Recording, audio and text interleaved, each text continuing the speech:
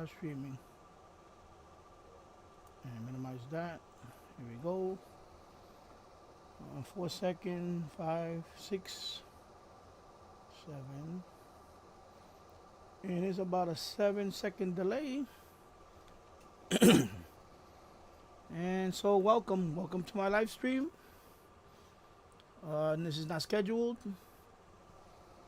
I was gonna do retro gaming on my other channel, but today I don't feel like doing retro gaming, so I'm just gonna do well, they've been all unscheduled lately, so I'll do live stream here for about an hour or so, maybe a couple hours if possible. And anyway, welcome to my chat, welcome to my live stream. My name is Danny. I am located in Yonkers, New York, and you can we can talk about anything you want to talk about. And yeah, basically, could talk about anything. Of course, I did recently get this radio. This is the free radio. And where's the box? I had the box around there. Where is the box? Let me go get the box. Let me get the box. That will be. Alright.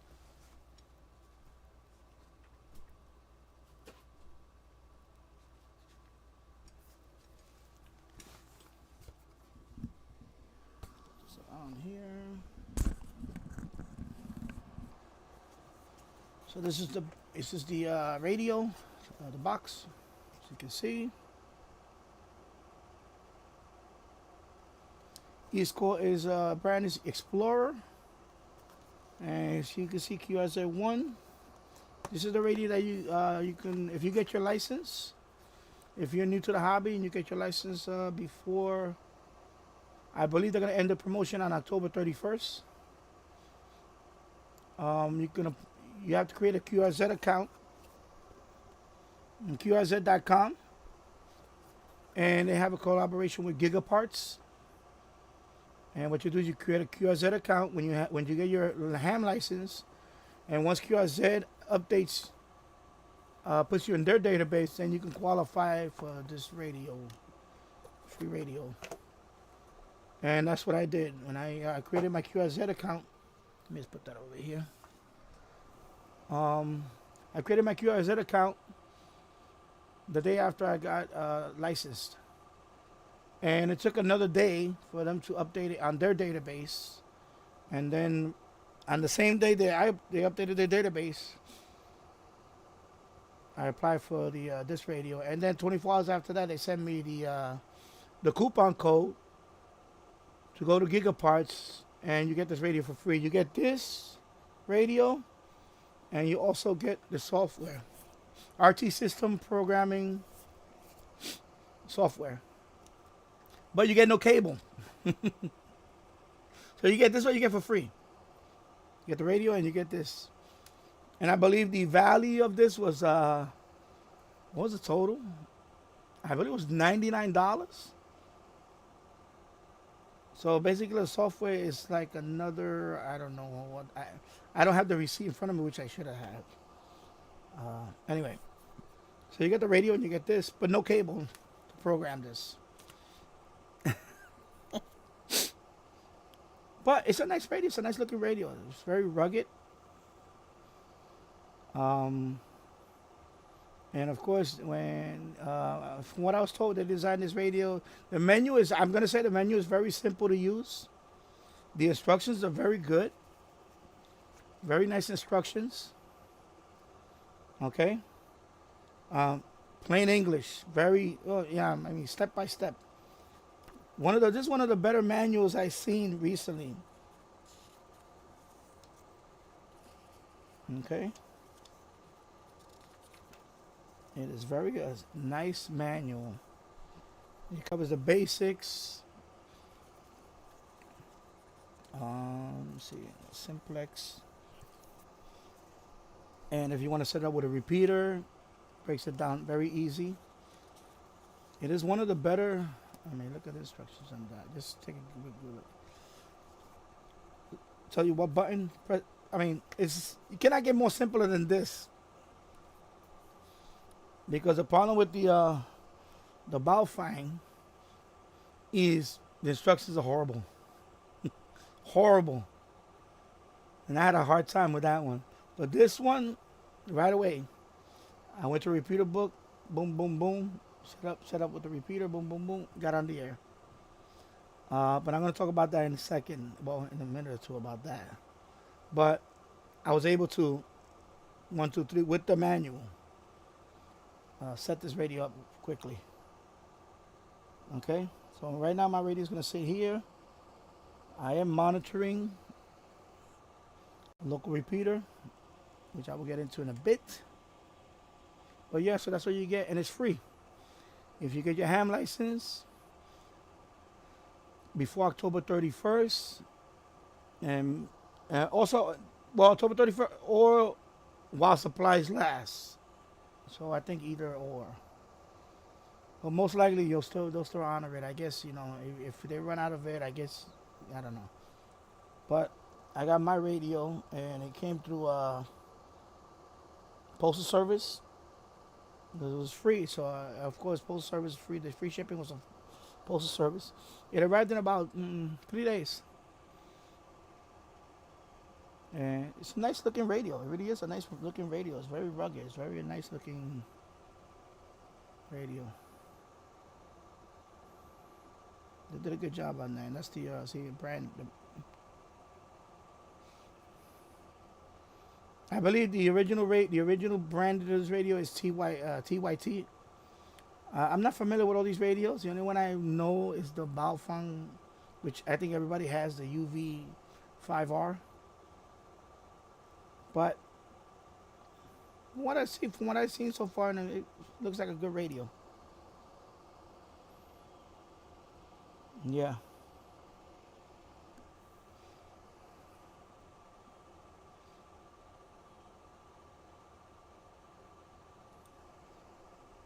So I'm connected to this one right now. This repeater right here. Hello, Daniel. Daniel Mark LeBlanc. Hi, Dan. I was checking my emails and I saw you were on YouTube. Good morning from Canada. And good morning to you. Yes, I did not schedule this. I just decided to come on. My son is still sleeping. He was up late on a Sunday. I was going to do retro gaming on my other channel, but I just don't feel like doing retro gaming today. So I said, let me come on here because I know Jules didn't do his live stream yesterday. So I figured let me just go on. Let me get on for about an hour or two and talk about anything you guys want to talk about. And also I want to talk about the radio and so far what I've been doing. So good morning to you, and I believe you posted a question. Welcome to the YARC repeater W2YRC. The time is 10:21 a.m. So you see, he's working very well.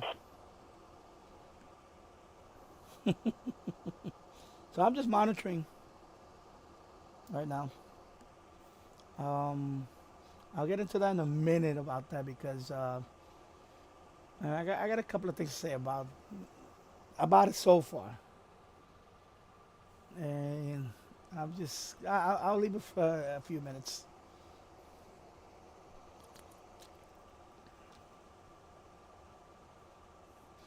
What Daniel? What location are you in? I didn't see Jill's this week.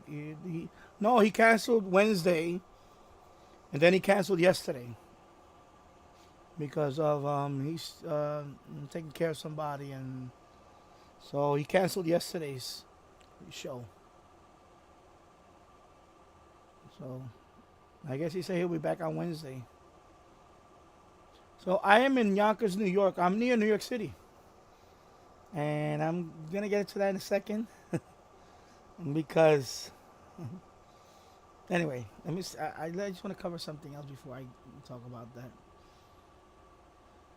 So yeah, so I created my when I got my license, I created my QRZ account, which I had to do. Again, it was for the giveaway. So you have to create a QRZ account, and this is my account. And let me see. So this is the program that for the free radio. That's the program right there from Gigaparts. Okay. Kilo Mike 2 Delta X-ray mobile. Oh, somebody calling in, but I'm not gonna answer that now. Mobile, WA2 VJM base. It's working. Hey, good morning, Mr. V. Good morning. I'm mobile. Mount Vernon. I'm going to drive straight to the club right now, so how's everything? So I guess we gotta. I'm going to go pretty soon. In another couple of weeks, I got to go for operation. And, yeah, you know, that's about it. Not much. Hey, when you go there, tell them they didn't turn the program on. The Zoom program is not working. I can't see the meeting. I'm sitting here at the computer.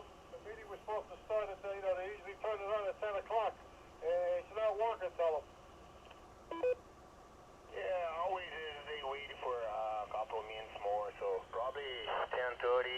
Everybody's gonna be online. So yeah, I'm driving down there right now because always when I go over there, they delay a little bit because they waited for some people. Some people coming late. That's right. All right. Let me lower this down a little bit.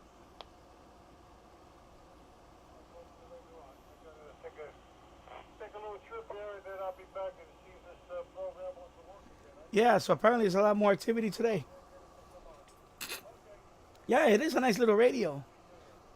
That's very rugged too. I like the feel of it. It's very rugged. It feels like you can drop this radio and built strong, hard plastic, but it's built strong.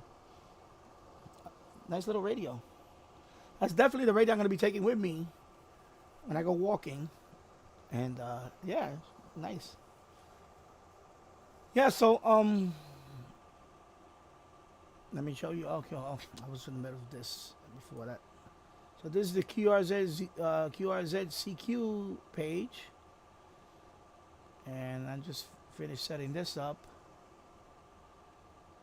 And of course, Dennis stopped by to say hello.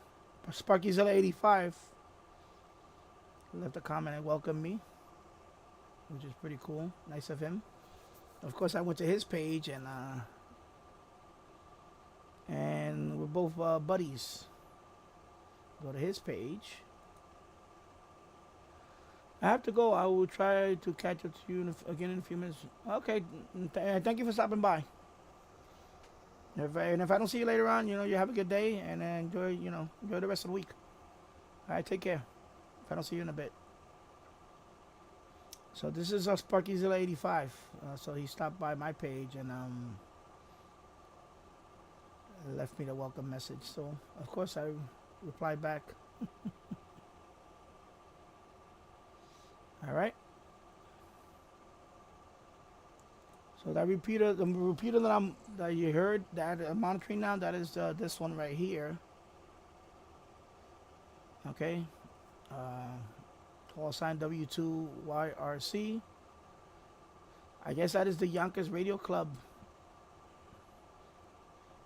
I guess that's the only, that seemed to be the only active one. You just heard earlier, a few minutes ago. Of course, yesterday I tried this one. Nothing. Of course I connect to it, but no activity at all whatsoever. And then I tried this one yesterday, and pretty much same thing. Nothing. Okay. So today, well, since last night I tried this one, and as you heard a couple of people talking, and I actually heard someone earlier. I tried talking, but I couldn't make out the call sign. So I'm gonna have better luck with this one.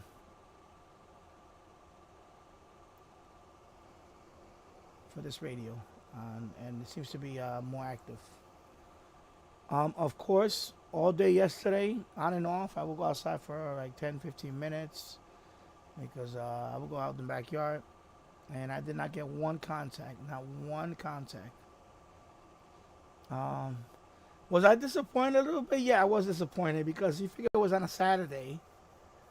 I live in the city. I live in the city of Yonkers with a population of 200,000. It is now the third largest city in the state of New York, and I live right next to Bronx County, which is New York City, which is a city of I believe I think it's the largest city in the United States now. I thought I may be wrong. I think Los Angeles might be the largest city now in the United States.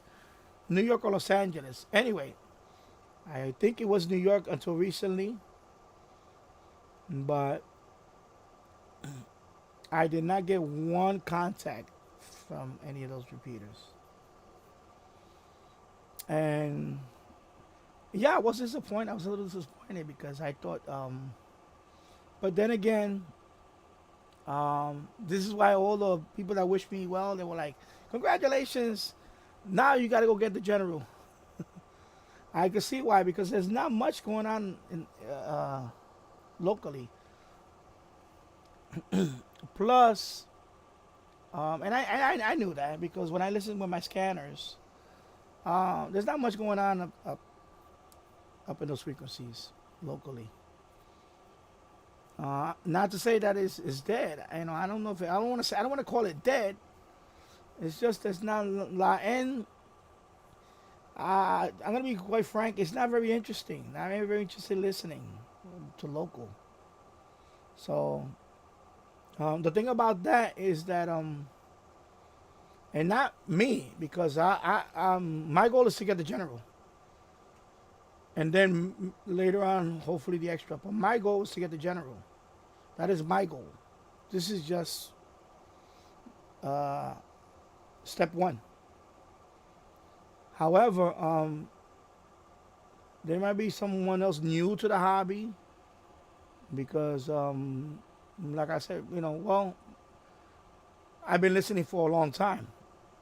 Shortwave listener, came back to the hobby, uh, scanner. So I knew what to expect in this at this frequency. There's not much going on.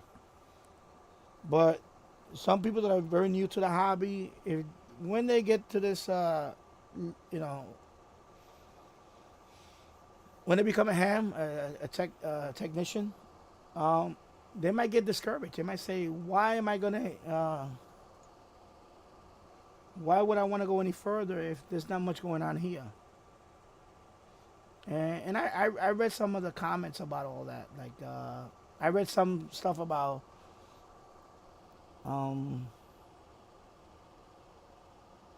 I just got this radio and I just got my ham license, but I can't pick up anybody, you know.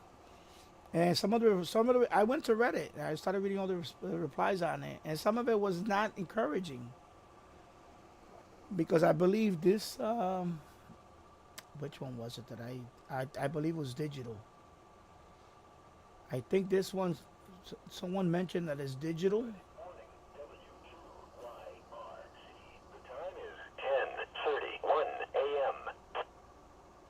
Okay. Well, he's just telling me the time. But you heard someone there, so I think this repeater is the this one. I think this is the one I'm gonna be using. And yeah, so I lost my train of thought there for a second. So I think for a young person that just got their license, um, I have patience, and but there's gonna be some hams they're gonna say, or young ham they're gonna say, when they get their license, they get this radio, and they're not gonna pick up anything, especially in a smaller town, a smaller city or whatever, and they're gonna say, "Wow, this is all there is." They're not gonna want to invest to move up.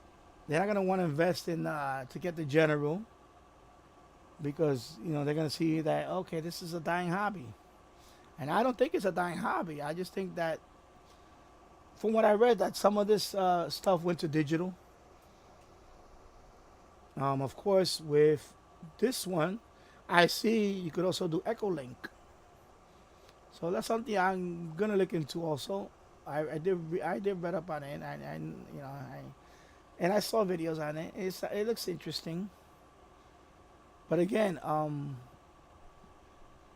most people that get their tech license, I don't say most. Uh, yeah, I think I'm gonna say most.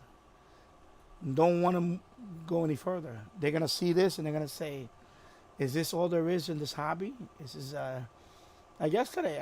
I got to the point where it was after a few times I was like, okay, this is boring. You know, just to talk to someone local. I can't even catch a one contact in a city of 200,000 people. It was kind of like, okay, and that's me. I can imagine someone that you know just got into the hobby, a young kid. They're gonna be discouraged. They're gonna say, okay, this is what? I'm not gonna go through all this stuff just to talk to some local guy in a repeater once in a blue moon. No, they're gonna say, you know what? I don't want to pursue this. They're gonna lose interest on it. So, I like the fact that I read some stuff and I heard that they're thinking about opening up the technician license more HF or more and they should, because this is the problem, is retaining them. Yeah, you can give away a free radio and you'll get a bump up in even the pandemic. There was a surge in ham radio licenses. But at the end of the day, if they're not going to enjoy the hobby, some of them are not going to be motivated to go to the general and so on. In my case, that doesn't apply to me.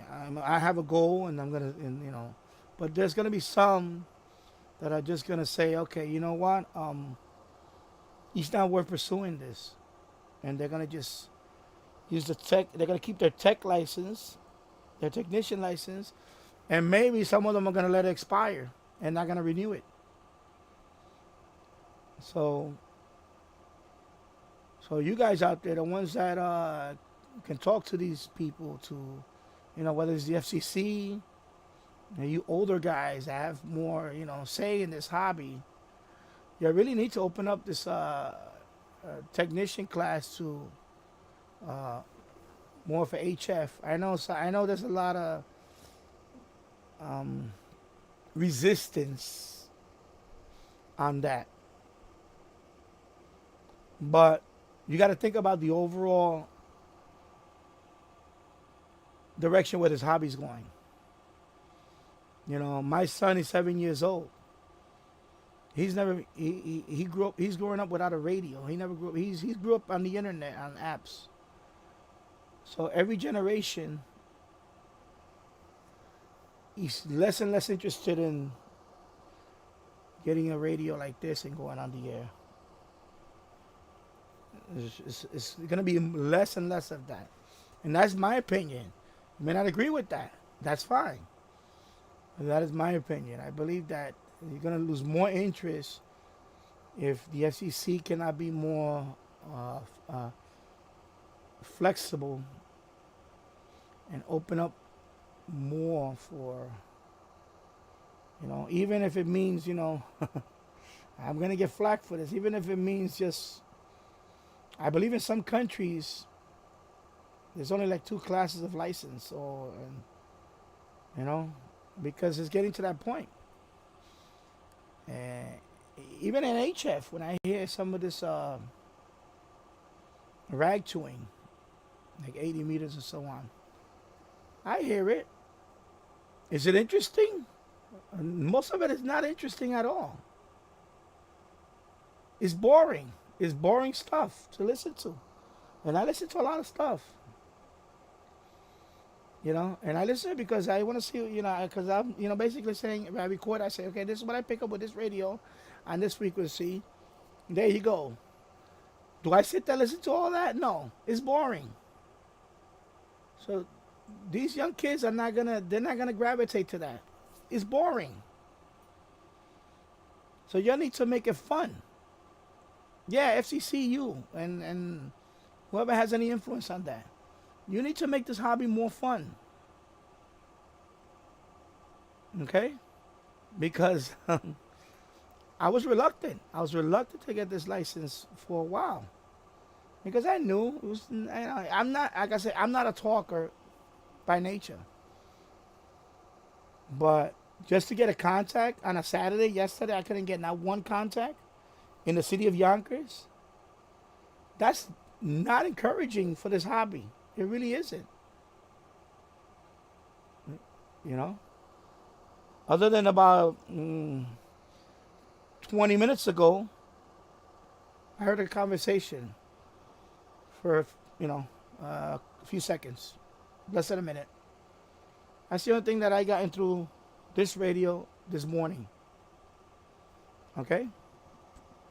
So if this is what you guys have to offer for this level of license, you're not gonna get a lot of people to move on.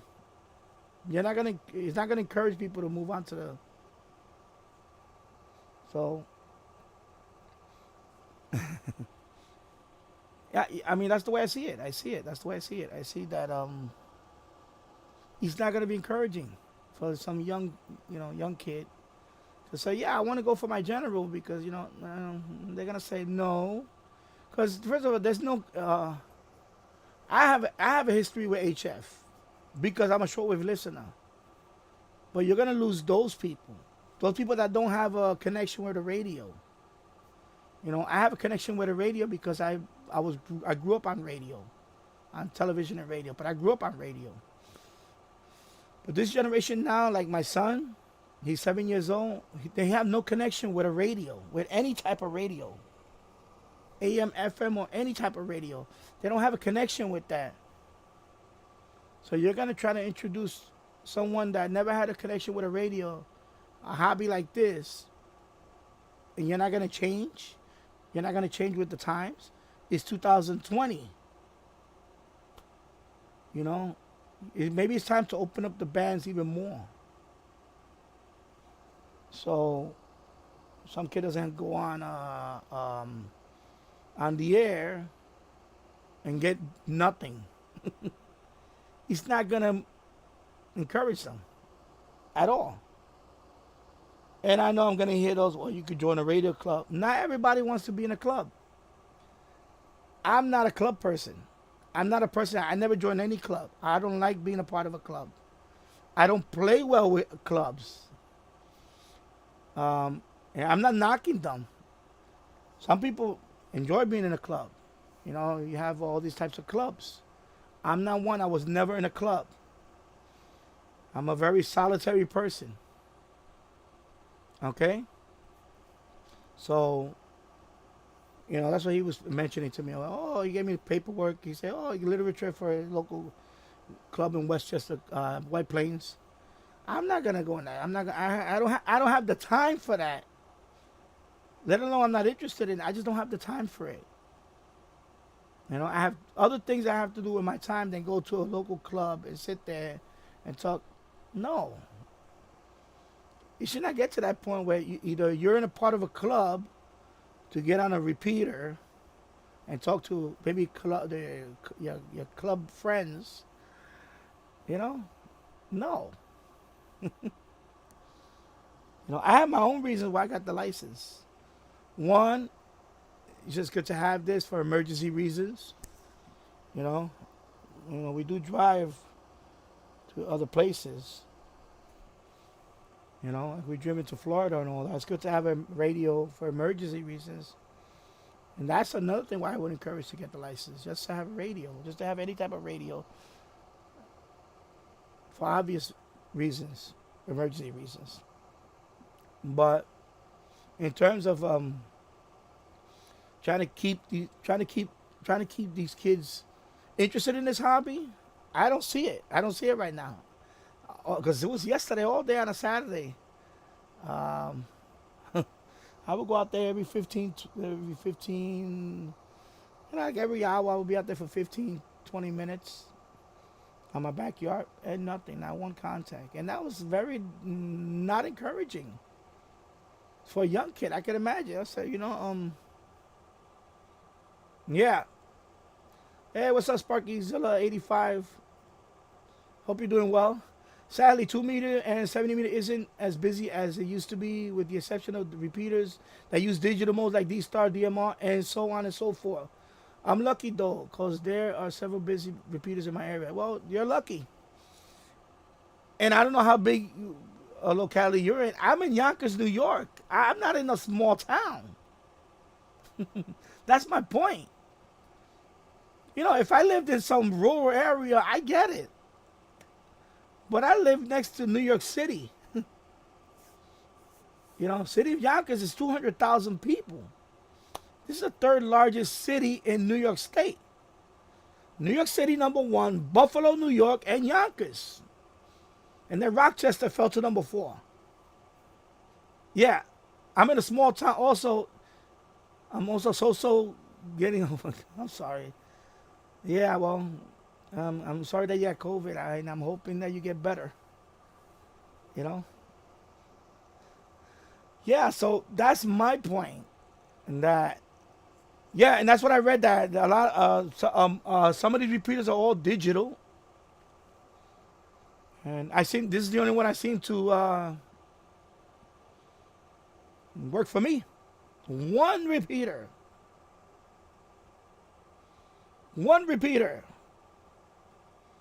Okay, that is not good. That is not good for the young kid to get their license and stay interested. It is not. Because I scan. I got my scanners here. I listen to all those frequencies. It's dead. It's mostly nothing. So I knew this was coming. I knew. I'm not acting surprised about it. But this is why I'm talking about that. If you want to keep the young kid from interested, yeah, they need to open up the bands. I'm sorry. I know you old timers are like, no. Yeah, you need to open up the bands. Because you're gonna have those techs that are gonna say, you know what? Screw that. I'm not investing in this. I put my $35 in, my $15 for the test, my $35 in. Now, of course, I got radios. Money for me. Money is not an issue. A young kid gets his free radio, but there's nothing to listen to. It's dead. No. The FCC needs to be like, yo, you know what? Open up the band. Open up the band more. I'm sorry. Because even on HF, when I listen to HF, it's other than contests, there's not much going on. I'm sorry. I know, but I'm going to get a lot of hate for that. You don't know what you're talking about. No. Open up the band more. These are not these old radios. These radios now, these new radios, you don't need to know much to get on HF. I'm sorry. If you want to keep the hobby going, you need to open it up more.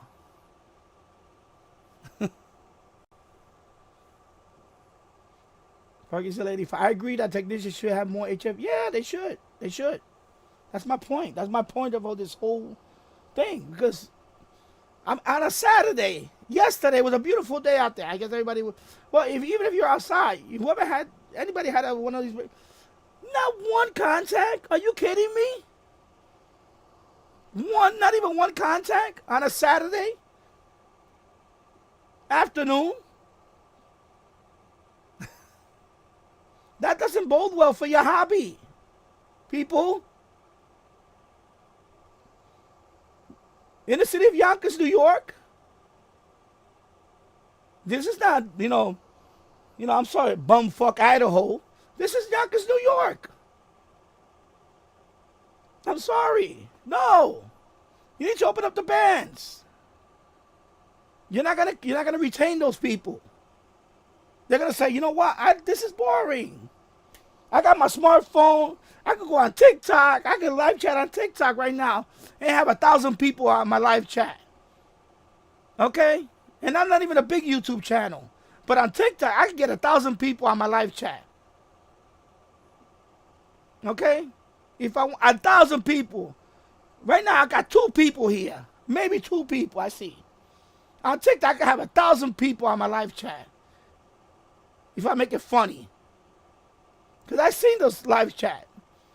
I said, this person's getting 1,000 people at a time on a live chat. Why am I still on YouTube? But that's the case with this hobby. They're going to say, they're going to sit around all day out there. And they're going to say, no. You know, unless you got your buddy and you're doing simplex, let's get on the same frequency. Yeah? But that's not fun. Come on. I didn't study for all that just for that. You know, for that you get, for that you have this family radio service. Get a pair of these. Now take the test.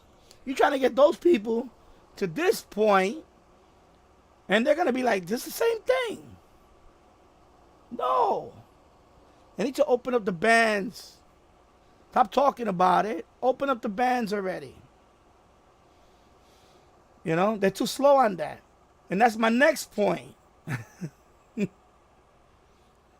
My next point. When I took the test.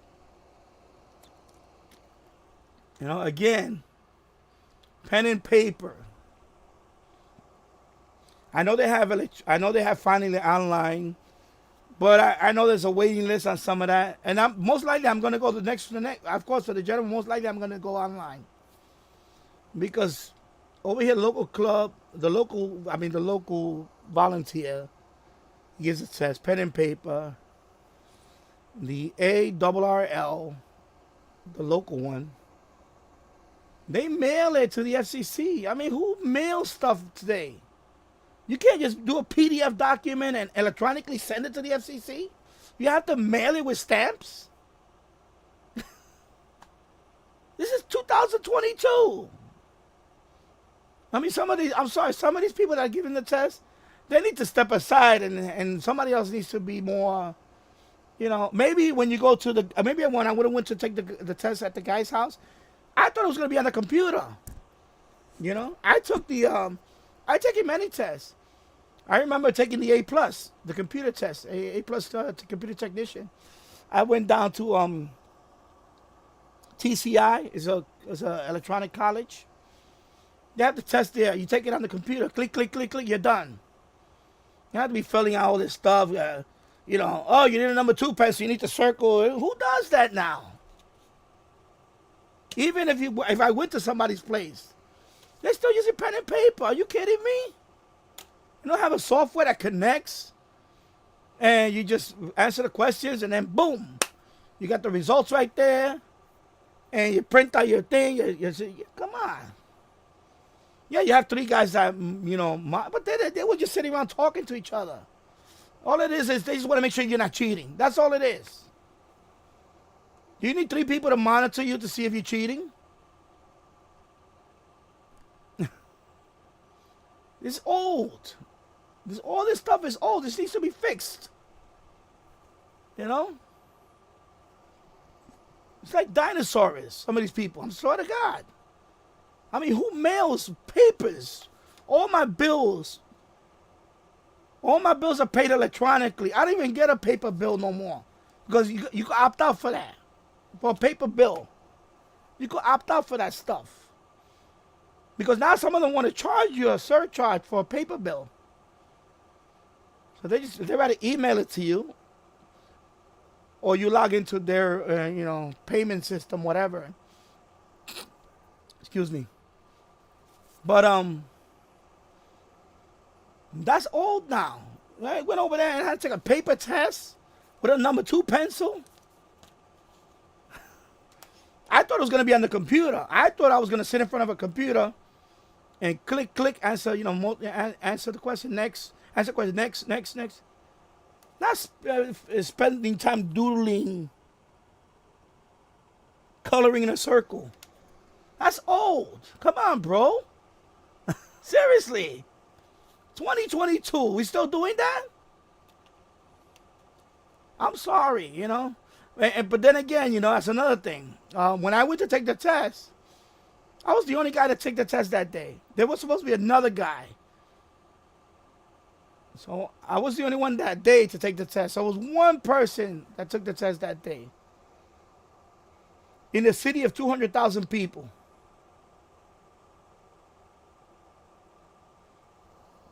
Because I'm telling you, they need to open up this. They need to open up the bands. I'm sorry, they need to open up the technician band. Because I was reluctant to get my license at first, because I knew, I'm not, like I said, I'm not a talker. I'm a listener. I will get my general. I don't know now if I'm gonna invest in a new radio. I may just buy an old radio, an old rig, because Easily 85. Some hams are slow or afraid to adapt to new technology, which is funny considering how much modern technology, like cell phones, were invented by hams. Yeah. Yeah, you got like a 7300. That has SDR. Software defined radio. It's on the Icon 7300.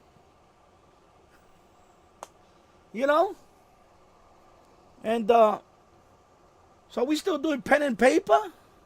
I mean, pencil and paper? Even though I went to that place? Yeah, local. Because I went to that place because I figured they were at least going to have a computer. And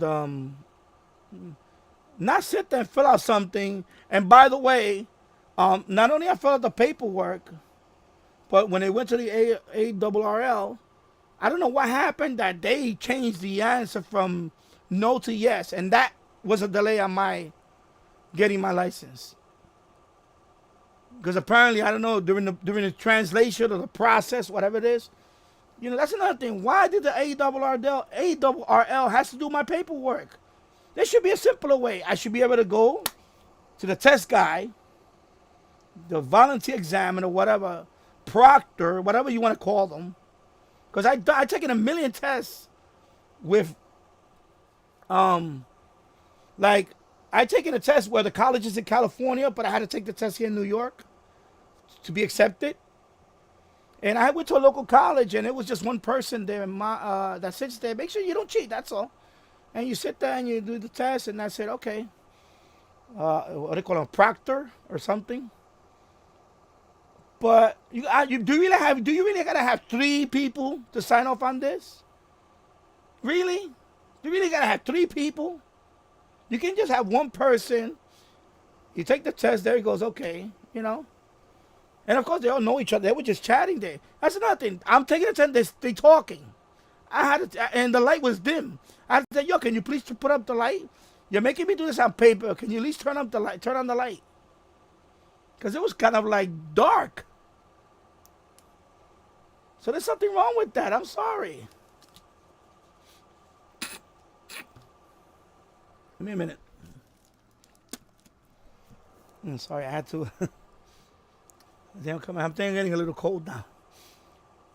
Glenn Blum, how's it going? And welcome. I had had my license since 1997 and have been silent for at least 10 years. I am no code tech, and really because of the stigma, I quit being involved. I have so much SDR equipment and antennas. That's cool. You got SDR equipment, and there you go. But I'm saying that there's some. I'm glad you're doing good. Good. And thank you for stopping by.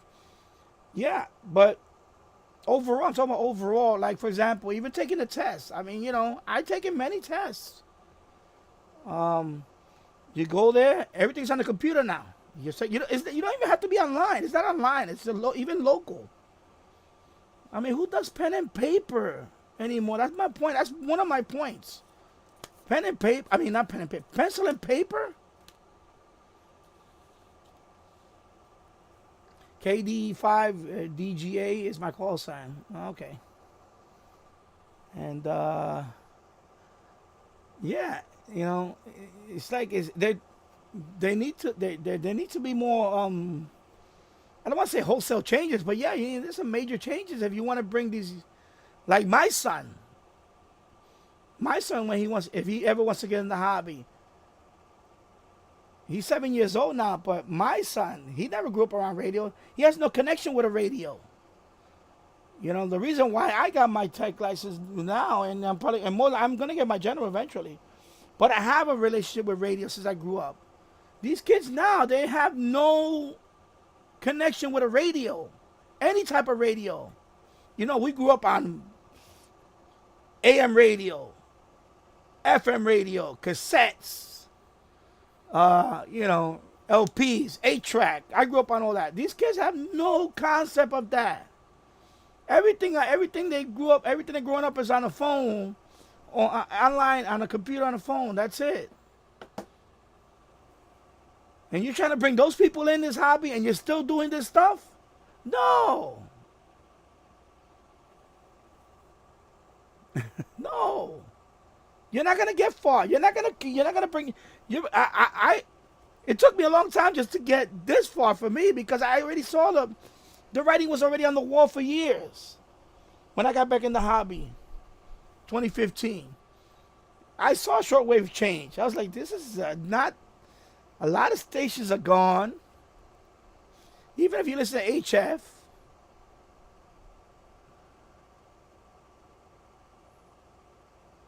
Oh, okay. Glenn Blum, I agree with you. Times have changed, and really, I don't see the activity used to be in the early 2000s. Yeah, exactly. Sparky Zilla 85. I added that W2 YRC repeater to my Echolink favorites.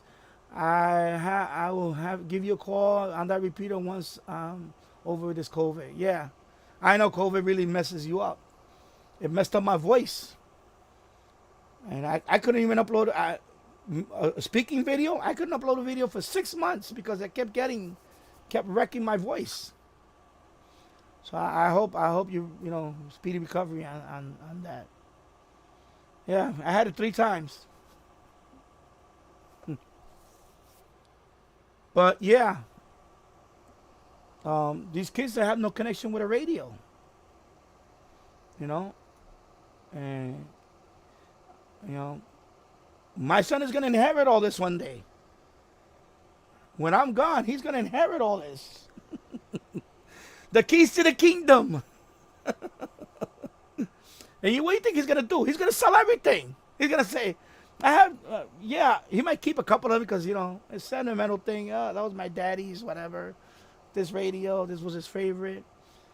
Everything, and I don't blame him. He's going to say, hey, it's junk. I'm going to sell everything.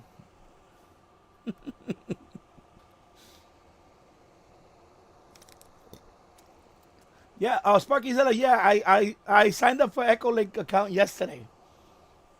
I downloaded the software. I said, I'm going to try that out too. So I'm waiting I should get it by today. They need to approve it, I guess. So I'm at that step now. I signed up for it last night.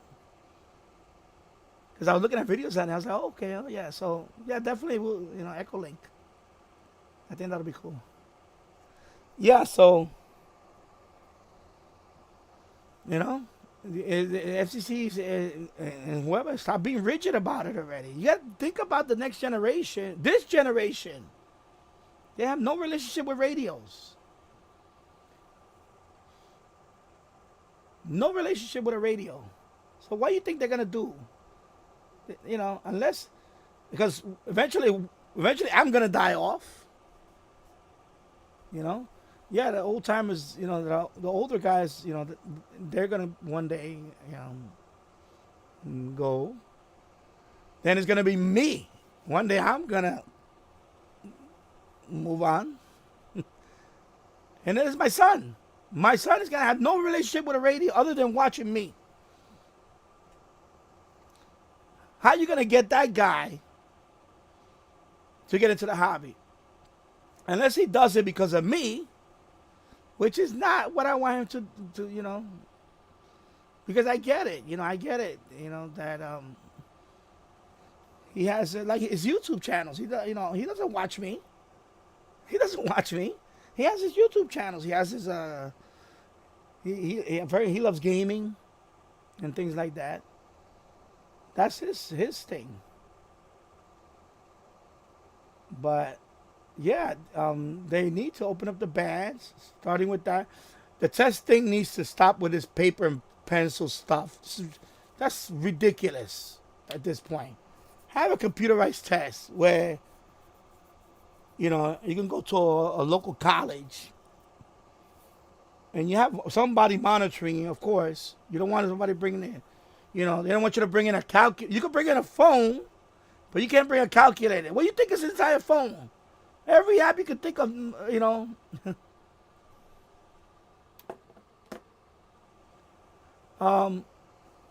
of course, you're not allowed to use your phone anyway.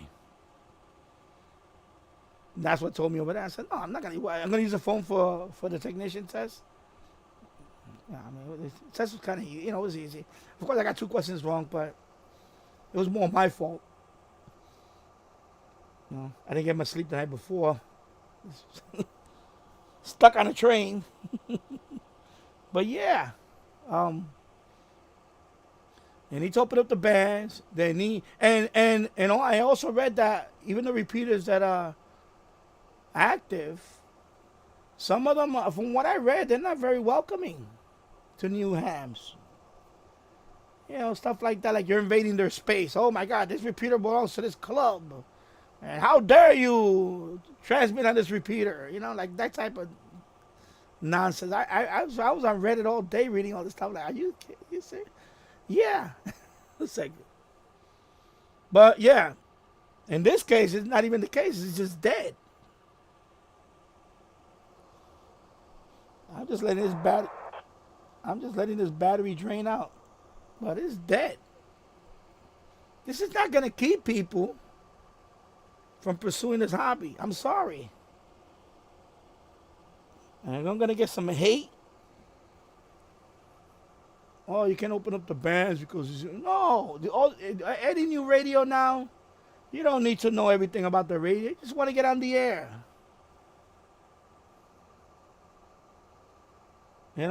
Icon 7300. With the beautiful waterfall. It's SDR. It's not a big learning curve, people.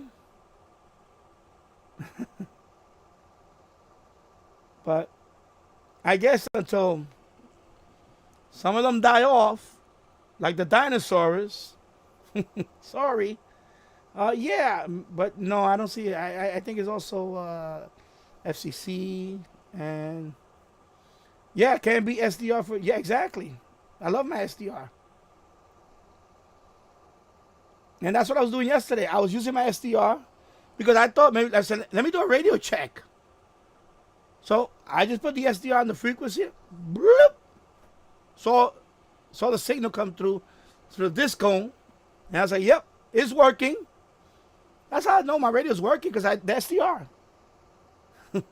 I got a disc cone up there. I put the SDR on that frequency. I went and keyed up. Whoop. I saw the spike. Oh, yeah, great. It's a great tool for monitoring. And that's what I'll do. I started monitoring the other, but it was all dead. It was all dead. It didn't matter. I keyed up and it was all dead. Good morning. This is the W2YRC repeater. The time is 11:06 a.m. So, the radio is working, and I am connected to a repeater, but nobody's talking. Nobody's on. Nobody's,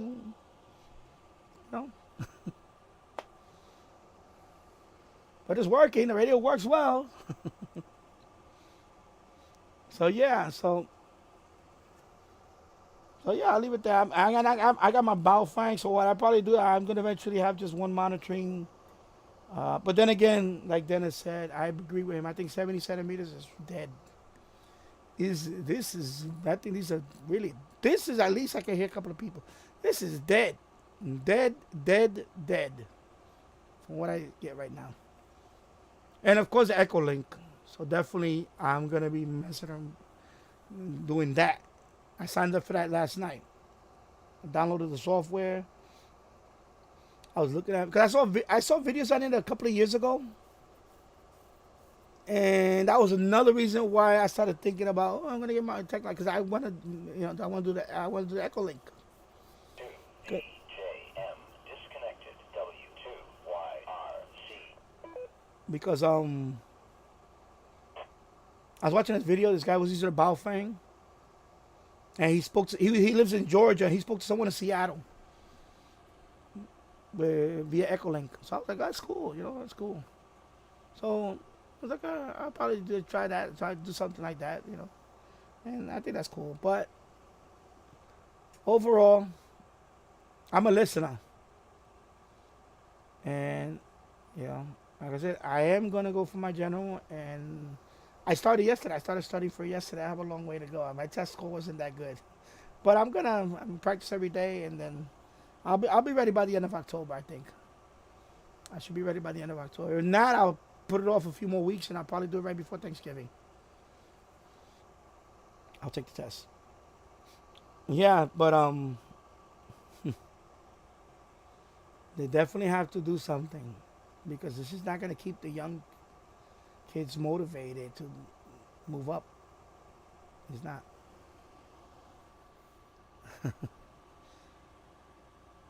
So, hey, and Dennis, I was just talking about your welcome message. I'll go back to so this is my page right here, KD2ZZE. So I'm just fixing up my page little by little. And I did the EQSL. So I just did that yesterday. So doing all these little things here, fixing up the whip. Glenn Blum. I used Echolink years ago and it worked okay. I have no radius to transmit with. Okay. And Sparky 085. I'm lucky here in southeastern Wisconsin. There are plenty active repeaters. We even have link repeater system that covers most of the state. Oh, that's pretty cool. Yeah. Yeah, I know. Some of you guys got the link repeater system. I have to check over here. I think we do have that too, but I think it's further up. I don't think it's here. I think it's further up, like we're talking about at least 50 miles away. Sparky 085. I'm glad you liked the welcome message that I left on your profile. Yeah, I'm glad. I did check out your site before that, and I was reluctant to leave a message. I was like, I don't know. But then when I saw your message, I was like, okay, that's cool. So I went to your site right away. Thank you. And then you sent me the buddy request, and I accepted it. I was like, okay, cool. Yeah, I got my first buddy. My first buddy on QRZCQ. So I have one buddy. And of course, these are the two admins. Anytime you create a page, they welcome everybody. So it doesn't feel so empty.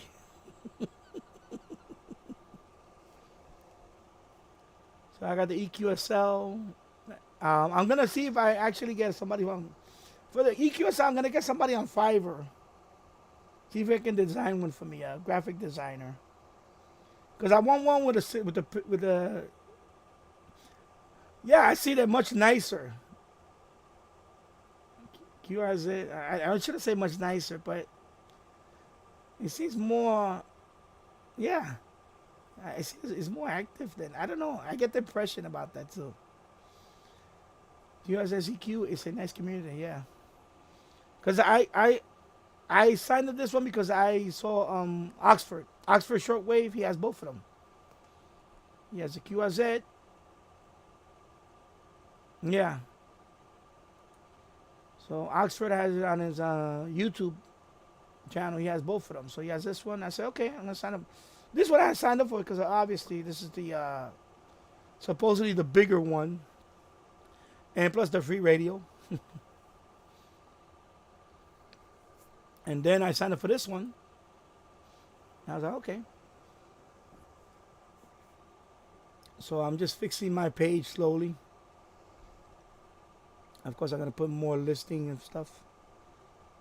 And but I'm definitely gonna get the general because yeah, I know, and that's another thing. I know there's a lot more shortwave listener on because I try to do my shortwave listening call sign on QRZ, and it was a I don't know, it was a hassle. So I didn't know I could do it here on QRZ. I would have done that account here a long time ago. So anyway, better late than never, and I got my ham call sign and but yeah, so that's cool. Oh, he's on it. You mean with this ham call sign? Yeah. So I need to look him up. I'm gonna stop by and I'm gonna look him up. So I'm gonna look him up and say hello. Yeah. So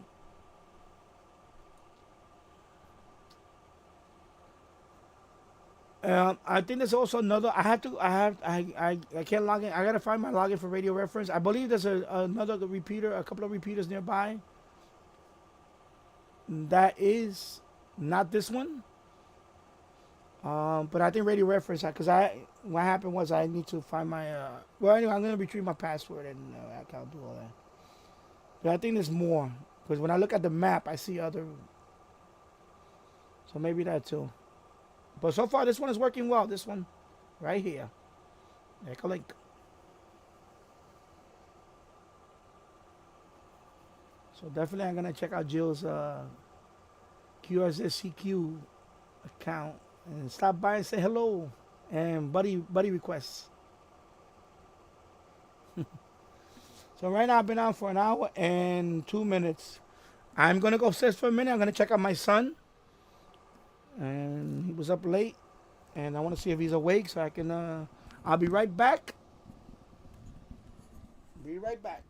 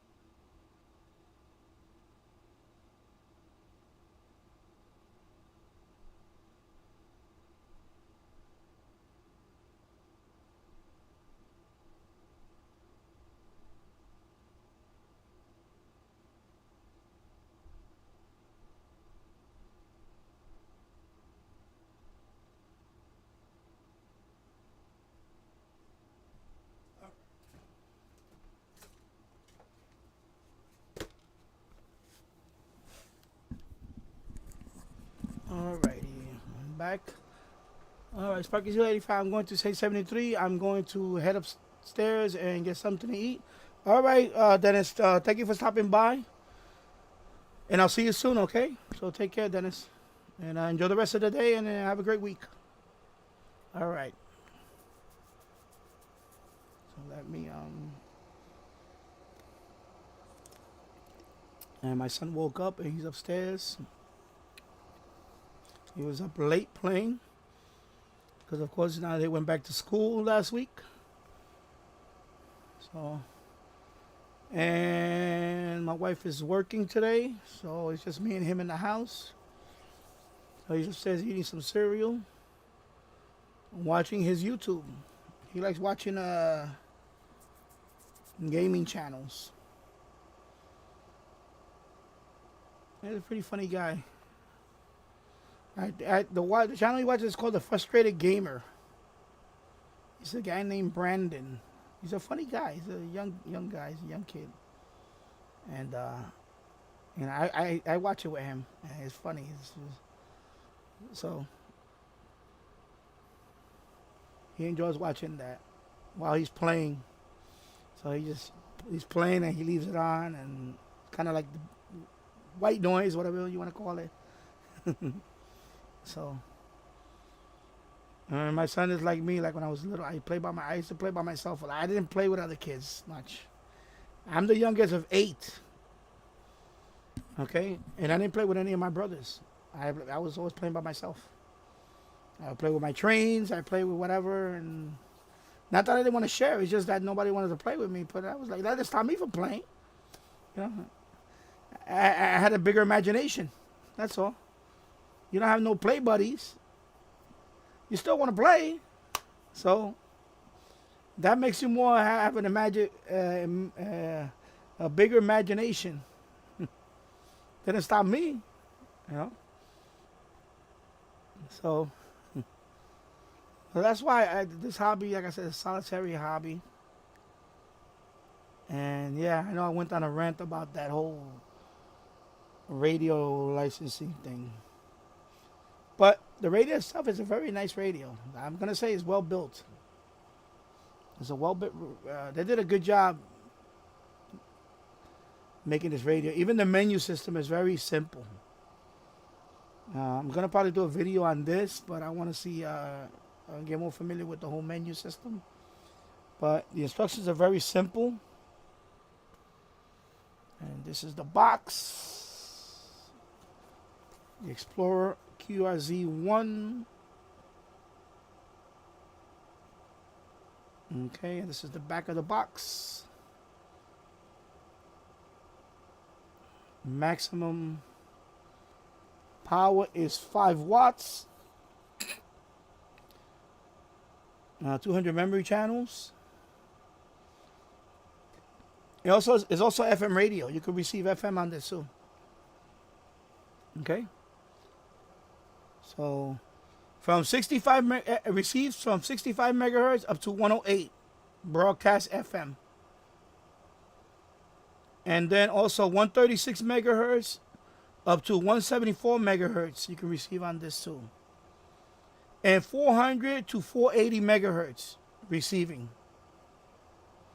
And transmits at 144 to 147.995 megahertz, and also 420 to 449.9995 megahertz. That's what you can transmit. Battery is 1400 milliamp hour battery.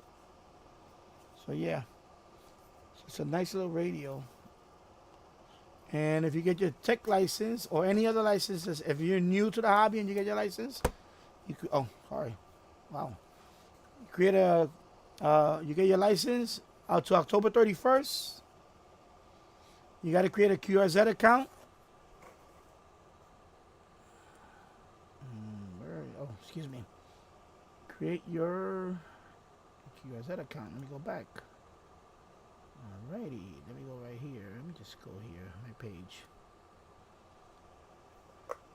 So once you get your license, you create a QRZ account. Then you have to wait for QRZ to update the database. It takes another 24 hours.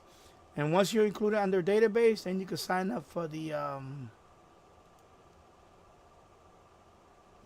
Jumpstart program. Okay? You sign up for the Jumpstart program. And they're going to give you a coupon code because they collaborated with Gigaparts. So you're going to get a coupon code for Gigaparts. It's going to have a link. You're going to go to Gigaparts. This is going to be, you're going to have this in your cart. And they're going to include the software for free. The programming software. I wish they would have included a cable. But no cable. So I have to buy the cable. It's like $10 on Amazon. So I'll pick up the cable. So you can program your radio. And yeah, get a free radio. So, and it's a nice radio. It's a nice addition to my. So I have this one now. I have the Baofeng UV5R, and of course I'm gonna start using my Yaesu. Let me put this over here. I'm gonna start using my Yaesu for 10 meter. And also 6 meters. I'm going to start using this. But I wanted to do my first contact with this radio first. And, you know, that was on my rant from earlier. Is that all day yesterday, I could not even do one contact with. But that's not the fault of the radio. That's just the way it is right now with the repeater. But today, I think today I'm going to have better luck. I heard a couple of people earlier. So. But it's good. But I'm definitely gonna go for the general, because like I said, I was not. Even before I got my license, I knew that I was not gonna be. I'm not gonna be a tech for too long. I want to go on HF, and maybe that'll push me to go for the extra. But we shall see. Oh, my glasses back on. I'm like, no wonder I couldn't see well. All right. So my son is okay, and been on now for 1 hour and 12 minutes. So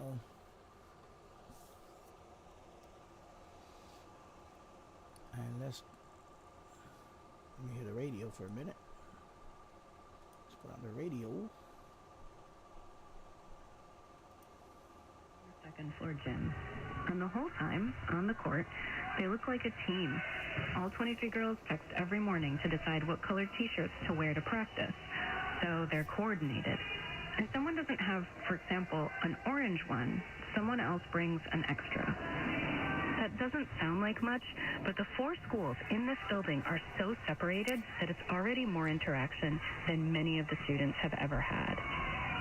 And then there's something about volleyball. Just the sisterhood that it brings, like just being on the court and working together to accomplish something. Angelina Sharifi, the co-captain from Millennium Manhattan, which is also part of the Jaguars. She describes herself as ethnically Italian Iranian.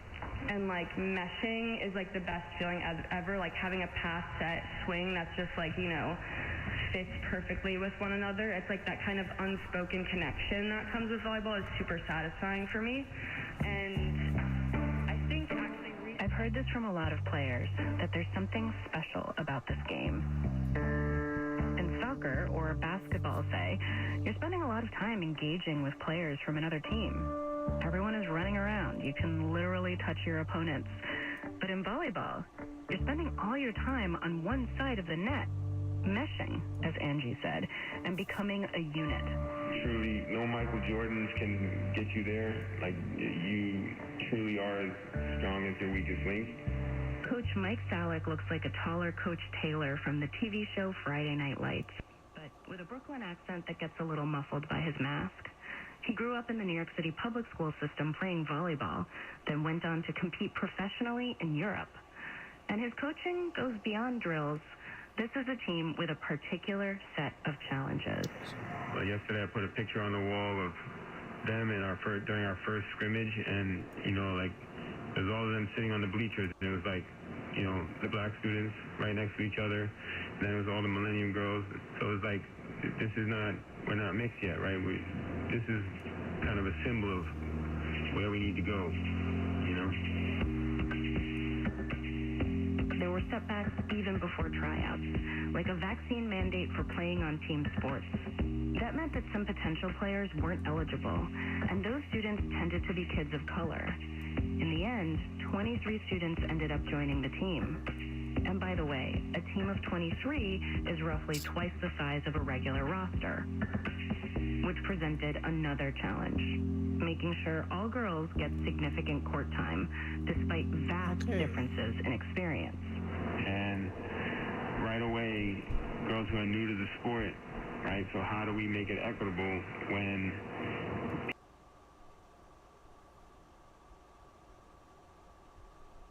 Okay.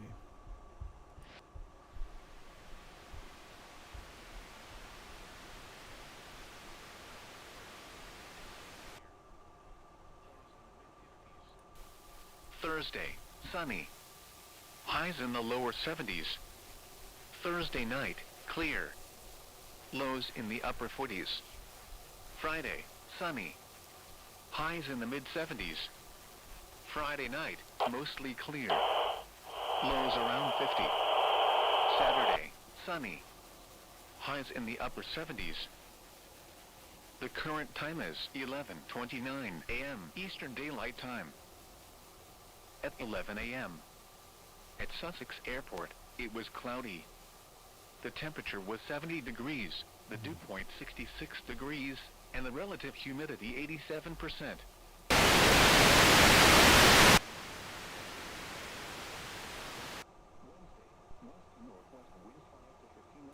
Becoming west to southwest 10 to 20 knots. Seas 3 to 4 feet. Wednesday night, west winds 10 to 20 knots, becoming west to northwest 5 to 15 knots. Seas 3 to 4 feet. Thursday, north winds 5 to 15 knots. Seas 3 to 4 feet. Thursday night, north to northwest winds 5 to 15 knots. Seas 3 to 4 feet. You're listening to NOAA's All Hazards Radio, station KWO35 in New York City. This broadcast originates from the National Weather Service Forecast Office located on the grounds of Brookhaven National Laboratory in Upton, New York. Station KWO35 broadcasts on a frequency of 162.55 megahertz. The current time is 11:30 a.m. Eastern Daylight Time. The extended coastal waters forecast from Sandy Hook, New Jersey to Fire Island Inlet, New York out 20 nautical miles. For Tuesday, south winds 5 to 10 knots, becoming southwest 10 to 15 knots with gusts up to 20 knots in the afternoon. Seas 2 to 4 feet. Chance of showers. For Tuesday night, west winds 10 to 15 knots with gusts up to 20 knots. Seas 2 to 4 feet. For Wednesday, west winds 10 to 15 knots. Seas 2 to 4 feet. For Wednesday night, northwest winds 10 to 15 knots. Seas 2 to 3 feet. For Thursday, north winds 10 to 15 knots. Seas 2 to 3 feet. And for Thursday night, north winds 5 to 10 knots.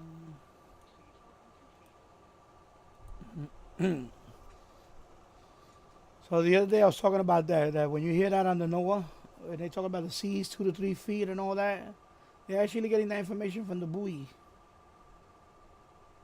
And if I remember what was the URL for that the Matambale had gave me for the buoy?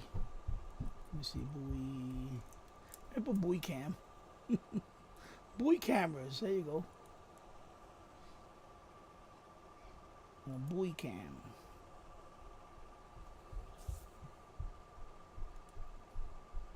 So let's see if you zoom in for the buoy. I believe it's this one. Okay, buoy cam. Oh, I just picked that. Oh, okay. I'm trying to remember the website he sent me.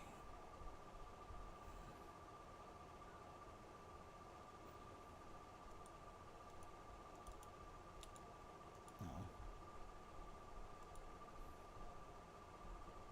Oh, this is. Oh, no one. Okay, so that's. Okay. Oh, I see. That's what I had. I scrolled the bottom. Okay, I know. So that buoy is station 44065 New York Harbor entrance of Breezy Point. It's 15 nautical miles. I guess that means 15 nautical miles southeast of Breezy Point, New York. So this is the pictures, right? Oh, God. And that's the buoy. That's the picture of the buoy that's out there. So when you hear the weather radio, they talk about the wave height and all that. They're getting all this information from here, and from the New York Harbor. They're getting from these buoys. And then so you click on the photo to enlarge. Okay. So right now it looks pretty calm. There's even a fishing boat right here. So that's cool. So they take a picture every so often. And I see this one with the fishing boat.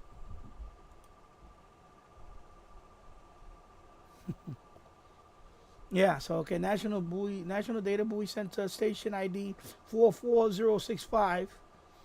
And this was just taken 1410 UTC. So that's the picture right there. They're taking pictures of the so what is pretty calm compared to the last time we were looking at buoys. And looking at some of those pictures, it was like it makes you like seasick looking at it. Like when there was one picture that had a big swell, the wave was all the way up here. It almost covered the whole screen. I can imagine looking at these when there's a storm. Yeah, it's very calm right now. Yeah, see? Wind speed 1.9 knots. Yeah, that's calm. That's pretty much calm.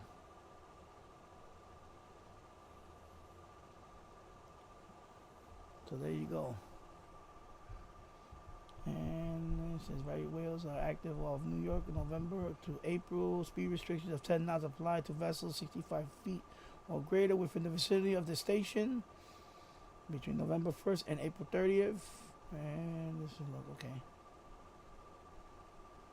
Yeah, so we was talking about that the other day, and it was pretty interesting. So that's the when you get to know when they talk about the wave, and all that information is coming from those buoys. 76 degrees. At West Hampton, it was mostly sunny. At Farmingdale, it was partly sunny. At Islip, it was cloudy.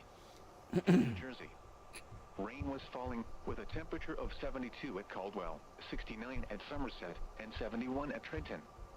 At Linden, drizzle was falling with a temperature of 74. At Teterboro, it was cloudy with a temperature of 76.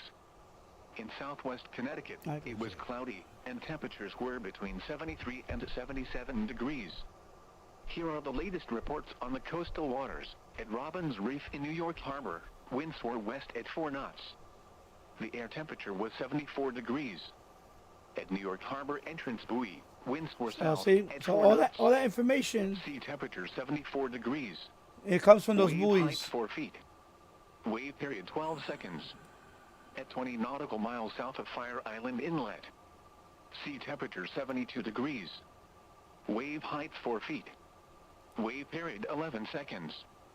At the buoy 23 nautical miles south-southwest of Montauk Point, winds were west at 8 So that's knots. the other buoy. The air temperature was 72 degrees. Montauk. Waves were 4 feet with a dominant period of 11 seconds. A 5-foot swell from the east with a period of 11 seconds was reported.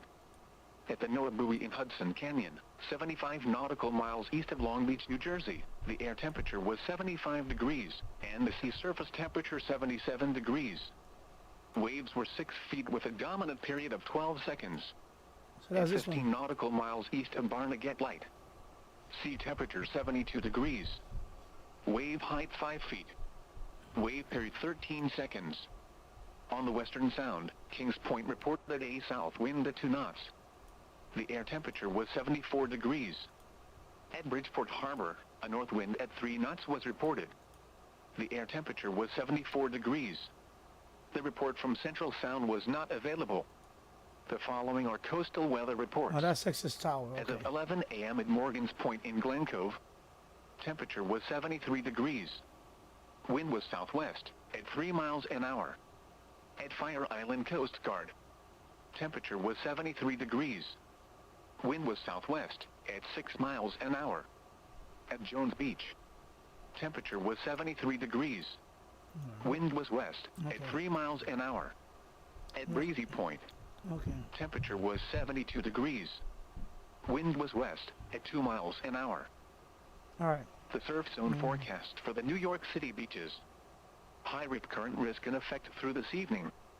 For today, rip current risk, high. Surf heights, around 4 feet. Thunderstorm potential, none. UV index, low.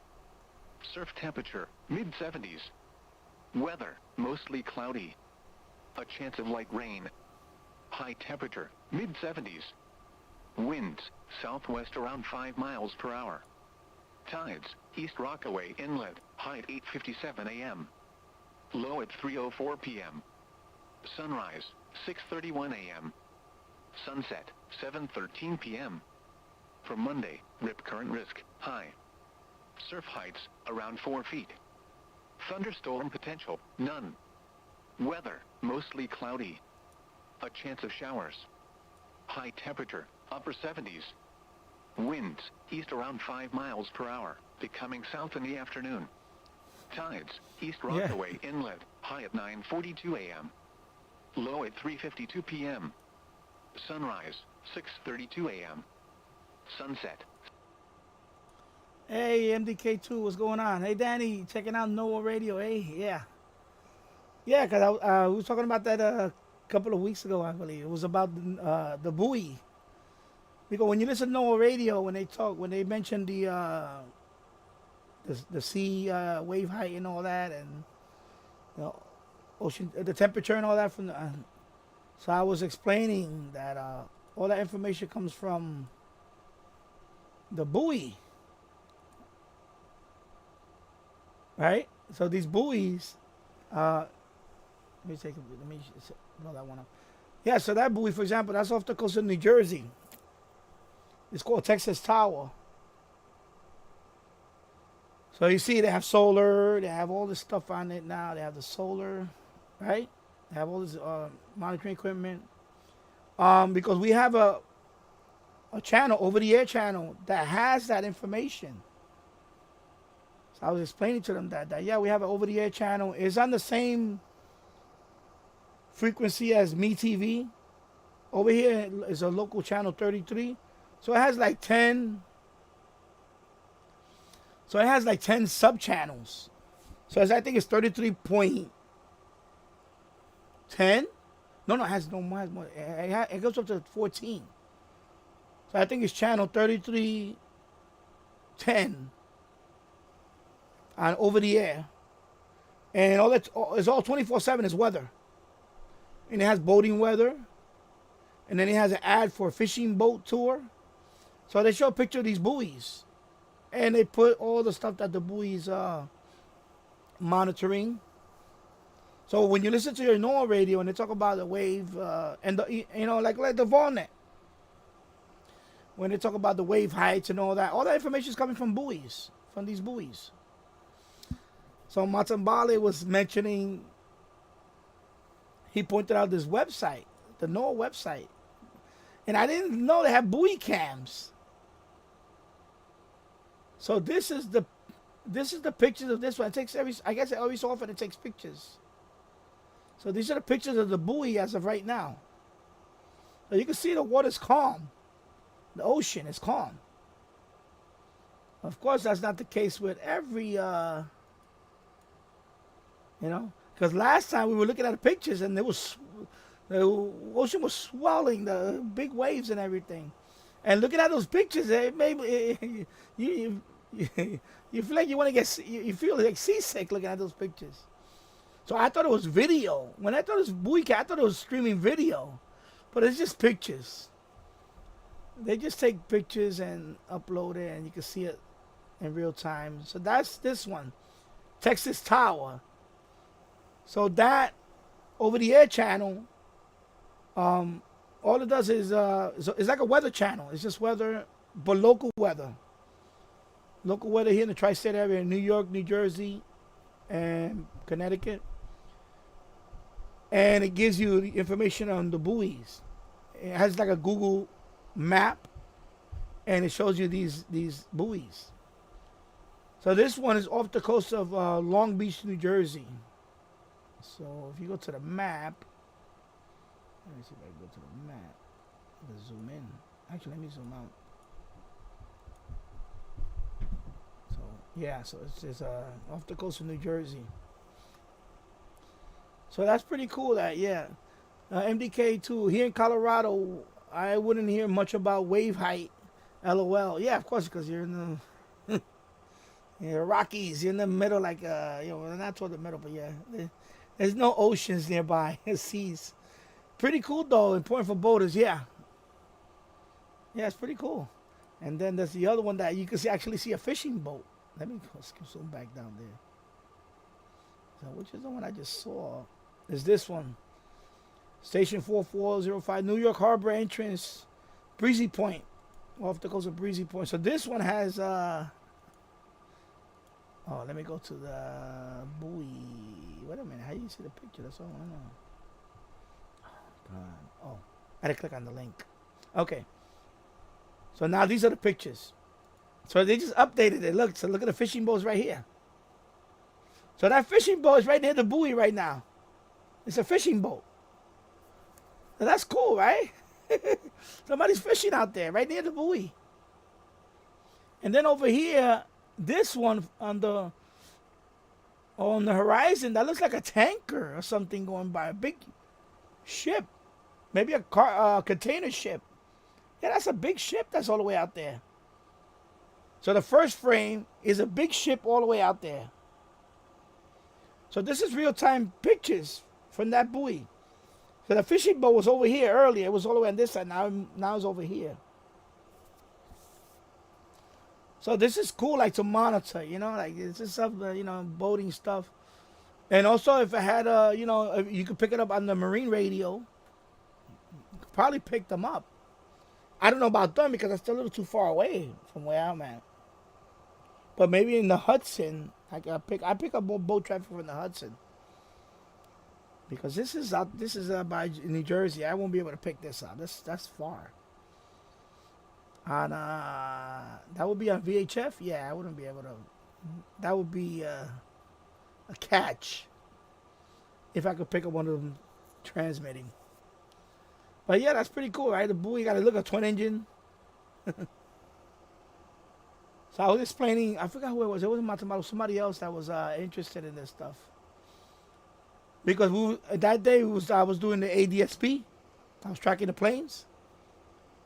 So he asked me, what if you could track boats, marine traffic? I said, yeah, well, you can to somewhat. But I guess not. I mean, each ship has like a transponder, right? So there must be a way where you could maybe track, ADSB, but except for shipping, for ships. So I was saying maybe there's something like that I don't know of. I'll look into that because they do have most boats have a transponder, right? Because in case for rescue, in case a boat is sinking or something, they have a beacon that transmit, so they can know that. And of course, they all have GPS. I mean, every boat now has GPS pretty much. So I think there must be a way where you can monitor boat traffic in real time on like something like ADSB. But I doubt it because some people actually, of course you're going to have people that are, probably not licensed to operate a boat and all that. Because ADSB is for air traffic. It's for mostly commercial commercial air traffic, and well now mostly because there is private air traffic, but it's for air traffic.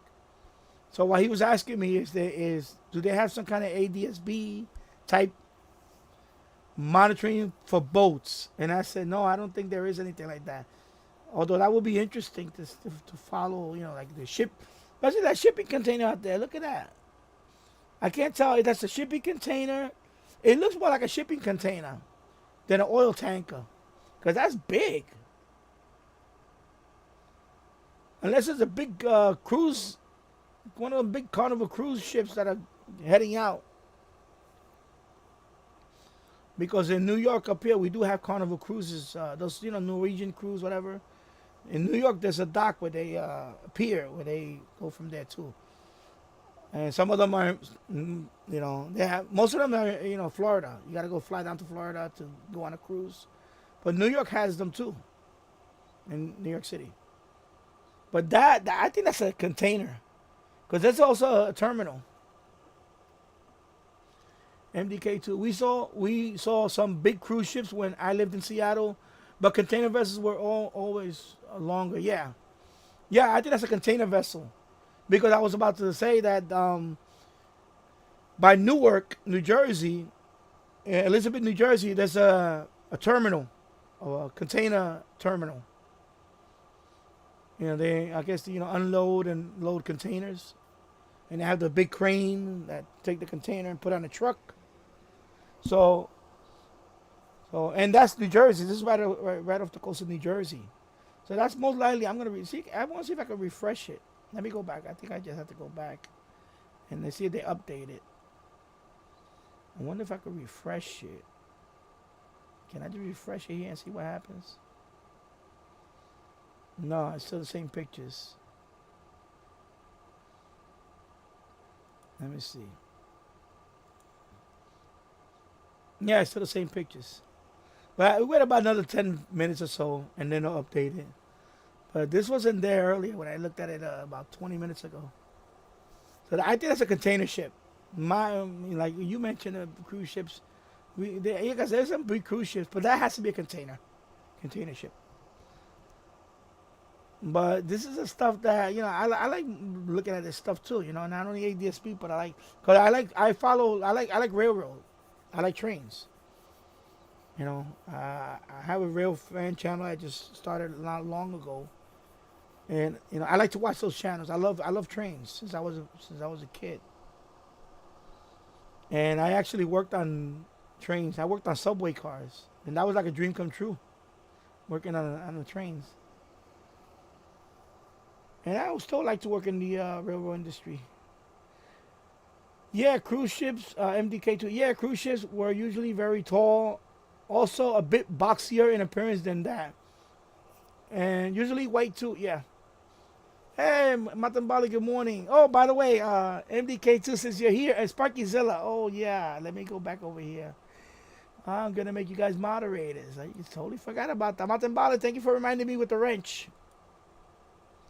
So MDK2, you're now a moderator, and Sparkyzilla, he left the chat earlier. You're also a moderator. Yeah, Sparkyzilla85 and MDK2.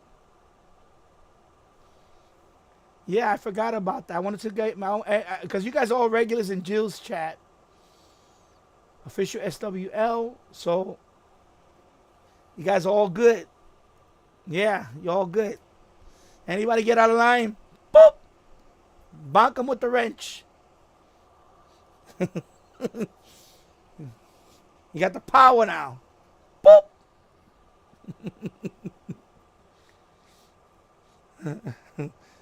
Well, if I could, if I could get free coffee. I do have a coffee machine. So, yeah. Do you get a lot of trolls here? No. Because, first of all, I don't put the link. Yeah, I got a couple of spam bots. That I got spam bots. Yeah, the same one that Jill's get, the naughty one. Yeah, I got a couple of those, but I haven't got no troll. No. So Matambale, good morning, hello, and recommend sticking the wrench on. Thank you for being a part. Yeah, well, no, you're welcome. Thank you. Because you know what? The more the merrier. And yeah, I don't get a lot because right now, when I stream, I don't have a set schedule. Number one, yet. Number two, when I do my stream, I'm not sharing it. I don't, because I have Reddit and all that. I can share the link right away, and I will get more people. But I don't want that right now. I want to keep it. I want to get to know you guys, the guys that are on Jill's channel, and make you guys moderators too. And also, I'm not in a hurry to have 100 viewers at a time. If that ever happens, that will be okay. But I like it. I like to keep it simple and small, and I can interact with you guys. I'm not trying to get like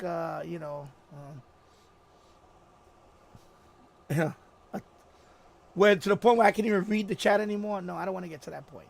I really it doesn't. It's okay. So yeah, so I'm glad you guys are here. I'm glad. It's cool. So yeah, so I'm like, I forgot. I was like, okay, I'm gonna make this guy moderator when I see him, and there you go.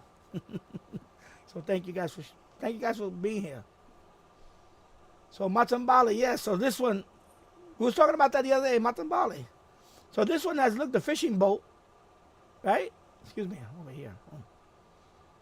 So let me refresh that one, see what's going on now. I'm gonna refresh it. Because I looked at like a container ship, the other one. Oh, it's still the same. Maybe I have to leave the page. Let me see, buoy can. Let me go to another buoy anyway. Let me try a different buoy. Let's see. Go on the West Coast. You mentioned Seattle, right? Let's see what's in Seattle. So there's no buoys up here.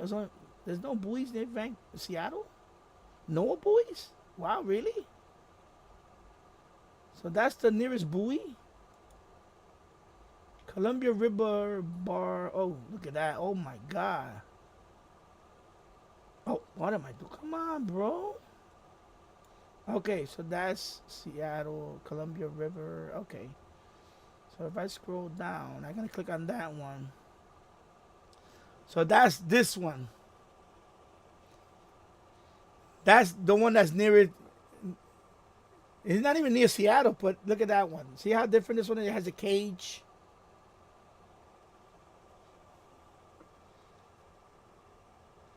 That's interesting, but then again, Puget Sound is very calm. Yeah.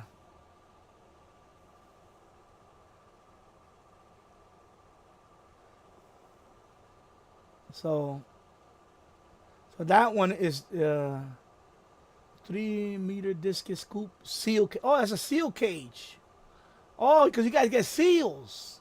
Oh, that's why they put the cage for, so they don't climb on top of it. Oh, that makes sense. Yeah, it's a seal cage. So you see how different these buoys are from the ones that over here near New York and New Jersey Harbor? This one has a seal cage. Oh, that's so cool. I'm learning this stuff. It's cool. So this one, they don't want seals to climb on it and hang out. They don't want seals hanging out on their buoy. Get off my buoy. You seals, get off my buoy. I mean, hanging right here. Sunbathing. Yeah, a cage to keep the seals out. Yeah, keep them out of my buoy. Oh my God. Because I was like, why? And sea lions both, yeah. Because I'm like, why does it have a cage? I thought maybe because of vandalism or something. Everybody tried to steal their equipment. Somebody came with a boat and tried to steal their stuff. Oh, that's a seal. It makes sense. Because seals, like, because I only, yeah. I learn something every day. Yeah. Because when I went to San Francisco, I went to Fisherman's Wharf. And I saw them right there. I was like, wow, that's so cool. The seals right there, the sea lion, whatever, And that was cool. That was cool to see. Sea lion. And then they have a park nearby. What is it called? Is it called Seal Park or something? It's a cliff overlooking the beautiful. Beautiful. It's a beautiful scene of the, you know. And I was out there for about 3 months. I lived in San Francisco because I was thinking about going to college out there at the time. It was a aviation college to be a mechanic. After I left the Air Force, I wanted to be a mechanic, and I was thinking about going and getting certified, FAA and all that, and but then I decided it was too much money, and I decided to come back to New York and get into computer technology, and I went to college over here. Both the H key is very sensitive, and often those, and I hate it. Try SHP Ritz for compressed air around the key. Okay, I don't know. You guys are talking something else here.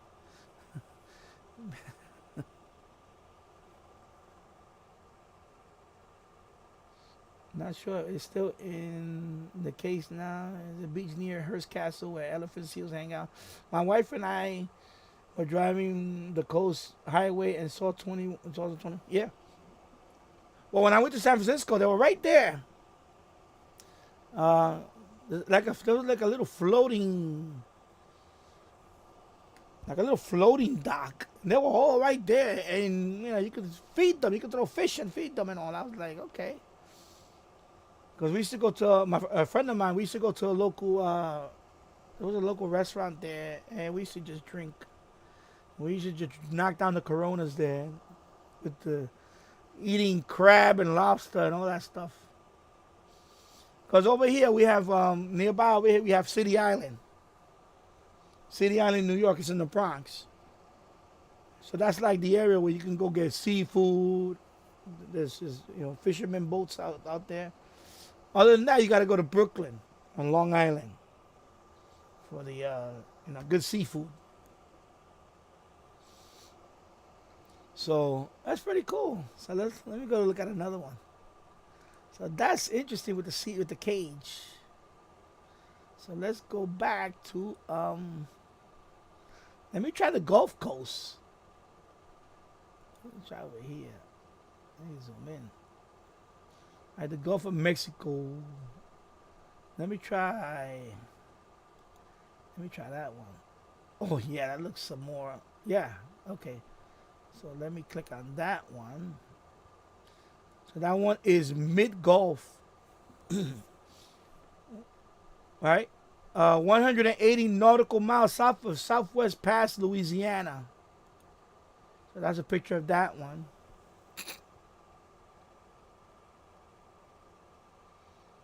So that's this one, and so the picture of that one. Let me see the. Oh, I didn't even look at the photos for the other one.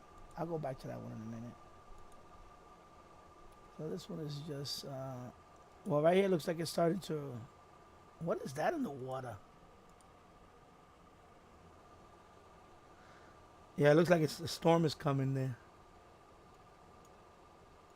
Wow, look at that. MDK2, my wife and I are coming to New York City next summer. Believe it or not, she's never been. We're going to focus on visiting art museums and galleries. Oh, cool. Yeah, there's a lot to see in New York City. I've been to the Empire State, but I used to work there actually. I worked there for a year. I was a network administrator for a company there, startup. So I worked on the Empire State Building. I was on the 82nd floor, I believe. And yeah, I've been to the Empire State Building. So I will definitely go to the Empire State Building. The Freedom Tower, yeah, I will check that out too. But the problem with the Freedom Tower is it's a lot more expensive.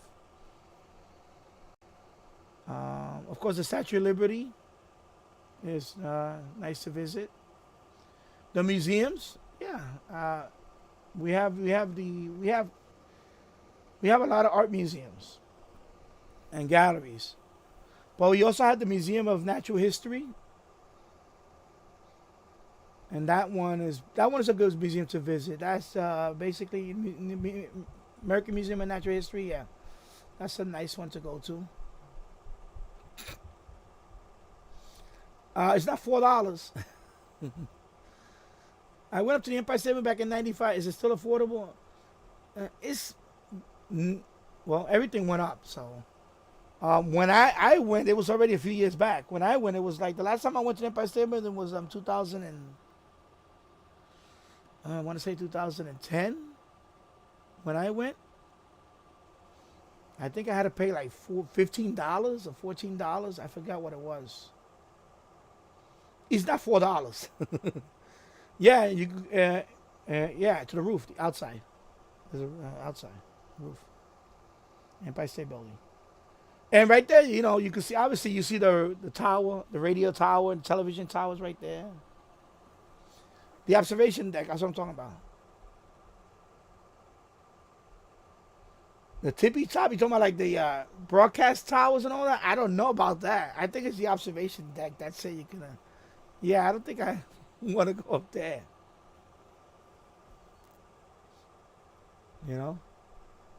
Because I wanted to make a video one day, and I never got to make that video. I was going to take my radio.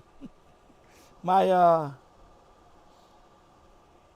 was just going to take a PL660 and do a FM band scan first. Probably overload. And then do a medium wave band scan from up there. And then maybe even some shortwave. But I didn't want to go up there with a radio because this is around the time, first of all, when I went, every time, there's a lot of people when you go. So it was not like I was alone up there. It was quiet. Maybe if you go in the evening, less people. So I would have picked a spot and try to listen to it and record and stuff. Yeah, I thought about it.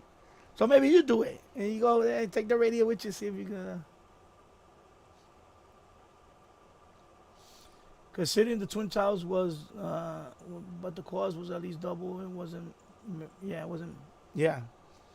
And then the World Trade Center, the original Twin Towers, I've been there too. I was there. I went to the top. I went to the top right before it happened. I only went there. I've been in there before as a messenger. I used to work as a messenger. So I used to go in there a lot. But, to deliver packages, to deliver, mail and all that. And then on May 2001, I visited the top. Me and a friend of mine, we said, one day, because I'd never been to the top. That's the only time I've been to the top. Before that, when I was in the 6th grade, we had a school trip to the World Trade Center. We had a school trip. But we didn't go outside to the top observatory because it was raining that day. So we only got to see the window, what they call the windows of the world. So you could look in the window and see down, and you can see. It's it's all windows. And yeah, if I had any idea that would happen, I probably could have thrown the money. Yeah, because I have the memory, and I even have a penny. And I have it somewhere. I think it's in my jar with all the pennies.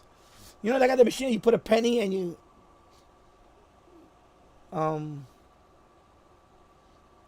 crank it and it squishes the penny, and so it made the image of the World Trade Center. I have that penny. I still have that. And now imagine, because it's no longer here, the World Trade Center. That penny is my souvenir from the World Trade Center. Yeah. So I used to be a messenger, and this is like when I was in my late teens. I was like 17, 18 years old when I was So, yeah, I would always go in the World Trade Center to deliver stuff. I would go, yeah, you got a package, here you go, sign here, okay. So I was always going in and out of those places. I used to work in Lower Manhattan a lot. Or financial. I used to go to Wall Street and World Trade Center. And then my wife worked there as a HTML coder. On a computer, maintaining a website. Hey, Theo, what's up? How's it going? Yeah, I'm good. Yeah, glad to see you here. MDK2. Oh, Matamale. I worked as a messenger long ago in downtown Denver. Nothing quite so tall though. Yeah, and that was a great job. Yeah, it is. I'm thinking about doing it now. Go lower my hand and become a messenger. They still have foot messengers because they got bicycle messengers, right? And you have some, of course, they drive. But in Lower Manhattan, it's hard to get around in vehicle. There's so much traffic. And they have foot messengers. Where you go on foot. And I could lose a few pounds and earn extra cash. And, oh, okay. Yeah, so I'm thinking about, I was looking into being a foot messenger in Manhattan just for a few months, earn some extra cash and lose a little bit of weight. Because you're going to lose weight. If you're a foot messenger, you're going to lose weight. And you get on the subway, they give you, they give you the Metro card, unlimited. Because sometimes you need to take the train to other side of, or whatever, take the bus to the other side of Manhattan, whatever. So if you don't want to walk, you swipe. So, yeah, so that was one of the buildings I used to go into a lot, the World Trade Center. That was every day. Every day I had to go in there. At least once a day I had to go to that building. So eventually, I when I got older and I was in a tech thing, I was going to be the webmaster for a company called IGEA. IGEA.com. They sell the epilating, the hair removal stuff. And around that time, before the towers, before the 9/11 attack, and I thought I was this close to getting the job. And this is like the 86th floor. I forgot what tower it was, but I would have been on the 86th floor working if I would have got hired. Okay? And I was, the guy liked me. We had a great interview. I was running websites. I had my own web hosting. Well, not web hosting, but I was running a lot of websites. So I was qualified for that job. The guy liked me. He was like, he wanted to give me the job to somebody else that was, internal. So I missed that job. Yeah, I missed that job. I would have been the webmaster for IGEA.com. He's one of those, as you've seen on TV product. And the guy didn't hire me. And then when I look back at it now, that's probably what saved my life. I would have been on that building during the attack. Have I got hired by that company? I would have been the webmaster in that company. I would have been on the 86th floor. God knows what would have happened. And also, my wife was working at the time when I went to apply for that. And then she got laid off. She got laid off about 6 months before 9/11 attack happened. She was working for another company. It was a company that was called Deja. They make tutorials. They got bought out by Google eventually. So my wife was not a webmaster, but a coder. She was a coder. She used to maintain the web. Well, a webmaster does that. So she used to update the code and the HTML stuff and everything, JavaScript and stuff. And she got laid off about 6 months, or I'm going to say about 8 to 6 months before the 9/11 attack. She got laid off from her job in the World Trade Center. I didn't get hired working in the World Trade Center. So we both could have been in those buildings when the attack happened. But I think God, whatever plan he had for me, he saved me. I did not get the job. I was very disappointed because that job was good money. I was have been a step up from the job that I had before. I was going to be a webmaster of a big, at that time, it was a top selling product for women, the hair removal stuff, the epilating. I would have been a webmaster for that website. We're talking about, I probably would have been making 6 figures. That website, I would have been the webmaster. I would have been, yeah. So I didn't get the job. I was very disappointed. I was like that. But then looking back on it after that happened, because when I woke up that morning, my wife called me. She said, "Daddy, put on the TV," because I was up late that night before. Put on the TV. Something's going on in the World Trade Center. And I said, "Oh my God!" And the first thing I thought about was me and her. Me and her. I thought about, wow, she got laid off, and I didn't get the job. I didn't get that tech job. You know, webmaster job. I mean, web admin, whatever it's called. And all I thought about was, wow, God looking after me. He saved my life. I could have been in the building. My wife could have been. We both couldn't be here. We wouldn't. We could have been in that building during the attacks. And yeah, so, and of course today's 9/11 anniversary. And yeah, I think about that. We talk about it sometimes. We say, you know what, I could have, lucky I didn't get the job there. And you had just got laid off. She got laid off, before that. And I think that was her last tech job she had. Then she got into the healthcare industry after that. But that was her last tech job because we both met in college. We both computer science degree. Computer science, bachelor degree in computer science. Bachelor degree in associate degree in computer science, bachelor of science, bachelor of business in info system. That's when I met her. When I went back to finish my to get my bachelor's, that's when I met my wife. And I'm telling you, she got laid off, and I didn't get the job, and that saved us from being one of them. They're reading out their names today. I could have been on that list, and my wife. So yeah, I'm lucky. I'm very lucky. I was like, wow. Because I had a hard time. Getting a tech job during that time. That time was like when I first got my degree, my associate in 1994. Tech industry was you could pick your job. But then by 2000, it was harder to get a tech job. They wanted more. Oh, you need to get your A+ certificate. You need to get your Microsoft certification. I said, no, I'm not going through all that. I got my degree and I got plenty of experience. And I was working at home. I was running websites. I was making money online through banner ads and all that stuff. Affiliate. I was making money like that. So I had to learn every web skill you could think of. I learned it on my own. I learned how to do JavaScript. I was HTML, forget, a master at that. Scripting, Perl script, PHP, how to secure web server, Linux, Apache.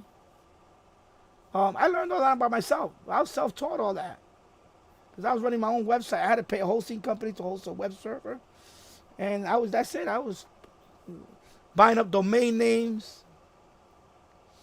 At one time, I owned almost 100 domain names. I was bringing in money.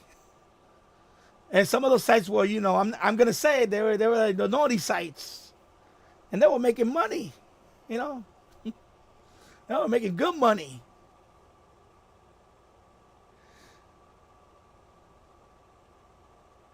And they updated, okay. So amazing story. Now, yeah, it was a close call. I'm telling you, it was a close call. It's scary. It's scary. Why? I call it fate. Or God's hand, whatever you want to call it. I was blessed.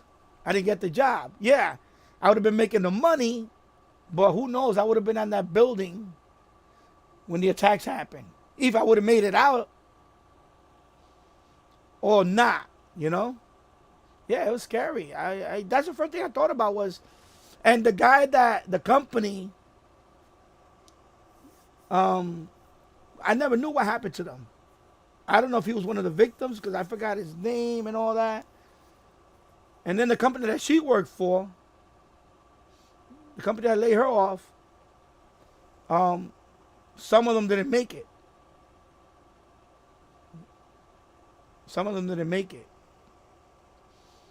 I think it was only a few people in the office at the time, and the job that she was in, because they opened late in her office. I think they opened at they were supposed to open earlier, but they were going to open at 10 o'clock. So I guess they dodged the bullet. Only a couple of people that came in early were the ones that were trapped. But the company that I was going to work for, I don't know what happened with them, because it wasn't a big company. It was only, when I went in there to see, it was only a few employees. And I don't know whatever happened to the guy. I don't know if he was one of the victims. I don't know. I don't know if he perished. Because it never occurred to me to look it up. I looked up the company, and they sprung up somewhere else now. But it was never the same. You know, they used to be all over TV. IGEA, the Upper Lady, and all that. They used to be all over TV selling that product. But then after the 9/11 attack, the company, of course, company went up in here because of the buildings. I never heard of them again. I never heard of I don't see the product on TV anymore, all that, because I think, unfortunately, they were there during the attack. Out in Bali, I remember hearing it on the radio on the way to work. First thought it was surreal. It was surreal. It was surreal. It was crazy. Because my wife, I was up late. My wife woke me up when the first plane hit, and I was like, okay. And they were still sketchy about it. I automatically thought it wasn't that. I thought it was just an accident. But then when the second plane hit, I said, no, that's it. Hey, 2 planes hitting? No. Yeah, this is an attack. Yeah. Because that happened with the Empire State Building back in, I think it was around World War II. It got hit by a bomber, a B-25 bomber crashed into the Empire State Building. Of course, that was an accident. And at that time, I guess it was foggy that day or something, the low clouds. And the plane slammed into, and the Empire State Building didn't collapse. It took a direct hit from a bomber plane. And it didn't collapse. That's the Empire State Building. Now, the World Trade Center, that's a whole different animal, a whole different design. So when that first plane hit, I thought it was an accident. And then once the second plane, I said, yeah, this is an attack. Because, before that, around 95, we had the bomb. The van in the basement of the World Trade Center. In the lower level, the parking garage below. And I remember that. And that was like 1995 when that happened. Yeah, we were late for work that day, MDK2. We were late that day. But nobody cared. Lots of places downtown. So you had to send people home because they were quiet about the work. It was eerie how quiet with no planes. Yeah, because they shut down the air traffic completely. And at that time, I was working for a company called, it was a contract job with Bombardier Transportation. I was working on the subway cars. Because that's the job I got around 9/11. I was working with a contract job with the MTA, working on. They were delivering new subway cars to the MTA. So the next day of the attack, I still had to go to Brooklyn.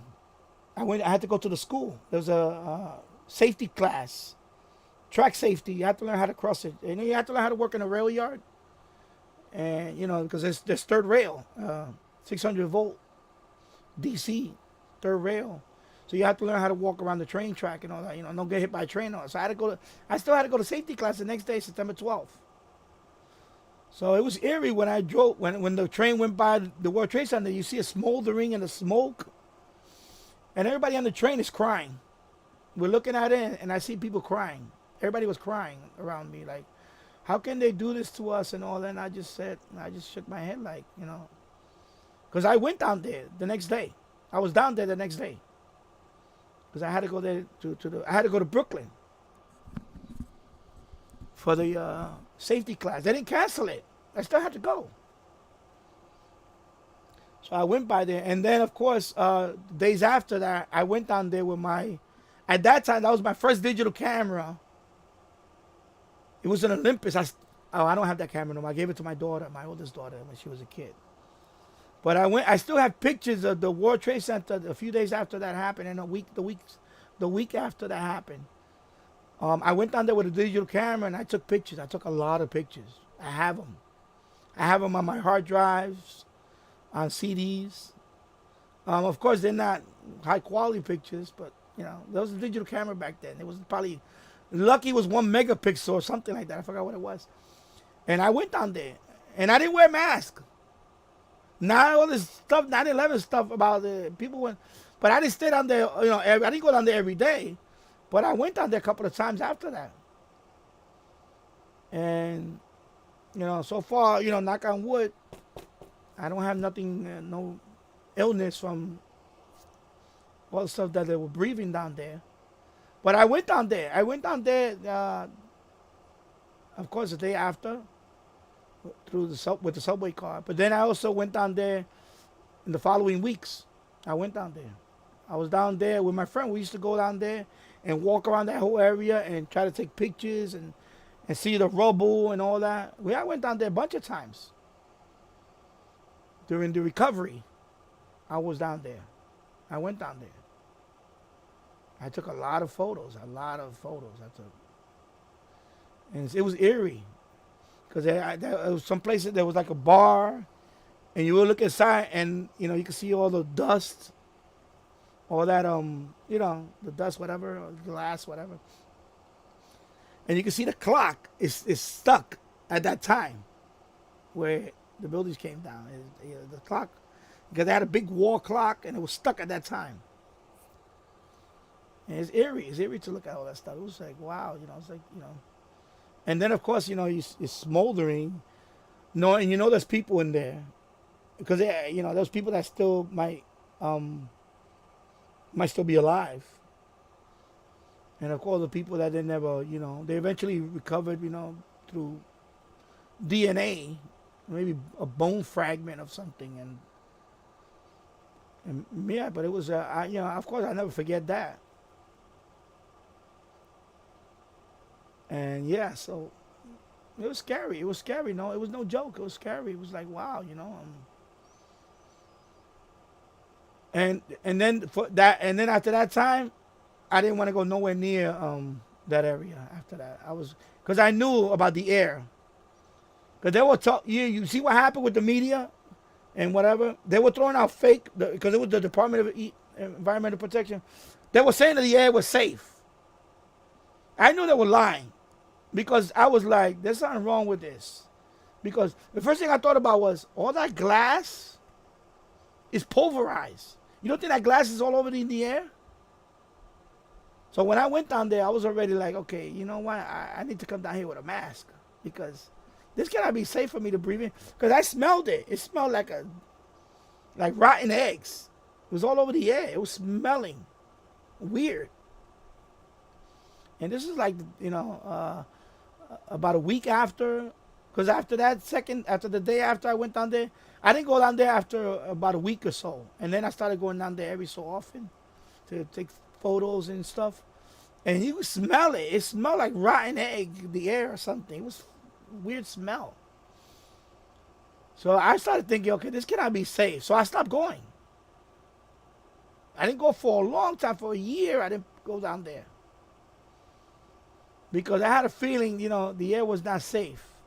Because I thought, I knew about it. I said, pulverized. First of all, it had asbestos. That's pulverized in the air. Glass, metal shard, everything you could think of is floating in the air. And you're breathing in that stuff. I was like, no, this cannot be safe. And of course, now years later, all those people that were down there, the rescue workers, the recovery, they're all coming down with cancer, especially respiratory stuff. And I wasn't down there that often, but I thought about that. I was like, man, I went down there a few times, but I'm hoping, knock on wood, I don't get any respiratory stuff later on, any respiratory disease. And so far, so good. And I'm not a smoker or anything like that. I don't smoke. But yeah, that's the first thing I thought about when I went down there. When I smelled it in the air, I said, "This cannot be good. This cannot be good for working in this all the time for those people." And then, of course, maybe in a few years later, the first cases started coming out of there with the respiratory stuff. Yeah, so I'm telling you, I was very lucky. My wife was, we're lucky, and we count our blessings all the time. This day remind us of that. Say, you know what? Wow, that's why you gotta enjoy. You know, you like a new lease on life. Uh, yeah, I didn't get that job. I could have made. I never had a job that I made good money like that. I never had a, I never had a job. Most of my jobs, I'm gonna say, they were crappy jobs. I hated my job. I didn't like my job. I never had a job that I enjoyed. And that could have been one of those jobs that I probably would have been, finally, somebody acknowledges me for my skill, and I would have been earning good money. But look what would have happened. I would have been trapped in that building.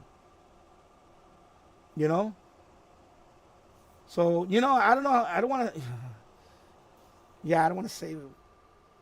It's like, what's that thing that it's a saying that it's just people say that you make a deal with the devil. Yeah, you get all the stuff you want. You could become rich and famous and all this stuff. But one day you're gonna answer to me. I'm gonna, you're not gonna live. You're not gonna live to the ripe old age of 96 or whatever. I'm giving you all this fame and fortune, all this money, but in return, I want your soul or something. Like the deal with the devil. And that job would have been a very good job. That would have been a big step up. Because I was struggling. I was desperate. I wanted any job. Court system. I wouldn't remember going for a job for that. That would have been a good city job. I didn't get the job. MTA technician for the railroad. MTA technician. That would have been. I didn't get that job. I had a streak of bad lucks. I was going through a bad luck streak at the time. Okay? Every job interview I went to, didn't get the job. I must have went through, I'm not kidding, I went through about 50 job interviews in the last 2000 and 2001, around there. And finally, one guy hired me to work on the train. And I knew nothing about working on a train. And I knew nothing about electronics or electrical. He said, no, he was this guy. He said, if you could pass this test, a written test, I had to learn schematics. So I got a book. It was like for dummies or something. I learned all the schematic symbols. I memorized them. And I passed the test and I got that job. And I had no experience with electrical or electronics or anything. And I passed that test. I studied for that test. And I got the job. It wasn't a great. It was a. It was a. Like I said, it was a crappy job. It was long hours. I was making like $18 an hour.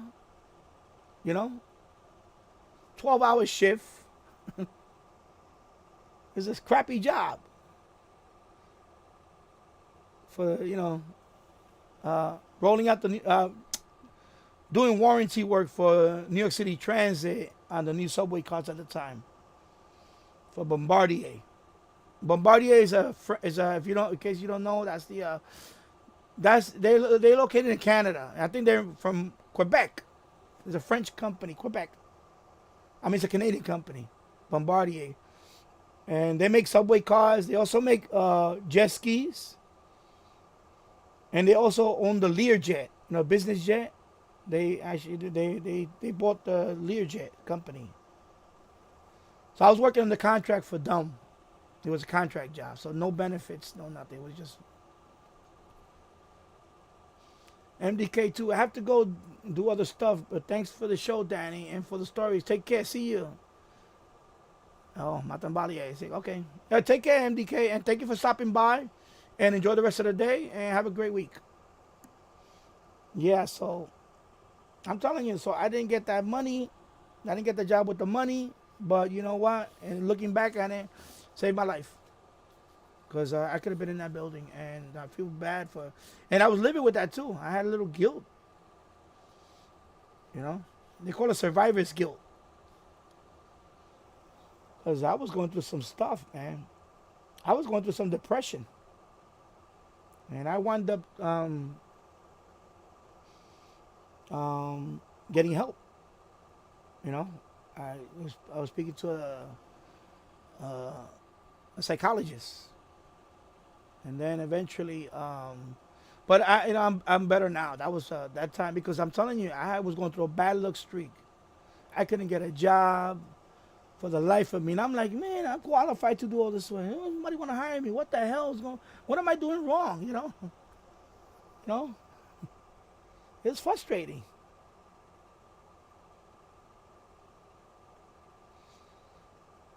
Matambale, I have to roll in a few minutes too. Thanks for the show, Danny. Tough stories. Glad you made it through all that. Yeah.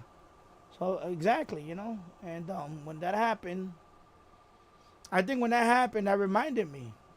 You know what? Life is too short. You don't know when your time is up. You know, money. Yeah, it's great. It's nice to have a good job and have money and all that, but what good is that if you don't have no one to share it with? You know, I'm happily married now. We're gonna go on to 10-year anniversary.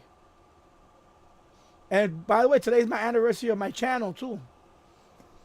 So 6 years today, 2016, I started this channel.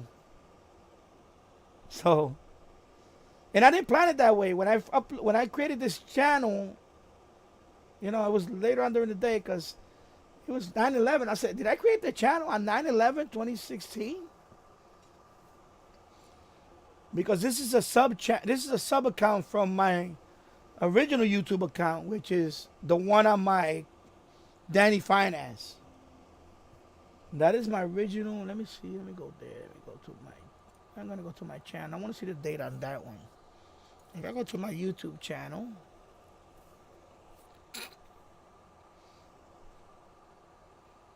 So see, if I go here, see, join September 11, 2016. Yeah, so I created this channel on September 11, 2016, but this is a sub account of this channel, Danny Finance. This is my original YouTube account. See? User/Dan the One, YouTube. And let me see, does it have the date there? So you see, my original account was come right here. So I joined YouTube on September 7, 2006. So this is the original YouTube account. So this is the main account of this account. At that time, this was a personal, my personal page. I was just uploading videos like TV clips and stuff like that. Star Trek stuff, bloopers and things like that.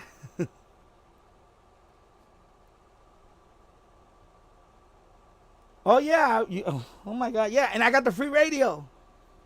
Here it is. I talked about it earlier. I went into the whole thing about this. Yeah, this is the free radio, and I have not made a contact yet. I started yesterday, but I found a repeater now that I can probably, talk.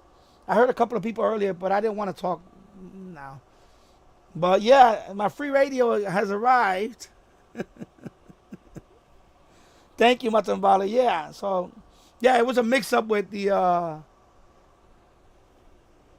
the paperwork. That's why it was delayed. But I got my call sign. Is Kilo Delta 2 Zulu Echo, and my QRZ page is right here. Excuse me, right here. Whoa. Okay, let me go back here. Back. Okay, let me just go here. So that is my call sign right there. That's my QRZ page. So if you guys got an account, You can sign up on my web thing. Yeah, it buzzes. Exactly. Got the Z's. And then there's a QRZCQ. So you can stop by here too. And also buddy. You could be a buddy list. So I'm on both. QRZCQ and QRZ.com. Yeah, so that's the first thing I thought about was like, hey, I got Z's. I got 2 Z's. Easy to roll it out of my tongue when I. So I'm happy. I was, because I didn't want no crappy call sign. I was like, okay, I can live with this.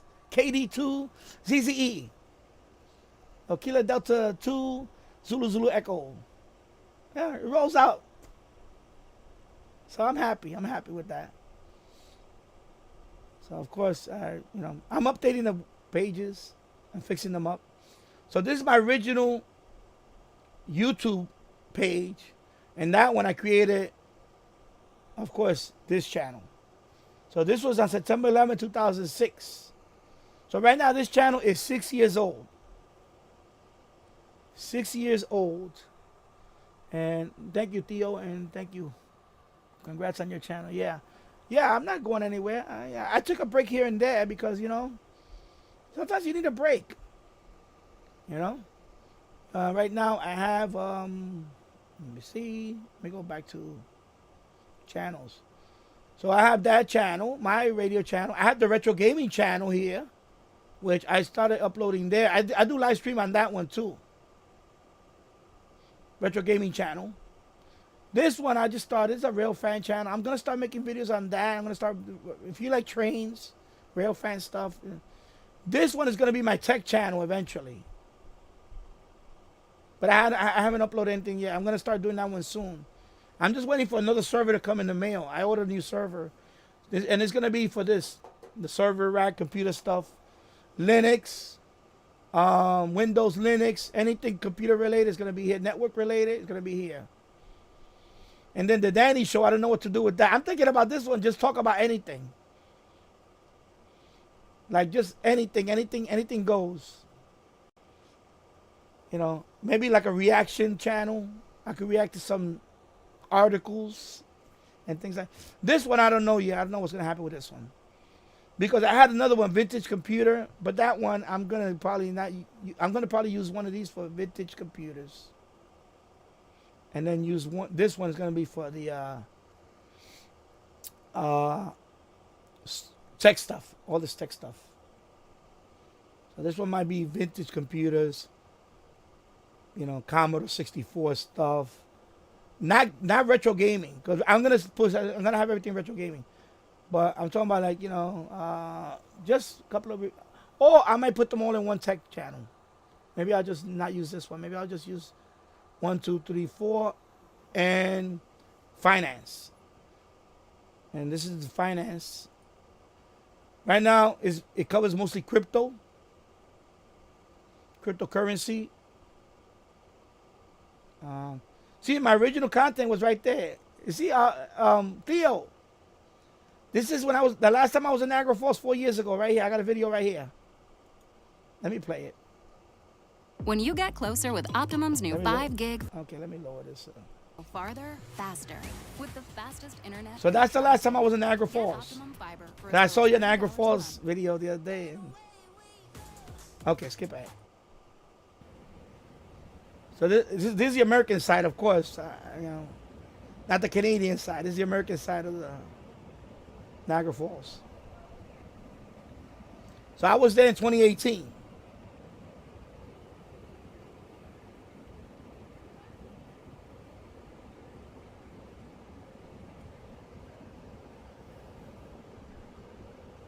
So this is when I started making videos on other stuff. John, I can't pronounce Kelly Minos. Danny, I just registered with QRZ and did not say anything about a code. I don't know what code you're talking about. You just got your license? Your ham license? Yeah, so I left that one on the finance channel because this is the original content that I had before I turned that one into the finance channel. So I leave those videos alone. I uploaded one with the algebra video. I think you have to wait for QRZ to include you in their database. Did they do that? Yeah. The thing is that when you create a QRZ account, right? QRZ still has to add you to their database. So that takes another 24 hours because they check the FCC website to see if you're really who you are. You know, you just can't make a QRZ account and that's it. No, they're gonna make a QRZ account, but your call sign they're still gonna check it for another 24 hours. So you have to. They do that automatically. Because yeah, automatically. And then once you are updating the database, then you can sign up for the free radio. All right. So when you sign up for the free radio, you're gonna wait another 24 hours for that, and they're gonna email you a link to Gigaparts, like an order to order, and in there's gonna be included the coupon code, so you don't have to pay. The coupon code is the discount. It's gonna be a $99 discount because this is gonna come out to $99, I think. So you're gonna get a coupon code in there, and that's it, and it's gonna be free. But you have to wait. So you have to wait till you have to wait till you update on QRZ first, and then you can apply for the Jumpstart program. Yeah. And then you'll get, and then the radio takes. It took me once I put the order in. It took another 3 days for it arrived in the mail. No, everything's included. Shipping is included. It's gonna be postal service, USPS. That's the free shipping. Now, if you want to get expedite shipping, you're gonna have to pay for that. But I want everything free, so I didn't change the shipping. I left the United States Postal Service. That's the free shipping. So that took another like 4 days. So once I got the order in, 4 days later, I got the radio. I got the radio on Friday. I got the radio. I put the order in on Monday, and Friday I had the radio. Yeah. So, and you'll get the radio.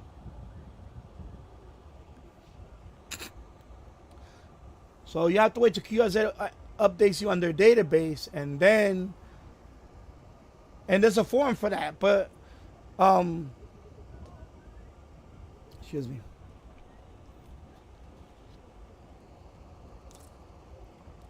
So you see, Theo, I made a video on Niagara Falls when I was there. I think it finished almost. Oh, it's a 5-minute video. Okay. So I was on the American side because unfortunately I cannot go to Canada right now.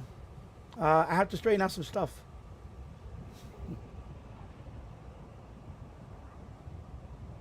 No, we was gonna go back this summer, but we went to Florida. So, because the problem is, Theo, on the American side is not that much going on. The American side, other than the park itself, there's one casino on the American side, but everything else has been gone. Yeah. Let me go back to. Let me show him the. So John. Let me see the form. Yeah, I know. But Theo, what happened was okay, I'm gonna explain what happened with no, I'm gonna have to look into that one. The Fort Lee. I'm gonna see. Because that's a good one you reminded me. Because I could probably hit that one. Yeah, that's the GW. That's not far from where I'm at. I'm probably gonna look into that one. Yeah, so John, when you create your QRZ account, let me show you. Let me see. Let me see the home. Where was that? Oh, where was that? It was all the way down here. Yeah. See, you didn't have to do that because hey, Hey, what's up, man? Ready DX? How's it going? So, John, when you create a QRZ account, I didn't know at the time that if you're a U.S. ham in the U.S., they automatically add your call sign to the database. You don't have to do no. But I went here. See, it said add my call sign to QRZ. I went here, right? And then I had to put here. You see, please add my call sign to the database. I did a post, and they replied, but they told me no. Since you're American, you don't need to. It's automatically done. For American call signs, automatic, so you don't have to do this. But I went ahead and did this because I thought you had to do this. So once they add you to the database, they're gonna send you a message saying that you're added to their database. So once you're in QR's database, then, because right now if you're not added, you won't show up here. You see? So once you show up here, once you could search your own call sign on QRZ, then you can apply for the free radio, John. So once they add you on the database, you could be able to sign up for the free radio. So then you go here, and then the sign up link is right here, I believe. Where is that? Right here. And then this is the sign up link, okay? I'm not going to do it because I already have it, but yeah. Okay? But you have to have an active QSA. So then when they add you, then, and also you got to upload your ID. Picture of your photo ID or your license. I forgot that too. Okay, so you make sure you take a picture of your ID or scan it. And so when you apply, you're going to have to upload the picture of your ID. And that's it. And then you're going to hear from them in 24 hours. And they're going to send you the link with the code, and that's it. You're going to get the radio. W2CZ, check out on the net. WWWYAR. Radio's still working all this time. We got a good battery. This radio's been out for about 4 hours. 4 hours. Still, I'm monitoring. I'm still monitoring. W2CZ.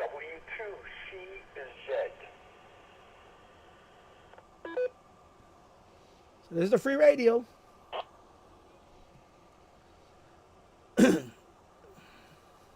Yeah, Matt Radio, it's good to see you.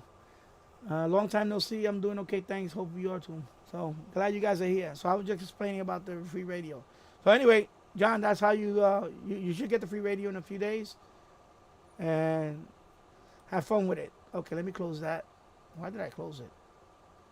Okay, let me just go back to my page. And go back to my page. All right. Yeah, so Theo, that's my my original YouTube page before Danny Shortwave was the W2CZ clear. Yonkers repeat. Then I made an algebra video. W2CZ KF2FK. Still there? I should talk right a second. No, I'm not gonna talk now because I don't want your contact now. Forget about it. Guys, I'm almost at my parents'. I'll be back in a few minutes. Okay, Theo. So this is my original YouTube channel down here. And I did one with a drone. This powerful $99 drone is now I was trying out available in this. the US. This is an extremely high-tech $5,000. I don't have that drone. I lost that drone in the trees. Let me see. Let me put it over here. Anyway, let me just start from the beginning. All the music. I need to get another drone. I miss my drone. So I was trying out this drone. Look at my antennas. So yeah, 6-year anniversary of my channel. Of course, also I was just talking about 9/11. No, it wasn't shooting flame. What happened was my wife, oh my God, she was egging me on like, why don't you fly the drone higher? I said, honey, this is not a GPS drone. This is a $27 drone. Because I'm just learning how to use the drone. So it was a little windy, so I flew it higher than that. I went double that. And the wind started pushing it. And I got some tall trees. Once it cleared over the trees, I was trying to bring it back and I got lost. It went over the trees and I said, I lost that drone. I lost this drone. And I looked at my wife. I was so pissed off. I was like, because she egged me. She said, you're a wuss. You don't want to fly higher. You see, oh, I'm going to show you something. I don't know if you can see it. Let me put it in full screen. That's a transmission tower. You see that? All the way out there? I don't know if you can see it. I'm pointing where the cursor is at right now. That's Poughkeepsie. That's a transmission tower. Over the horizon. You see where the mouse pointer is at right now? There's a little tiny little tower. That's Poughkeepsie, New York. That's a transmission tower 50 miles away. That's a 1,500-foot tower. It's radio and television and all that. So I can see that from, you know, I can barely see it. No, I mean with the drone I can see it, but not. So this is the roof. The loop, the FM loop is right there when I had it, and the TV. Yeah, it was $27. This is a cheap drone. Yeah, this is a $27 drone. It wasn't that expensive. But you know, I was just learning how to fly it.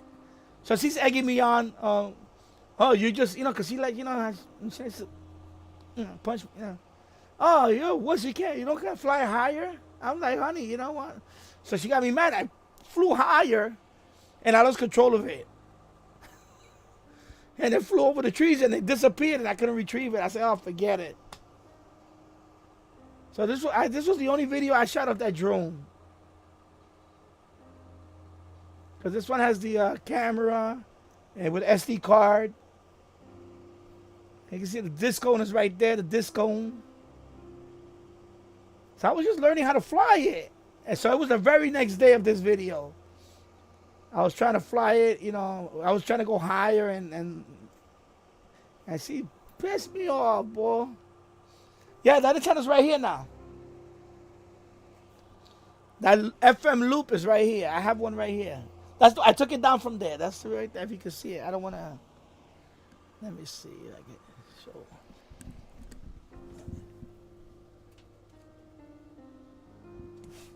There you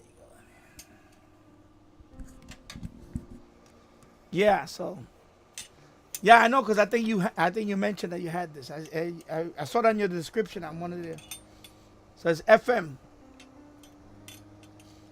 It's really a dipole folded because it's plastic. But it's a loop. FM loop, omnidirectional. So I'm gonna put this right there for FMDXing. I'm gonna hook this up with the. I want to hook this up with my Sangean HD tuner.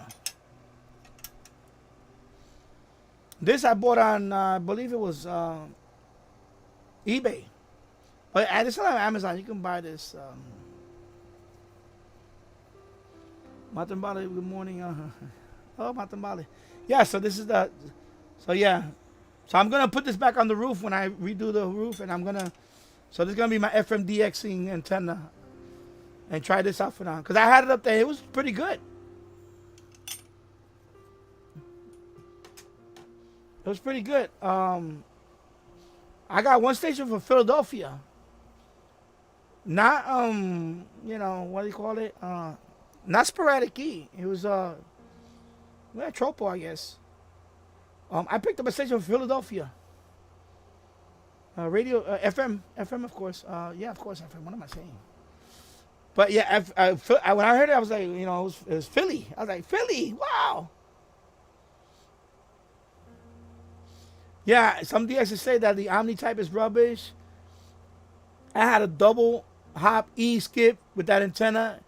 It can make a massive difference when you put it. Yeah, so it's going to be up high.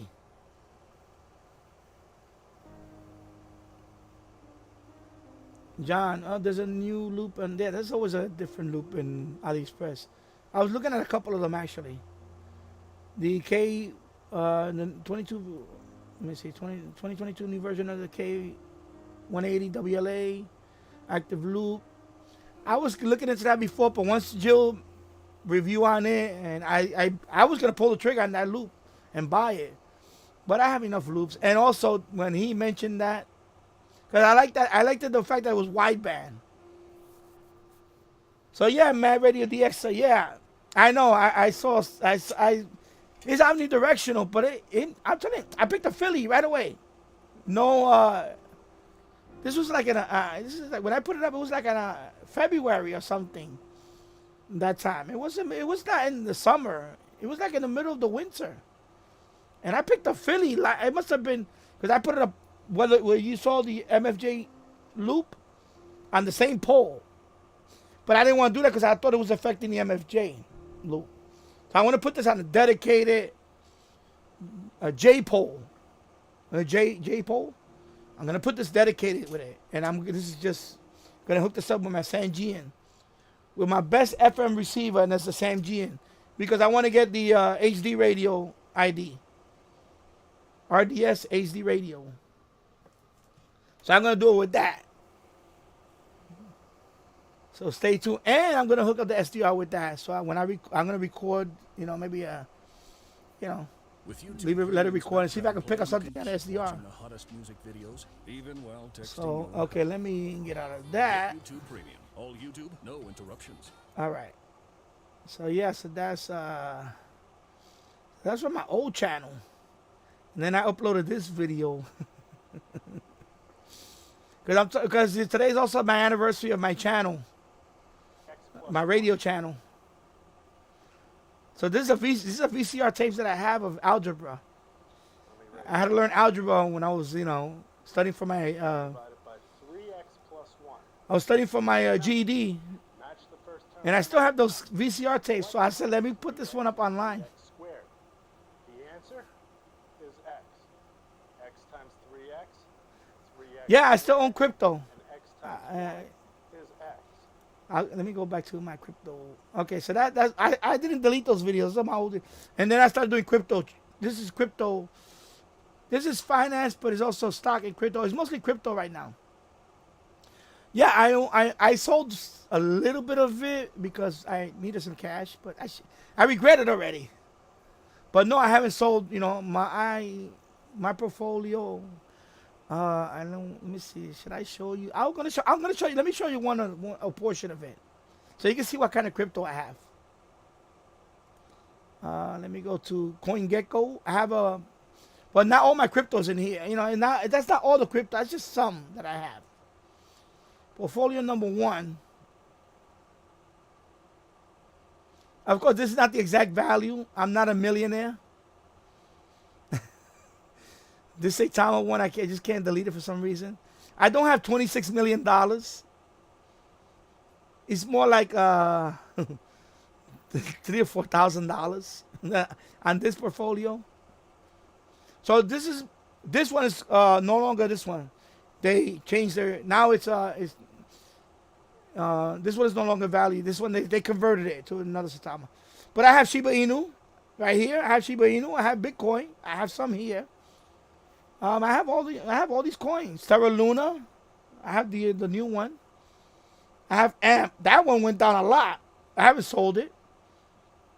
And plus they're staking, so I'm getting new tokens all the time. So when it goes back up, everything's gonna go whoopoo. It's gonna go up. No, I did not sell. I had not sold nothing. I'm not selling because this is long term. I got into crypto in. Let me see when it was. 2021. I got into it when Shiba Inu started going. When Shiba Inu took off. That's when I bought Shiba Inu. I wish I would have bought Shiba Inu before that. I would have been a millionaire. It's down by a lot. I could have been. I'm up. Overall, I'm up. But this 100 million Shiba Inu tokens. And back in November last year, it was like almost $9,000. This alone was $9,000. Now it's $1,400. My Bitcoin was way up there. I'm down a little bit here. But this was, way up there. The one that really dropped is AMP. You know, AMP was way up there when it was high. And a lot of them. But I haven't sold. I don't sell them. I'm not selling them because I'm, long term. They're all long term. Some of them really dropped, like,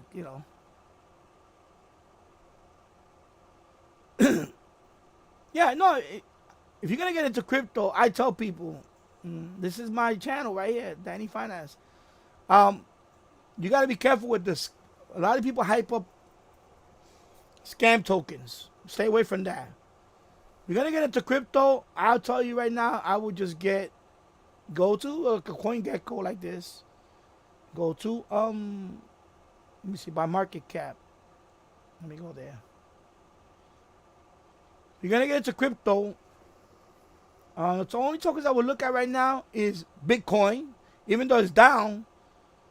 All-time high, as it was way up there. All-time high. They were talking about it was gonna hit 100,000.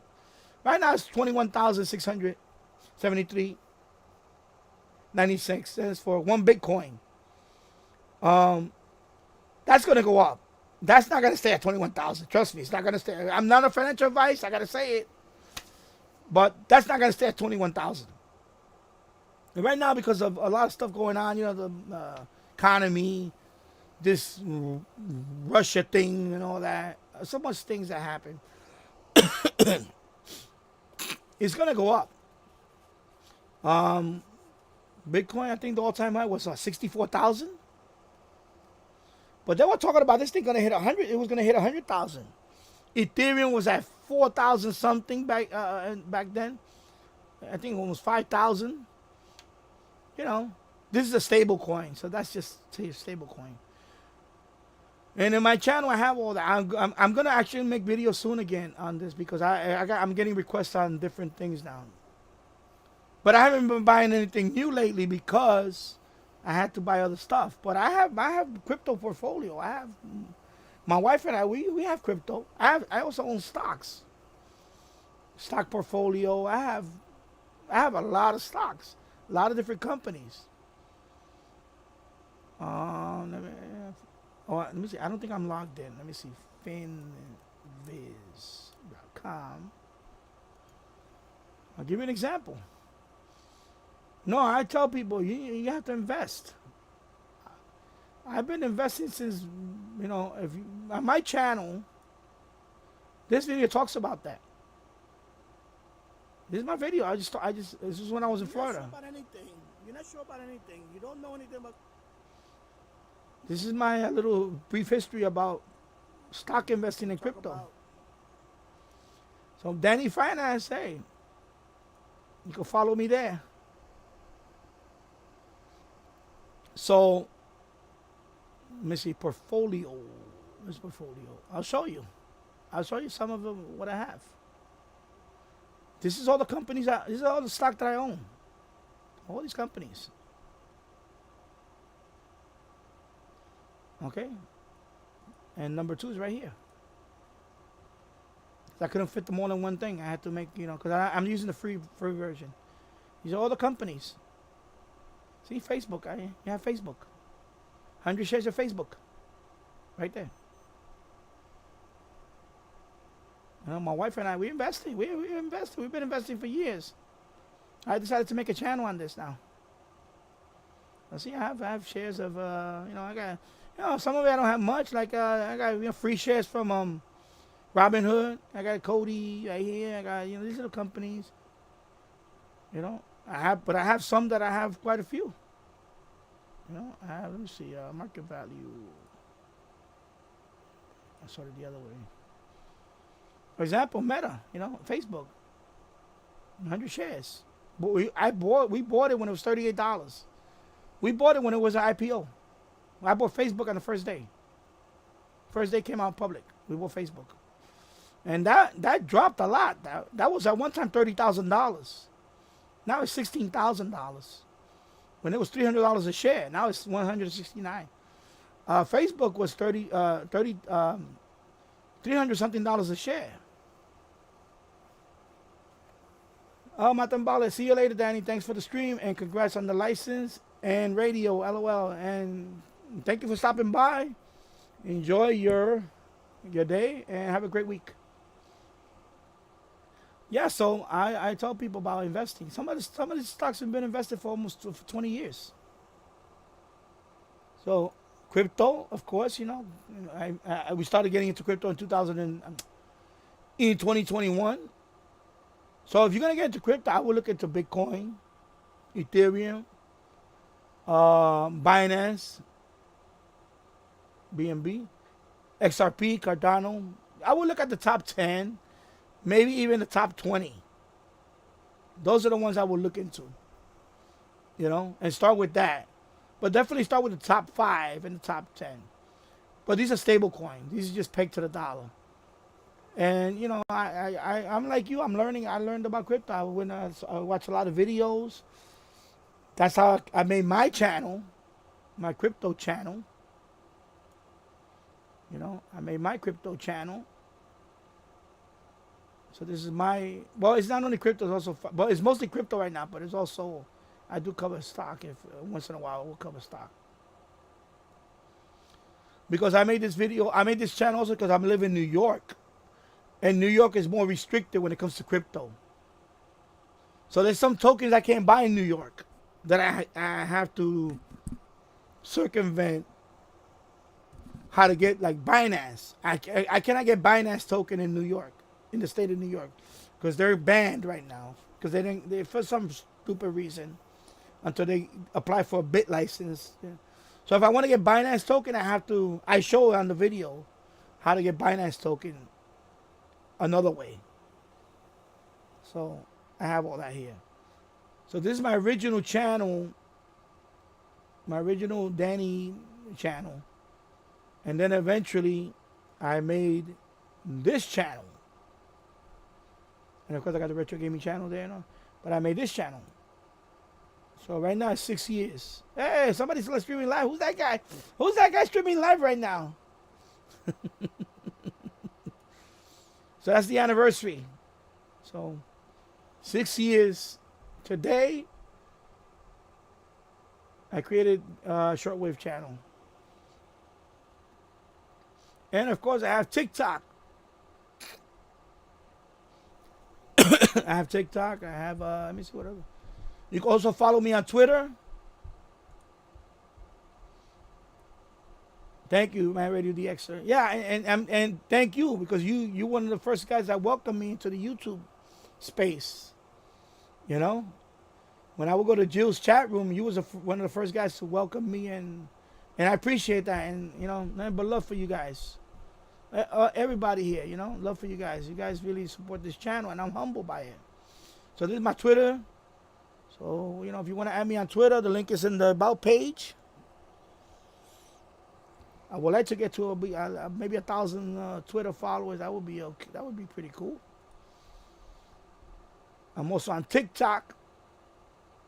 I just started posting videos on TikTok. All right. So I'm also on TikTok.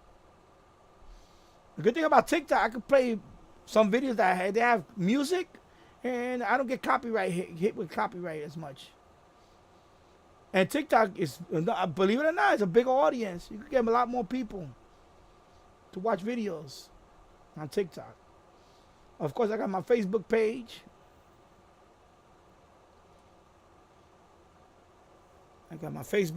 Which I just post whatever I post here. So I got my Facebook page right here.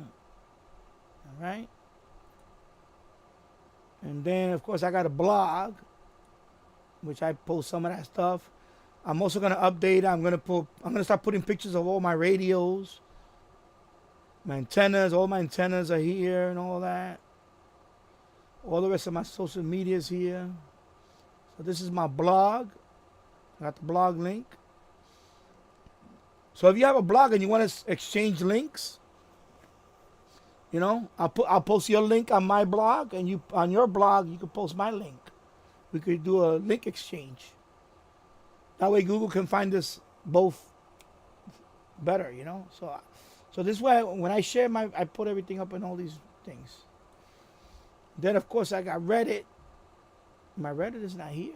Okay. Well, I have a Reddit account, and then I have this other website, of course. And again, hey, give me a minute. Come here, Sanjay. You want this? Yeah. So you know how to open it, right? Yeah. Go. Come here. I'll give you a basic. Go. And you got your water, okay. And my son, he wanted to eat a snack. Yeah, I'm ready to exit. You should do something like that, and because you know why? You never know with YouTube. You never know. It's always good to have just a website for yourself. Yeah, I started this one recently. I'm gonna fix this one. I'm gonna move this one to another host. I bought the domain name Radio DXer, so, and I started posting the videos here because I want to have a place where it's outside of YouTube that is all mine. And I can put what I want to put here, because I also want to start logging all my stations and have them on the website. Because a lot of people have their own website, so you should have your own website, even if it's a free blog. So like this, the same thing. You know, I could, you know, with Link Exchange, I could put a link to your website. This is another website that I have, and this one I combine all my stuff. This is more tech, but I also have all my, you know, YouTube stuff here. You know, and of course, virtual gaming channel from on YouTube is here.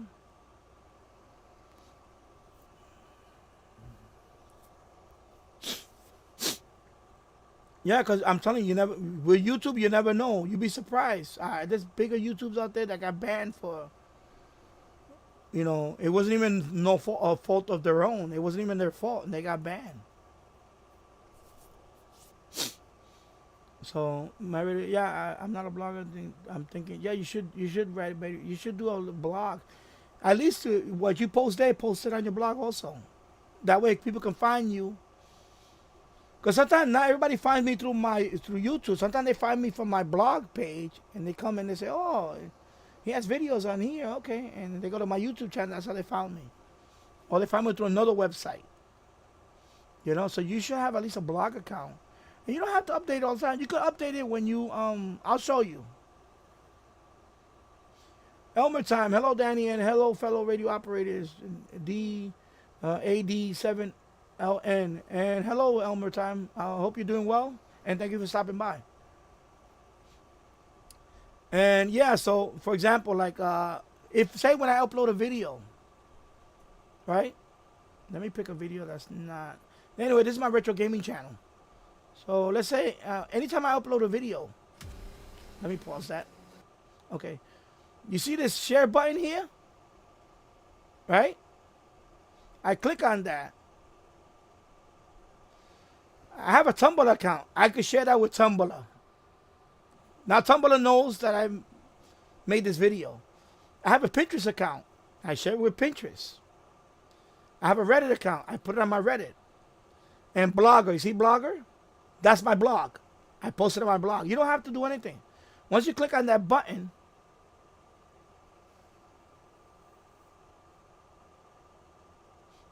the thing is that I have is expanded my channel in a way where talking videos started. No, it's just another way to. It's just for the search engine, for Google to find you. It's just a different way to find your channel. That's all. You know, I have that for every channel, and then of course you got your Twitter account right here. If I want to share, excuse me. If I want to share with Twitter, I click on that. And this Twitter thing is going to pop up. And if I want to tweet it, there you go. I just click on that. And now I just shared my video that I just uploaded to Twitter.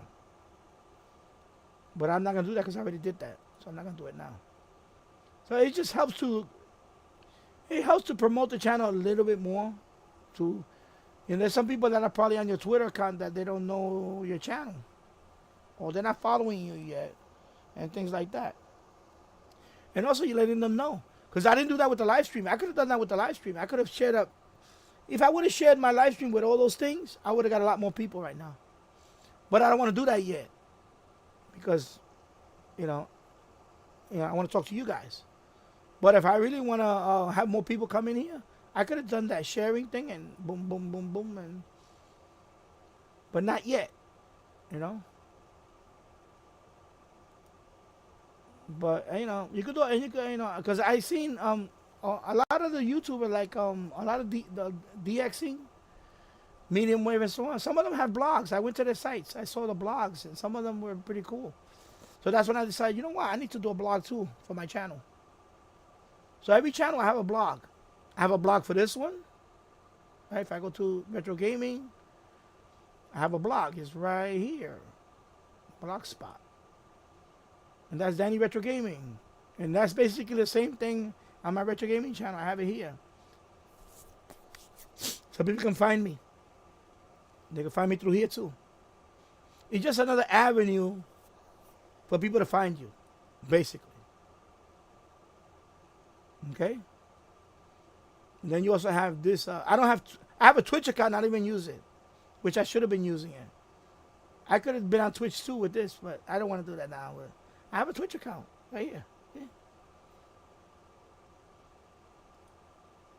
So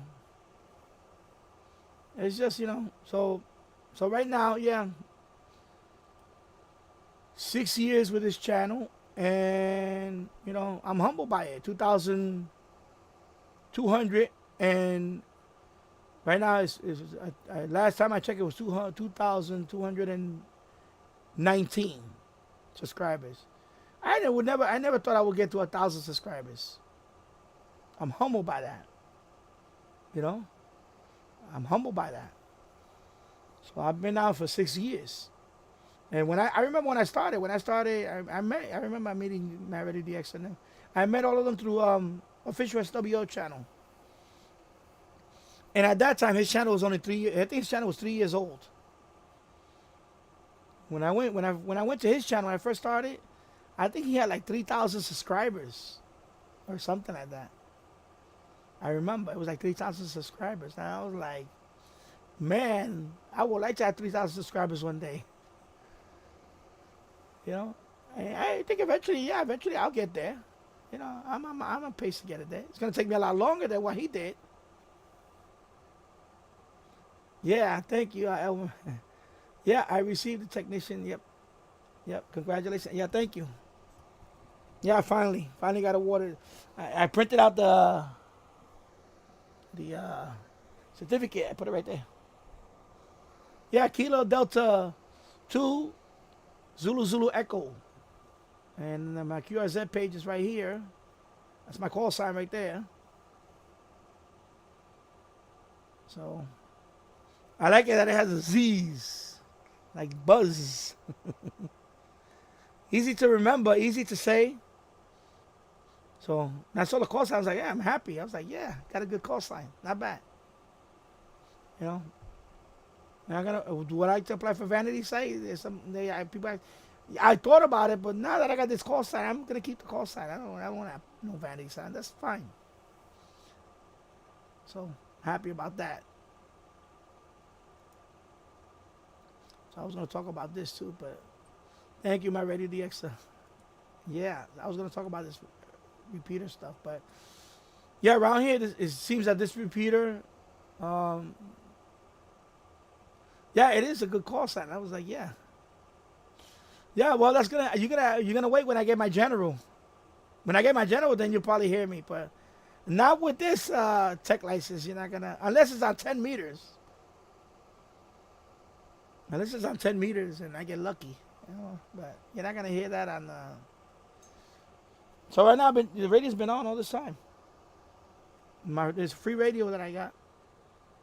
120.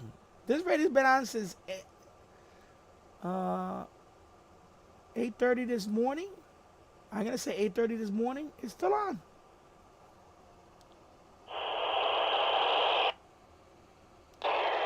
Still on. Battery life on this is amazing. It's been on since 8:30 this morning. It's right now 1:20 in the afternoon. So right now, I had a, I've been monitoring. I just have it right here. I haven't made a contact yet because yesterday I couldn't buy yesterday I couldn't make a contact at all. I tried all these repeaters. I tried this one, 70 centimeter, nothing. I tried this one, nothing. I tried this one yesterday, nothing. Then last night I put this one, and at least it was, right now I had it low, but at least the repeater was better. And then I heard a couple of people talking this morning on this one. And I had one contact, but I couldn't get, I don't know if he didn't say a call sign, whatever. And so I didn't even bother because I forget. I'm not gonna. Okay, I can't hear you. You need to speak up now. You know what? If you can't say it to the point where I can understand it. You know what? Move on. I'm sorry. I don't got time for that. Elmer time. Get on digital voice, either C4 FM, DMR, or D Star, and work in the world easy as possible. Yeah. Well, Dennis. SparkyZilla 85. I was looking at Echolink because this repeater has Echolink. So I created Echolink yesterday. Last night I made an Echolink account. So I'm waiting for them to update. And, I think they're supposed to. I'll get the email. They approve me.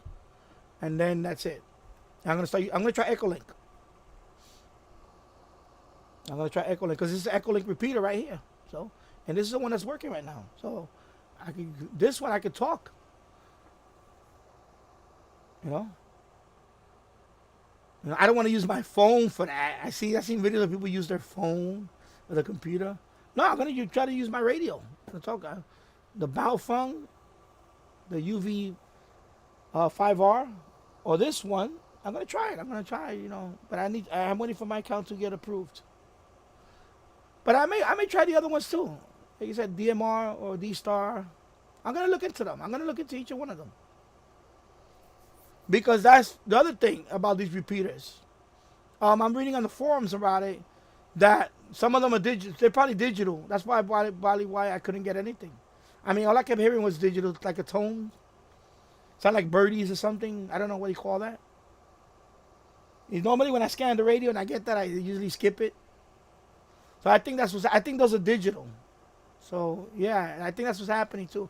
I think that most of these repeaters here are digital. Except this one. This is the only one I heard voice today. I heard people talk on this one today. But these, I didn't hear nobody talking on them. It was just a noise. I don't want to make the noise here because it sounds, I don't want to sound like, but it's probably digital. Because I looked it up and they say, it's because somebody was having that issue.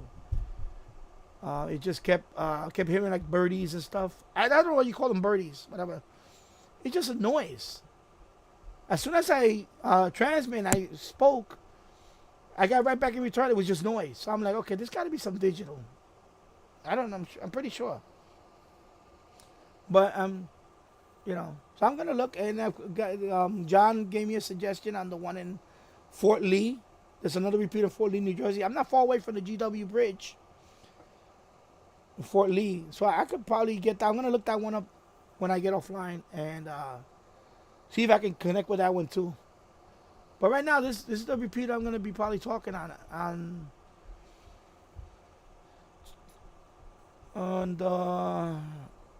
excuse me, 2 meters. Still learning. See, I forgot. 2 meters. I'm gonna probably use this one because this one is connected right now. I can hear. My battery still has 2 bars. Wow, this is good battery on this radio. I'm gonna let it drain out because I wanted to, before I fully charge it, I want to let it drain out. So now right now I've been out for 3 hours and 14 minutes. Pretty cool. So, and I'm on today because I was going to do retro gaming, but I'm not going to do that today. Today I said, let me just come on today and talk about yesterday. I was trying to get a contact yesterday. I couldn't get any contact yesterday at all. It was my first day of trying to, because I got this radio on Friday. So I set it up yesterday and I put the frequency that I want to And today, finally, a couple of people spoke.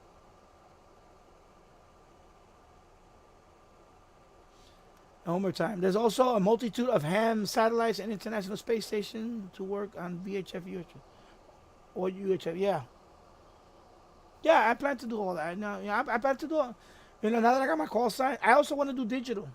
I'm digital, like you said, digital. But I want to do like other digital stuff. Other digital stuff. Um,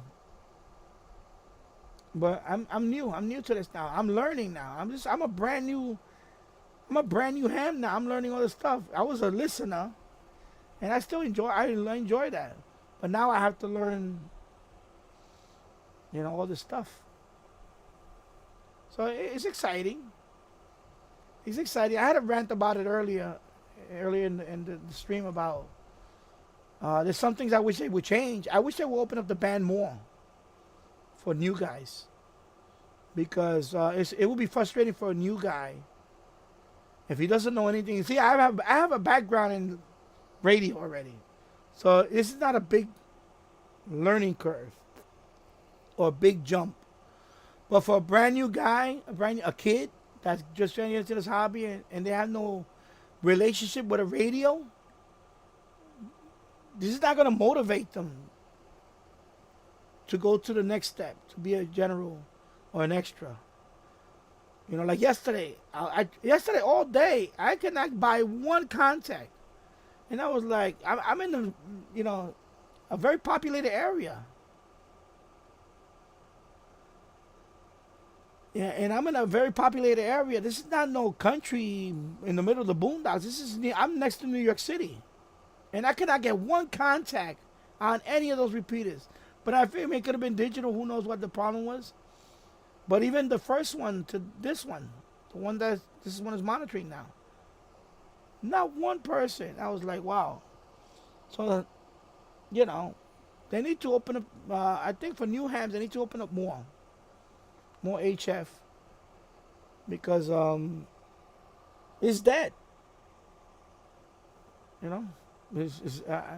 I see there's some. Yeah, people agree with me earlier. They were saying, yeah, some of these bands some of these repeaters are dead.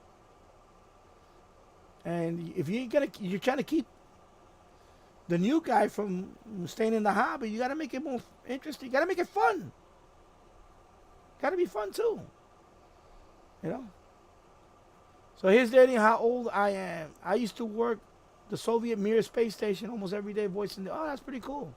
Yeah, I remember the Mir. I remember the Mir. Yeah, I remember. When the Mir came down. The Mir came down in the 90s, right? The Mir? When they finally brung it down. I mean, not brung it down, it came down, Yeah, the Mir. I remember the Mir. Make sure to run the correct sub order. Yeah, I did all that. But I think these are all digital. Well, obviously I didn't try these because I'm talking about this one digital. This one probably digital. This one I'm not sure yet, but it's probably but the only one I had luck with was this one. This one right here. That's the one I'm on now. But of course I'm gonna look for others. This is just Yonkers. But there's other ones. Hudson is right here, so New Jersey is right across the river from me. So like John was mentioning, I could probably get the Fort Lee one. And I checked in the Bronx. There's one in the Bronx, but that one is closed. It's not working now. So I'll find some other ones. But definitely Echolink, and I'm gonna look into the other ones. I'm gonna look into the other stuff. I'm not gonna join no club. That's one thing I'm not gonna do. I know, but when I took the test, the guy was like, "Oh, you have a radio club you can join." No, I don't have time for that. I don't have time to join clubs and do meetings. I don't have time for that. I was never a person to be in a club. It's just me. I was never the type of person to join a club. I was never part of the Boy Scout. I was never part of the thing. I'm not into You know, I'm a very, I'm a very solitary person. And I know that they have radio clubs and all that, and that helps. Yeah, you know, you can. I don't know. Maybe I think about it. Maybe join a radio club. I just don't have the time. I have channels. I have my son. You know, um, I might be. Well, I'm not. I'm looking for overnight job. I would like to work overnight job, make some extra money. So I'm looking at that too. So Elmer time the HT antenna may need to be upgraded to a better quality, a higher gain to reach out those distant. Yeah, well that too. Also, I'm just trying. Well, I'm just trying this out because I wanted to get a contact in this radio to make a video. Right? But the radio that I want to use, which I can use, is this radio. I can just use this radio, connect with my discone. I can broadcast. I can transmit on that discone. I can hook this on my discone right now, and I'm good. I'll get there. And this covers what, 6 meters, 2 meters. I can do 2 meters, 10 meters, but 2 meters, and with this radio right now. I just hook it up with this discone. I can, but I don't want to do this yet because I'm trying out this radio. I want to see, Of course, I'm in here now, but when I was out there, maybe I had to go to the roof. And I don't want to be doing that. I don't want to go up to the roof just to talk for it. No. So I'm probably going to be using this one. And then once I get my general, then I'll, the MFed, I'll have it outside. For the HF. But I'm going to use this radio. I'm just finished for today, but I'm going to be using this radio to get my first, start getting my contacts. I'm going to use this radio. I'm going to have it right here. I'm going to clean this up. I'm going to hook it up. Everything is in the box. My microphone, everything's in the box. Danny, you are the same as me. We only do best with our. Yeah, I'm not a club person. I'm sorry. I don't like. Yeah, I like my own rules. I don't. I seen this is like the repeat. I hear them. They got these nets. And they calling out people, and you're allowed to talk when they ask you to talk. I'm not with that. I'm sorry. I'm not gonna. You're not gonna tell me, when to talk. And I'm not good with that stuff. So I'm sorry. I'm not good with that. And it's not that I don't like rules. But I was never. You understand? I was never into that. I was never into, like, as a kid. Yeah, of course. Elmer time, of course. Make sure the SWR is correct during transmit on that discone. Transmitting final resistance will burn out. I have to make sure. I may even just for that. I may even just invest in a tuner anyway. I'm gonna get a tuner anyway just to make sure. And yes, I was never in the Boy Scouts, but every friend I knew back then was into the Scouts. Yeah, exactly. MLA-30 DXA. I was never into the cadet. All my friends were into. Some of them were Boy Scouts.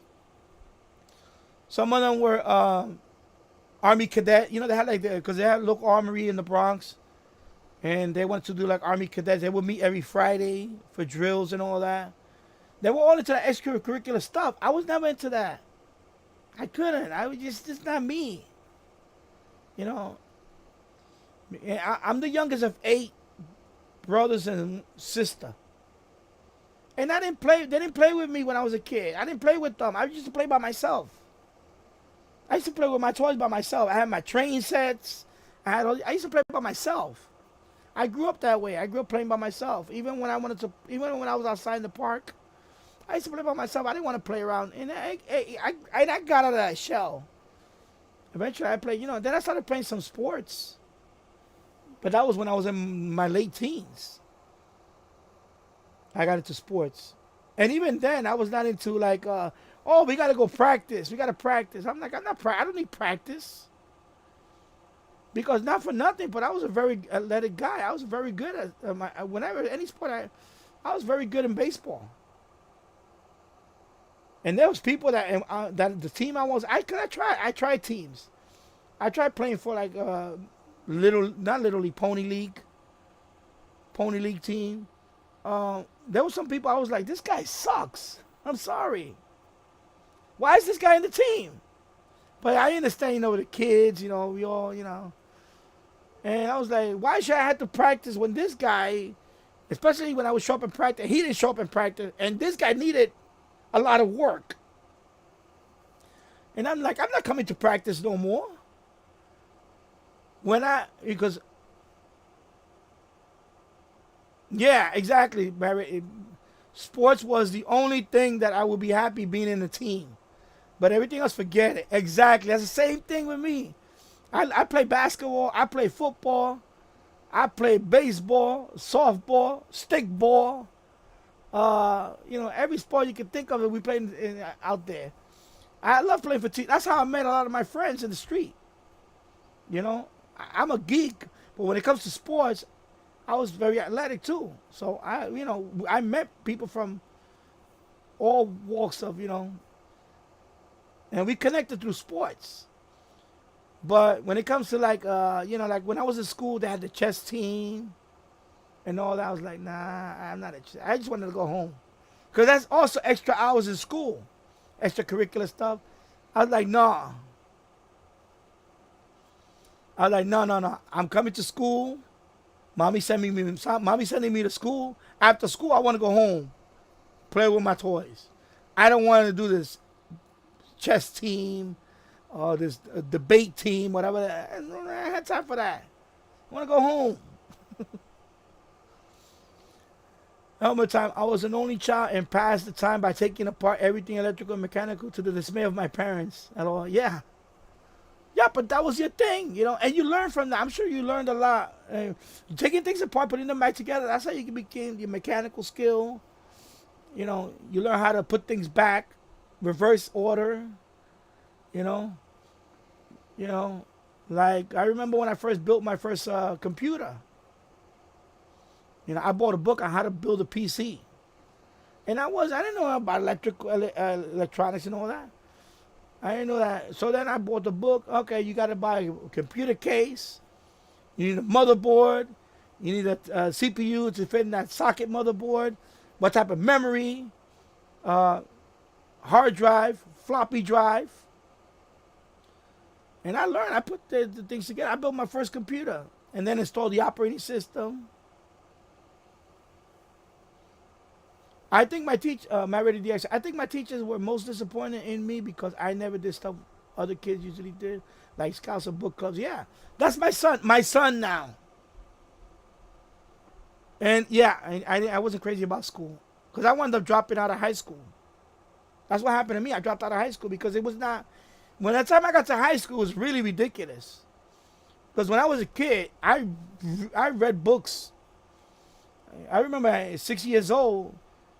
6 years old, reading encyclopedias, cover to cover. I would just sit there for hours, look at every page. Oh, this is learning about every look at the encyclopedia. I learned about countries, about war,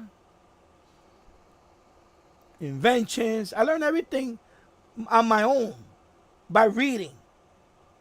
History, science. And when that time I got to high school, I couldn't relate to most of the people that were there. I couldn't. And then the teachers teaching stuff, and I was like, this is dumb. I don't want to learn this. I was in my, maybe I'm wired differently. I said, this is a waste of time. I said, I have to go through 3 more years of this, 4 more years of this, when I could just take a test and get my equivalency diploma. I dropped out. I told my mom, I'm going to drop out. I'm going to take my test to get my equivalency. And that's it. And that's what I did. I dropped out. I studied for like 2 months. The algebra video that you saw on my crypto channel, that VAVCR, that was the video that I used to learn algebra. Back in, when I was studying for my GED. I taught myself algebra. No, but I didn't learn algebra for school. I taught myself algebra. This is not be now. This is when I had to put a VCR in and watch them. Pause. Okay, okay. That's how you do a simple equation. Okay, I learned by myself. I bought the GED book, How to Pass the GED.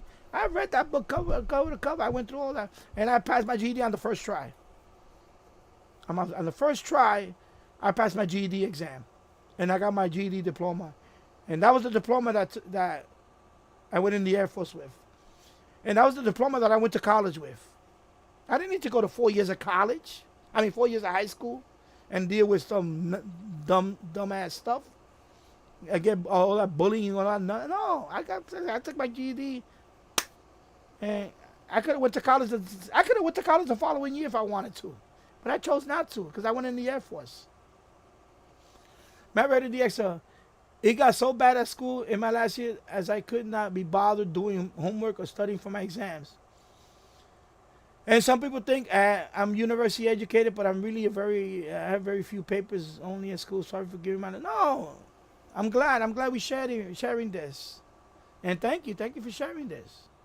But yeah, so that's my son now. My teacher, since he started pre-K. Why your son doesn't like to play with other kids? No, right now he's playing upstairs by himself. He turns on the TV. He has his phone. He goes through, plays his phone app. He has a laptop he can go on. He has the 55-inch screen TVs upstairs. He's watching YouTube right now, gaming videos.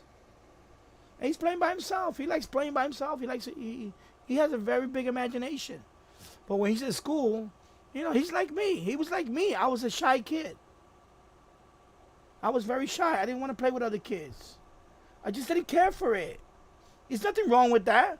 If we're introverted. I'm an introverted person. I don't like small talk. I don't like small talk with people. If I talk to you and I see right away that you're not an interesting person, I'm gonna get tuned out. You understand? I talk to interesting people. You guys are interesting. But there's people out there that are not interesting. I don't have time for small talk. That's exhausting for me. Introverted people get exhausted with small talk. Because I don't find those people sincere. I don't want to know about what makeup you're wearing, honey. I'm sorry. I don't care for that.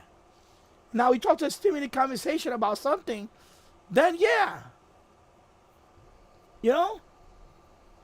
Elmer time. It did help me with many things in life. Automotive repairs were a breeze for me. I could rebuild and tune any carburetor within an hour or less. Even Zenith carbs, SU, Elder Brocks, Carters, and Hollies. Yeah. And that's another thing. Elmer, you brought that up. When I was a kid, my oldest brother, he was trying to rebuild. He used to rebuild cars. So I know you remember this. I'm dating myself now. You remember the Chilton's manual? The Chilton. It's called Chilton's automotive manual. They have a manual for each car, right? So he would have whatever car he was working at the time. He had the Chilton's manual. I would read that manual. And I was like, so when I went to jet engine mechanic school, even though I never worked on an engine in my life, it helped me pass the course for jet engine mechanic. Because I remember looking at the Chilton's manual. And it tells you, step 1, remove these bolts. Step 2, take out this cover. Step 3, and then it tells you the torque value. When you tighten the bolts, there's a torque value. Oh, you gotta torque it with the torque wrench, of course. Torque it to this amount of foot-pounds. I learned all that from the Chilton's manual as a kid. So when I went to jet engine mechanic school in the United States Air Force, that wasn't a big stretch for me. Because I remember reading that as a kid. And Matt Ready Dix, I think you are Long's brother, LOL. Seriously, everything you're saying about you is also me. Yeah. Brother. Give you a hug. My Long's brother. Bro. Yeah, so, yeah, you remember Chilton's manual. So he always had those big manuals.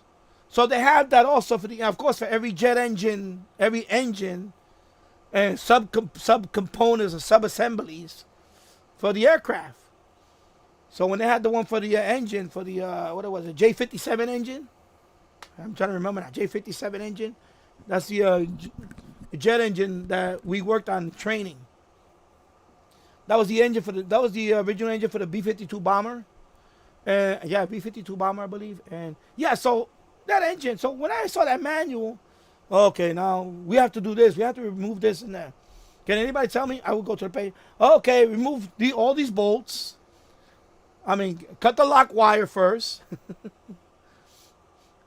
Haynes. Okay, I don't know about Haynes. I remember Chilton. Chilton, that was the manual that I would look at. Chilton's manual. So, I'm a little kid. Like my son's age, 7 years old, looking at those manuals. And I said, oh, this is how you remove this. This is how you assemble this. And I'm intrigued by it. I'm reading that for hours. I'm sitting in the living room. My mother's watching her soap opera. My brothers are playing over there. My other brothers are outside playing. And I'm just sitting there looking at this manual, locked in. I don't know. My attention span was, I don't know what. And I would just zoom in on that stuff and look at it. I'd be there for hours, like mesmerized. Maybe it was my OCD or whatever. But it helped. It helped later on in life. It helped me a lot later on in life. Attention to detail and all that. When I was in the Air Force, I had no issue with that. I was like, yeah. And there were some people there that was like, oh my God, like, how the hell you wind up passing this course? So when I got the job for working on the subway cars, same thing. I'm a good technician. I was a good technician. I should have made a lot more money. But unfortunately, sometimes other stuff gets in the way of that. Some people hire people because they know somebody. They get in before you. But especially union jobs, it's who you know. It's not what you know, it's who you know. I decided to take to be an electrician. I took the course. Not the course, but I took the electricity one. I got that certificate for that electricity one. I was going to take electrical two. That's more commercial. Electrical, industrial, electrical. Because I, wanted to change my own ceiling fan, wanted to rewire my house, do that myself. I don't want to hire no electrician. I can do that myself. It's not rocket science. It's not rocket science. People, they'll charge you an arm and a leg if you don't know certain things. So yeah, I'm already there. Yeah, I think we're long lost brothers. But yeah, that's what happened. And I'm introverted. I'm a very introverted person. So my teachers, he just started now. I'm sure she's gonna tell me the same thing. But last year, same thing. Oh, he does. He say when we have break time. What they call it? A recess. I know he sits over there by himself. He plays. He likes to just be by himself. He doesn't like to play with the other. I said, so what's wrong with that? What you think something's wrong with my son? No, my son is probably gonna be more like me. Very introverted kid. He's a funny kid. He's an outgoing kid, but it takes him. It's like me. It takes a while for me to get to know somebody. I'm not into small talk. If I see somebody in the bus stop, and they're like, "Oh, how's the weather today?" I'm like, "No, okay, I guess the weather's fine. Okay." Now if I run into you a couple of more times, I say hi to you, say hi to me, and we develop something, and then maybe one day, I have a conversation. Yeah, but I'm not into small talk. When I go to a party, I'm usually the guy that's sitting in the corner, where maybe somebody else that I have in common, and that's it. I'm not in the middle of the dance floor dancing. And, I'm not that guy. That's not me. I'm not that guy. I'm not that guy. I'm not that guy that's going to be on the dance floor getting attention. That's not me. I was never that way. And that's not going to change now. It took a lot just to do live stream. But, yeah, so my teacher says that. I'm like, no, he doesn't like to play with other kids. And she was kind of hinting like maybe she goes to see. I said, no. Why, you want me to medicate him now too? What, you want me to medicate him? You want me to perk them up? Be all more outgoing? Yeah, look at me. High as a kite on meds. No. There's some kids like that. Some kids that are very solitary. That like to, I'm into model. I was into model railroads since I was a kid. I still love model trains. But I don't know anybody else that was interested in model trains growing up. I love model trains. I used to build military aircraft, tanks, plastic models. My brother upstairs still does that today. One day I'm gonna take you a tour to his room. My older brother, he's a couple of years older than me. He still builds model airplanes today.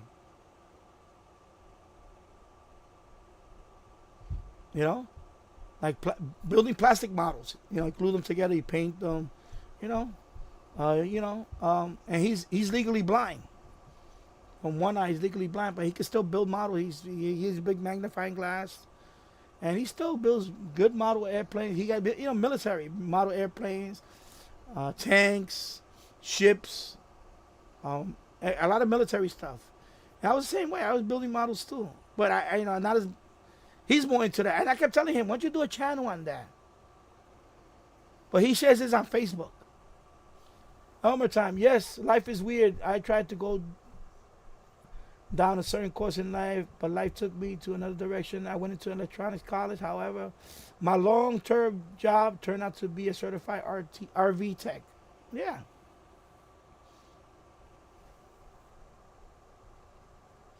Matt Radio the Extra. The worst thing is because I'm introverted.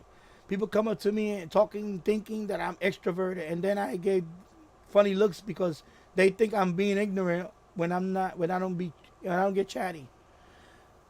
Elmer, I enjoy building models as well. Yeah. So cause it really started with my older brother. My older brother, he lives in the Bronx now. He used to build models, military, all types of. Cause that's how I got into World War II history and all that, because of them. So they would build model airplanes, German planes and tanks, military stuff, World War II stuff, World War I stuff, all that stuff.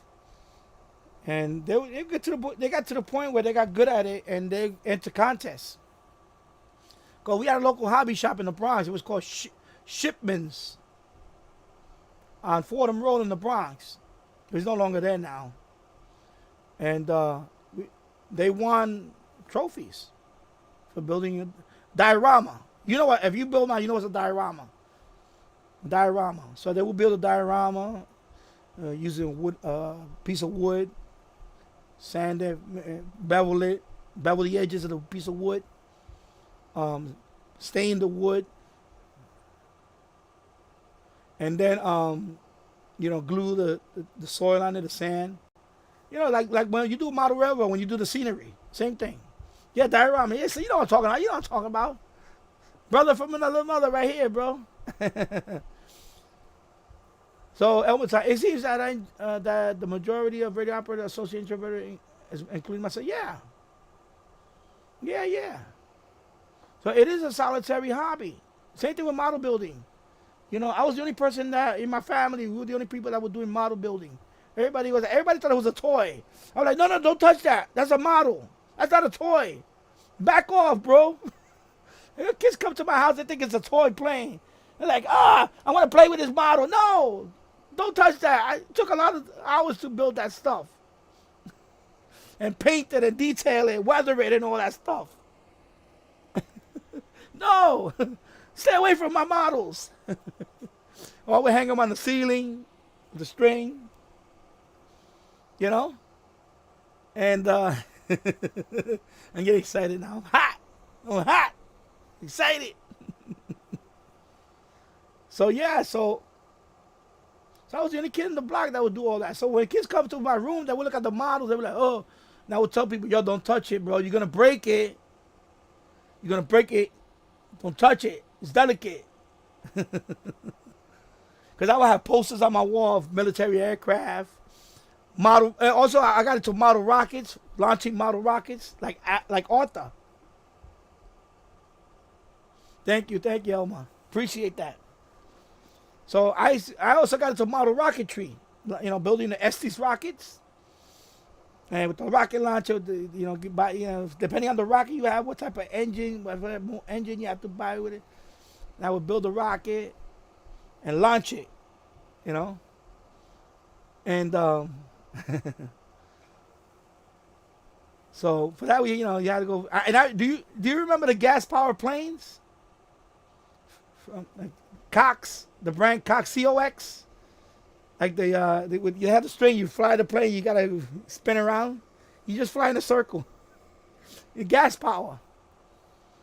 Your little gas power engine on. So first gas powered plane we had was a P-40 Warhawk.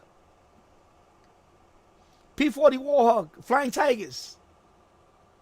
Right? P-40 Warhawk, yeah, that's a fighter plane from the Flying Tigers. It was from the Flying Tigers in 1940. 1940, yeah, before we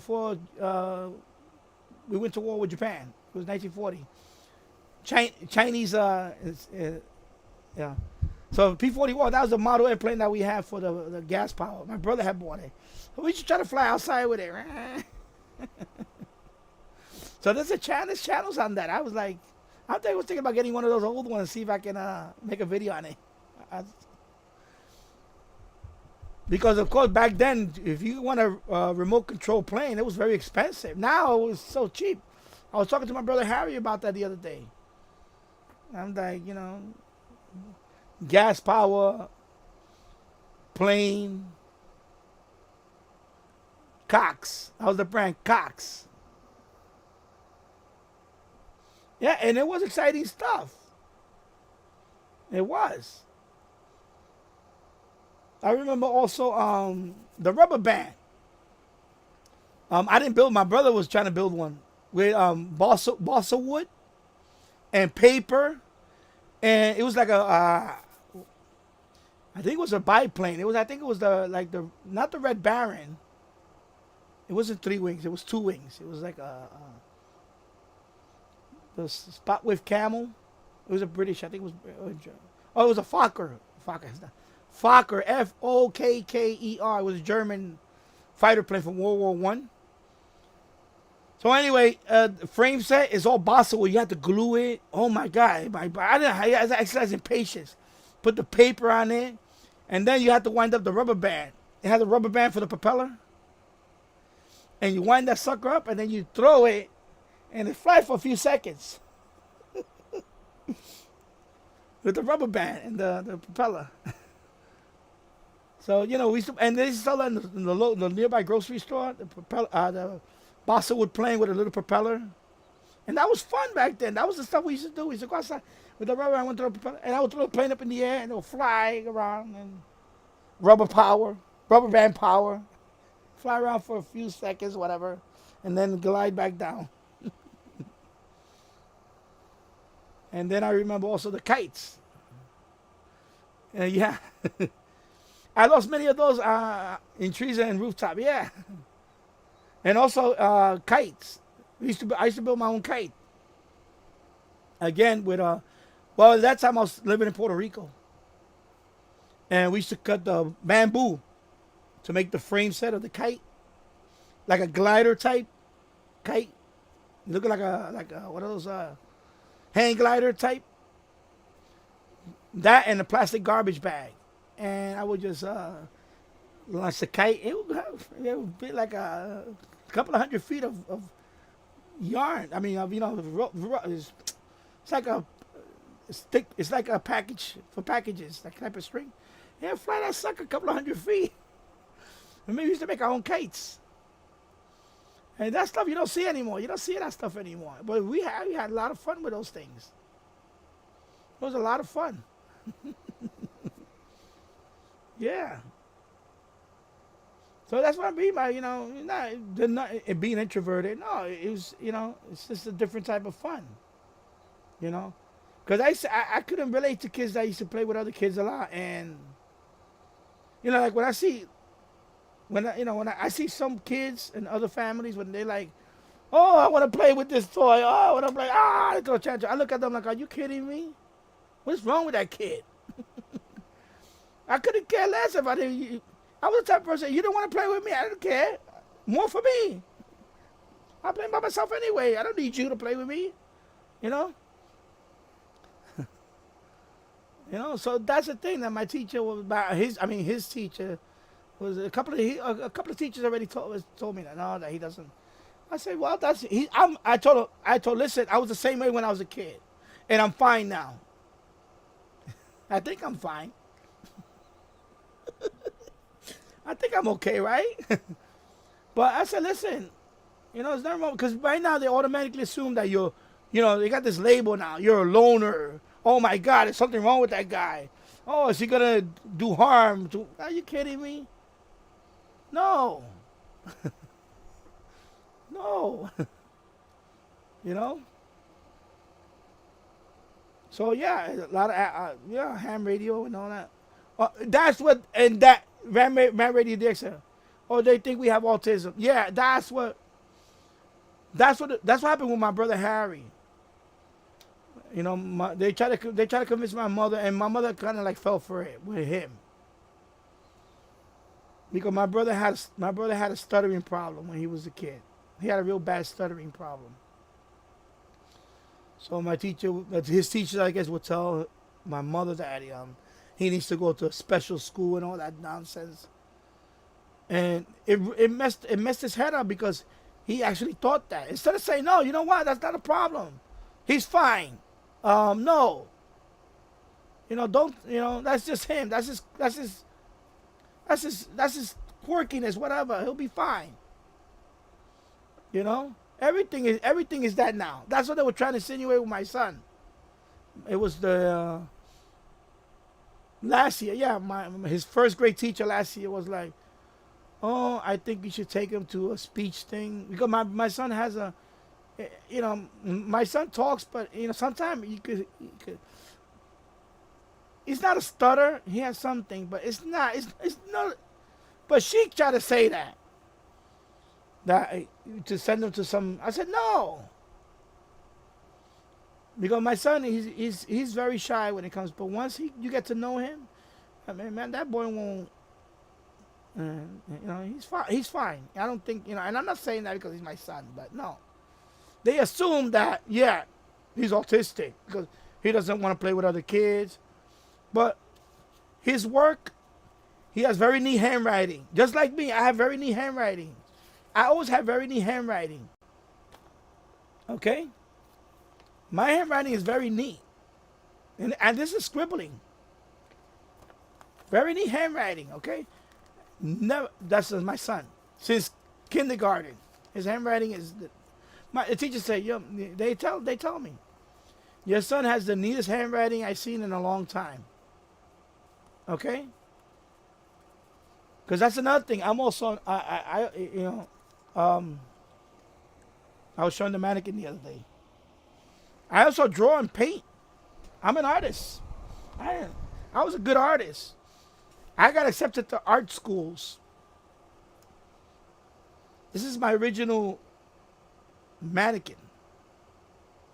One of the mannequins I used to use when I wanted to draw. And right now I can't do it because it's so fragile. And it's broken here, broken here. That was my other hobby that I had. I used to love to draw and paint. And I haven't done that. And I need to do that again. I miss that.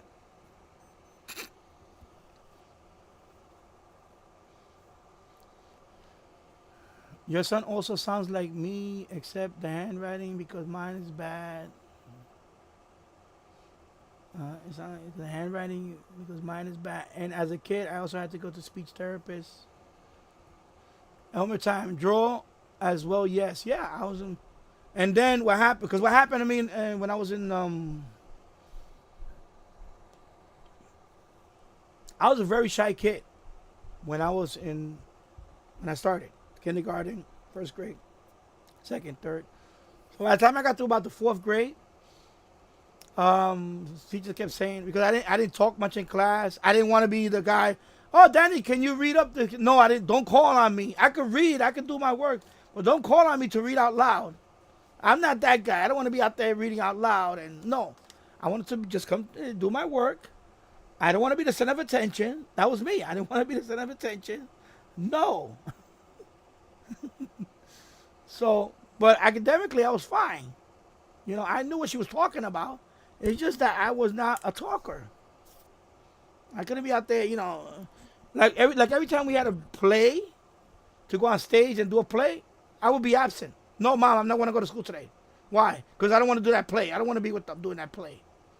I don't want to go to school today. I didn't want to be up there on stage doing some silly play. I hated those plays. So eventually, you know, she convinced my mother around the 4th or 5th grade. I think it was the 5th grade, to go see a therapist about me talking more in class. So I went to. So they took me to the psychologist. The psychologist sitting down with me, and I'm just quiet. I'm not. You know, I'm just shaking my head. What if I give you $1? Will you say something? And I'm like. They gave me $1. I said, okay. What do you want to know? Because now you're giving me money. Okay, now I'll talk. Money talk, you know what walks, right? Money talk, BS walks. Okay, you pay me money to talk. Now, keep paying me. I'll talk. So he gave me $1. I was like, okay, thank you. Okay, what do you want to know? So I don't know if that's flipped a switch on my head. That little therapy session. He gave me $1 and I started talking. After that, they couldn't shut me up in school. I was the opposite for a while. I was talking class sometimes, not to the point where I got in trouble, but I started talking more. But I still didn't want to be on stage doing stupid plays and all. That was not me. I was never gonna be like the actor or whatever. That was not me. There's some people that want to do.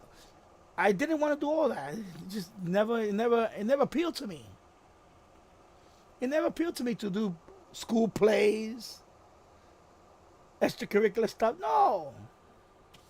So that's what they kept throwing at. That's why it happens today. That's why that's wrong. I bet you there's a lot of kids out there that they're putting them on these silly medications because they convince their parent that, my son is not a social butterfly, and therefore, is there something wrong with him? No. Don't do that. Don't do that to your kid. It's okay if they don't want to play with other kids. It's okay. Because they're, you got, in my case, I'm okay. I don't think there's anything wrong with me. I don't like small talk with strangers and all that. I don't want to be the center of attention in the party. It's okay. Yeah, one time. I agree. I agree. No medicine needed. Yeah, but that's the problem today. They want to medicate people into. If you're very quiet, they want to get you. They want to pep you up. If you're too hyper, they want to. Drug you down. No.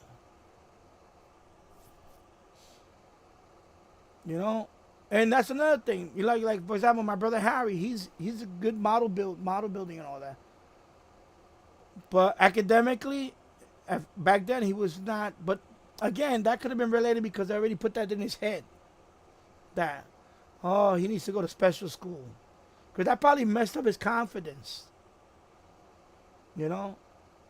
Me, I wasn't good at math when I was a kid. I wasn't very good at math.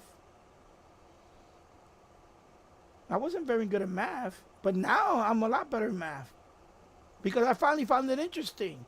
Sometimes there's certain things that take longer for you to like, or accept or want to learn. My ex was like that. My ex, while I wasn't married to her, my ex was like that. My oldest daughter, my ex was like that. She wanted to put her in piano school and and she hated it. And I kept telling her, why you? Oh no, because I don't want her to be home. I want her to be in piano school while I'm at work. No, let her stay home. Let her stay home. She wants to stay home and go on the computer or something. No, she needs to go to piano school because she hated it. And as soon as she turned 18, she left. Boom. She said, no, my mom is crazy. She wants me to be a social butterfly because that's what she was. That's why we wound up going our separate way. I couldn't, to the point, I couldn't stand her because she was the opposite of me. She wanted to be the center of attention at every party. She wants to be the, everybody talk to her. No, I was the opposite. Oh, Danny, I invited them as a play date. And I said, why are you inviting people over? I don't want to see nobody. I want to come and see my daughter. I don't want to see everybody else. I was that guy. No. I knew people that were good at school and struggled in real world. Schooling is not, exactly, school is not everything. You know? It isn't. Elmer time. If it was a topic that didn't interest me, I would not do well in early in school. Yeah, exactly. If it wasn't interesting for me, I didn't care about it. I don't want to learn it. That's it. I tuned myself out. You know? Like English literature. I hated those classes. Now I could appreciate a little bit more. Like by the time I got to college, yeah, I started opening up my mind a little more. But elementary school, I don't want to know about school plays. I don't care about that stuff. I didn't care about it.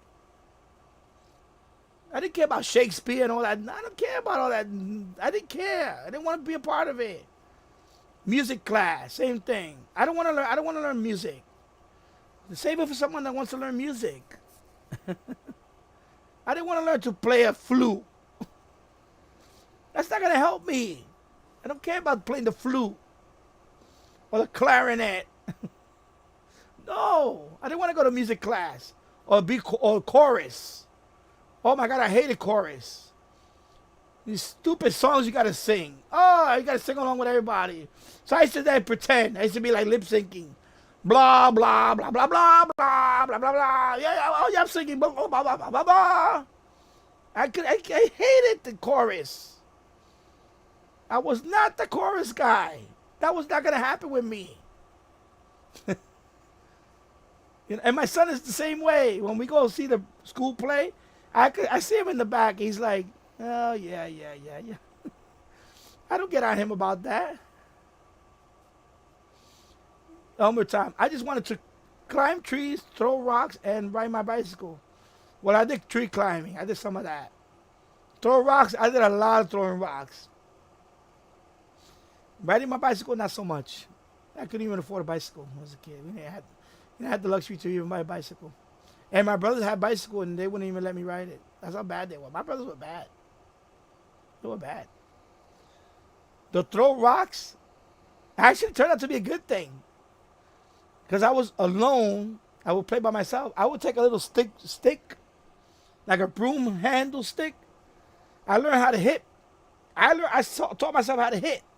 So when I got good at baseball, it's because when I was a little boy, I would take a little rock, like gravel rocks. I would toss it up in the air and hit. I would hit. Okay, I want to hit the right field. Bam! I would hit it over there. I want to hit the center field. I would hit it there. I want to hit it down the line. I would hit it here. And I taught myself how to hit. How to be a good hitter.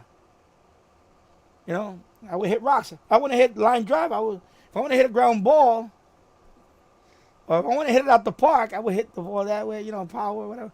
I learned how to hit directions. As a kid, throwing little gravel with a broom handle in them. W-2-P-Y-A-R-C. Repeater, W-2-Y-R-C. The time is 2:16 p.m. Still working. The battery's still going strong. Thank you for the update. Yeah, so I learned myself how to hit. So when I started playing, and I was in Puerto Rico. When I went back to the Bronx and we started playing stickball,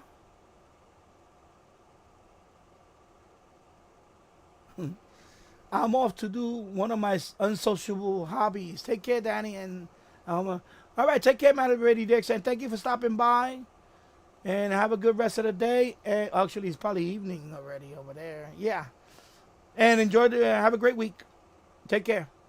Yeah, so alone with throwing rocks, I would hit rocks. So when I time I made it to the Bronx, I went back to the Bronx. We started playing stickball in the street. I became the best stickball player ever. But you have to, stickball. It wasn't a pitch stickball. It was a stickball that you throw the ball in. Man, I was hitting the ball every time I hit the ball there, hit the ball there. Everybody wanted me on their team. Because I was a good hitter. I was a great hitter. I want to hit the ball down this way. Yeah, okay, I got it. Boom, hit the ball down that way. And then and then when I got into baseball and all that, it was natural. I was a natural hitter. I would hit the ball farther than anybody else. For my kid, at my age, for my size. I was a power hitter. Small guy, but I would hit the ball, in baseball, I hit the ball 400 something feet. Major league, okay, I can hit the ball out. I hit the ball far. I got a good fastball. That sucker was gone. That's how good I got to baseball. But again, I was not. That wasn't my thing. I enjoyed it, but I didn't want to be I didn't want to take it to the next level playing baseball. But I could see myself. I could have been a good player. Because I was a good hitter. I had an eye for hitting. Because as a little kid, I would hit rocks. Sometimes a humble beginning like that sets the foundation. A humble beginning like that sometimes sets the foundation for, like when I see these kids in the Dominican Republic and they field the ball with a paper bag.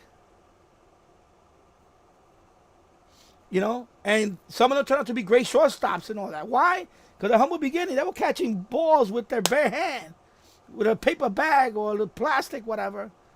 But they learned to be good fielders. I'm not stereotyping it, but it's similar to that. Sometimes humble beginning. Yeah. Helmet time. One of my family members were in USA Baseball. Yeah, base history. Cool. But baseball, definitely, that is my number one sport. I still love baseball. I love to watch it. I'm not a crazy fanatic watching baseball anymore, but I follow it. Of course, I'm a Yankee fan. I grew up in the Bronx, so New York City, New York Yankees. Chicago White Sox. Okay. Yeah, I remember. I used to love the old Chicago White Sox uniform with the collar back in the 70s. They had the collar, and the Yankees used to play them. I was a kid, and I was like, I like that uniform. It had the little collar, the White Sox. Comiskey Park. Right? Comiskey Park. I remember Comiskey Park. They had a fireworks display. They used to have fireworks. That was one of the first parks that had fireworks when you hit a home run. I thought they would. Allison Jones. Okay, Allison Jones. I need to look it up. Allison Jones. I first started watching the Yankees in 1970. It was 1976. That was I really started watching baseball in 1976. And then that's when they lost to the Cincinnati Reds. They lost to the Cincinnati Reds, to the Big Red Machine. That's what they lost to, the Big Red Machine. I remember the Big Red Machine. That was a scary team. I remember Johnny Bench. Yeah. George Foster. Was it George Foster? Pete Rose, of course. Big Red Machine. So then the following year, the Yankees won. 77 they won. And they beat the Dodgers. That's when Reggie hit 3 home runs in one game. He had the record, 3 home runs. Reggie Jackson. I was a Yankee fan. I was like, man, it's 1976, 70. That was the great years. 77, 78, they won. Yeah, I remember. Fielder Jones was the manager and center field. Oh, okay. Yeah, Comiskey Park. And that's another thing. All these new parks. I can't relate to all these new parks now. I mean, some of them are beautiful, but some of them are too cookie cutter. Won the 1906 World Series. Man, I should do a channel talking sports, because I love sports. I used to read a lot of sports stuff. In my neighborhood in the Bronx, my old block, we used to argue sports all the time, and they would come to me, Daddy, because I used to read the almanacs and all that. You remember the Sporting News? The newspaper? The Sporting News. So they used to give out like these almanacs and all that. So I would read that stuff. I read all those, you know, every record you could think of, I was reading it. Fielder Jones was my great-great-grandfather. Oh, okay. Wow, that's cool. So you got pedigree. You got pedigree, baseball. You got some pedigree. That's cool, bro. That's cool. That's cool. Yeah. Wow. So I remember the Sporting News. So the kids of the block, we would argue about, well, who's better, the Mets or the Yankees? You know, it was Mets and Yankees and some other team. So I used to like the Kansas City Royals here and there, you know, because I was a big George Brett fan. I don't know, I just, that guy was I mean, he was one of those, he was a scrappy player too, but he turned out to be a great player. So, of course, being a Yankee, how can you like George Brett? You're a Yankee fan. He, you know, yeah, no, I appreciate his, you know. So I would emulate his batting stand. That was the batting stand I first emulated, was George Brett. Because back in the, you know, the George Brett, the third baseman for the Kansas City Royals. So the Yankees will always run into them in the ALCS. And you know, I would feel bad for them. I'm like, man, this team was getting eliminated by the Yankees. But, you know, and then they finally won it. They won it back in 85? Finally, the Royals won their first World Series in 85. I was happy for them. Yeah. They played that was the World Series. They played the Cardinals. I forgot the highway, the I-75, whatever the hell it was. The World Series was St. Louis Cardinals and the Royals. And they won in the 7 games. And they had that controversial 6th game. Now the umpire called it safe when he was supposed to be out. And tell you, man, I could do a sports YouTube channel talk about that. Cause I was a statistician in my head. I had calculating batting average and all that. That's math, right? Well, I taught myself how to do it. Okay. When people used to ask me, how do you get the batting average? I used to tell them, well, you got to divide this into this. And how do you know that? Because I read a book on that. How to get all the stats. How you get the ERA. How to get the batting average. The on-base percentage. You know. So they will be looking at me like, nah, bro, you like a geek. You're like a sports statistician. I'm like, no, it's just I enjoy reading all that stuff. I read a lot of almanacs. As a kid, I used to read the Weather Almanac, Sports Almanac. I used to read the you know. I'm not a super big in sports. It's weird coming from me with the baseball lineage. Yeah, man, you got the pedigree. Yeah, I love baseball. It's just, you know, I wish my son, if he ever gets into baseball, oh my God, I would be like, I would get back to shape just to, because that's another thing. I used to pitch a lot. Because I played when I played for my teams, I played every position. I was behind the plate. I was a pitcher. I played every position. So pitching, you know, I learned how to throw a few. I could throw slider. Curveball, I'm not a good curveball. I can't throw.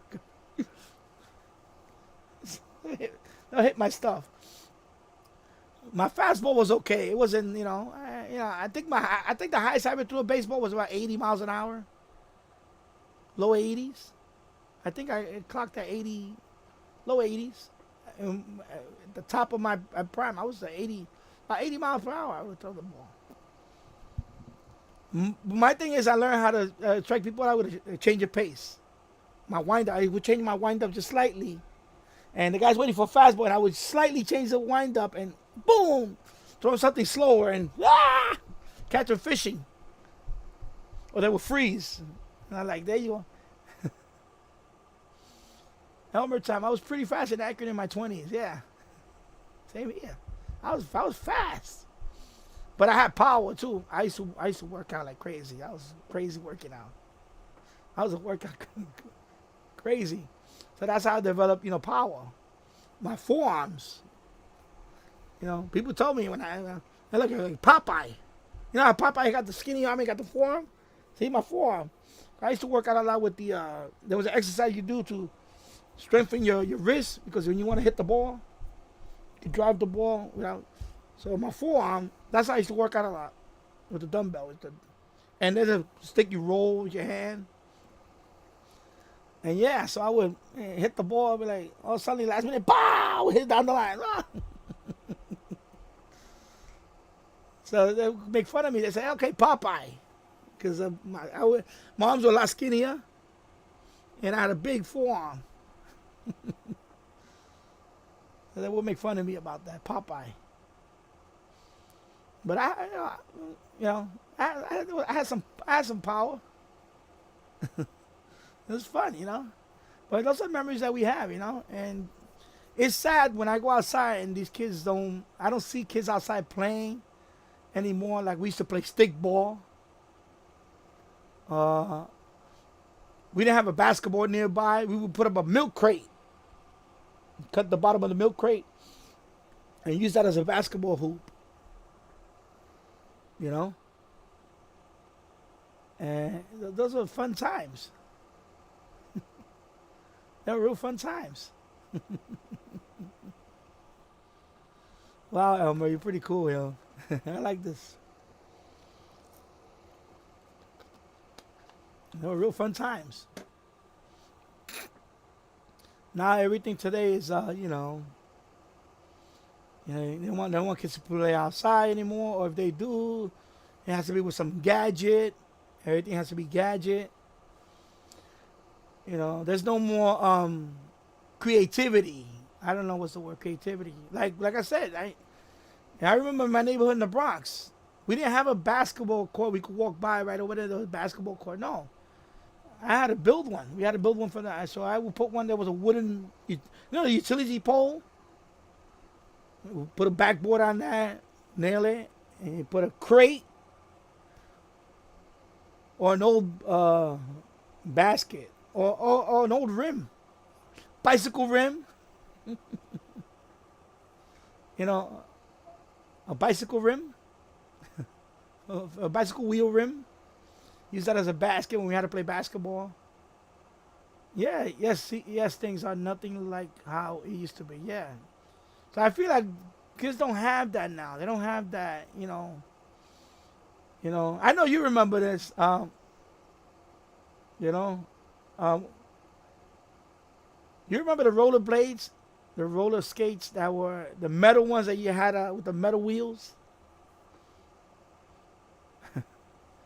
So I remember my brother, he used to take like a 2x4, but take those wheels out, and put them underneath it, and they made a skateboard.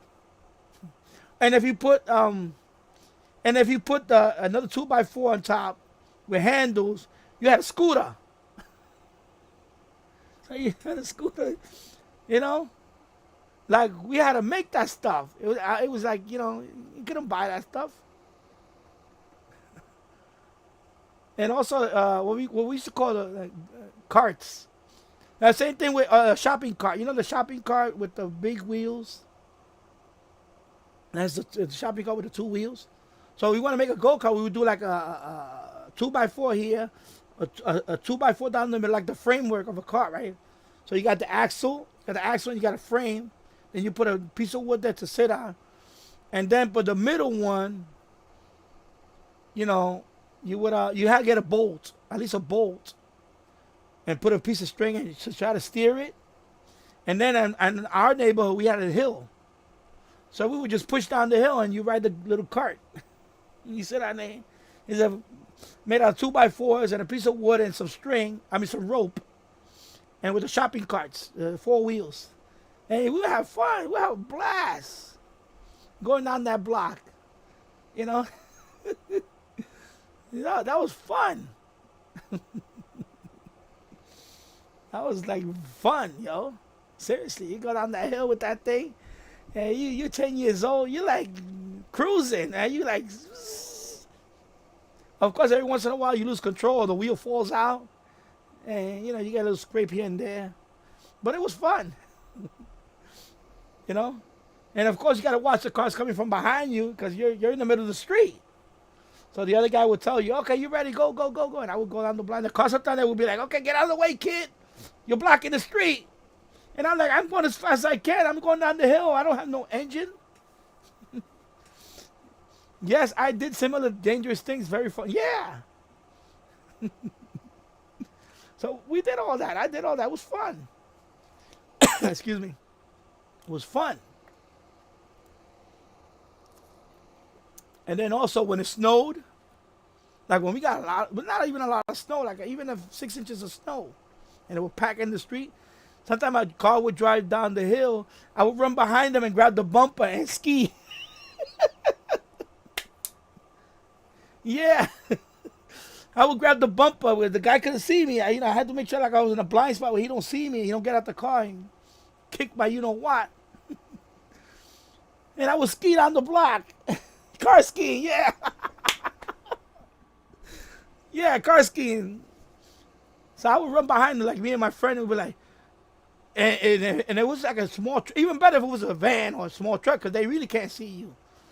So I would run behind them and grab underneath the bumper, and we would ski down the hill, all the way down there. Yo, check it out, yo. Oh, Kent of Ken, what's up? How's it going? If your mom only knew. No, I don't say she knew. But my mom, you gotta understand, it was a different generation.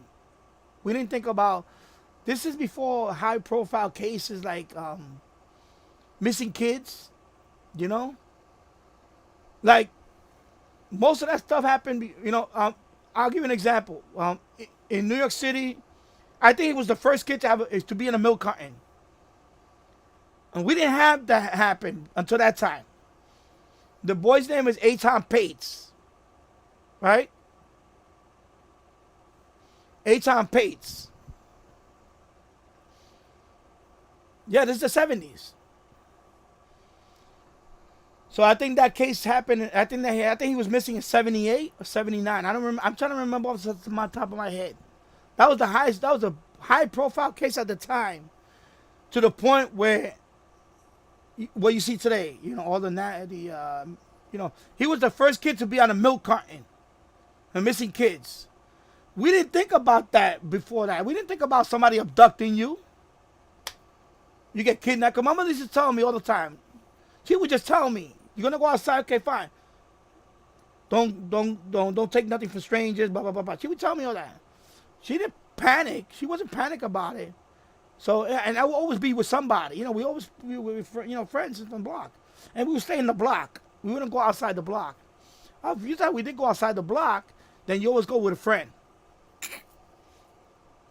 Now it's a whole different thing. Now it's like now it's like if you leave a 12-year-old at home, well, not even 12 years old. 12 years old is kind of already. If you leave a 10-year-old at home alone for a couple of hours, that's like child abuse now. And back then that wasn't the case. And my mother had to go to appointments here and there. I would be home with my brothers, alone for hours, and it wasn't. It was a part of life. That was it. But when my mother used to let us play outside, she would just say, "Just don't get in trouble, and at this time you got to be back home." That's it. She wasn't out there watching us all the time.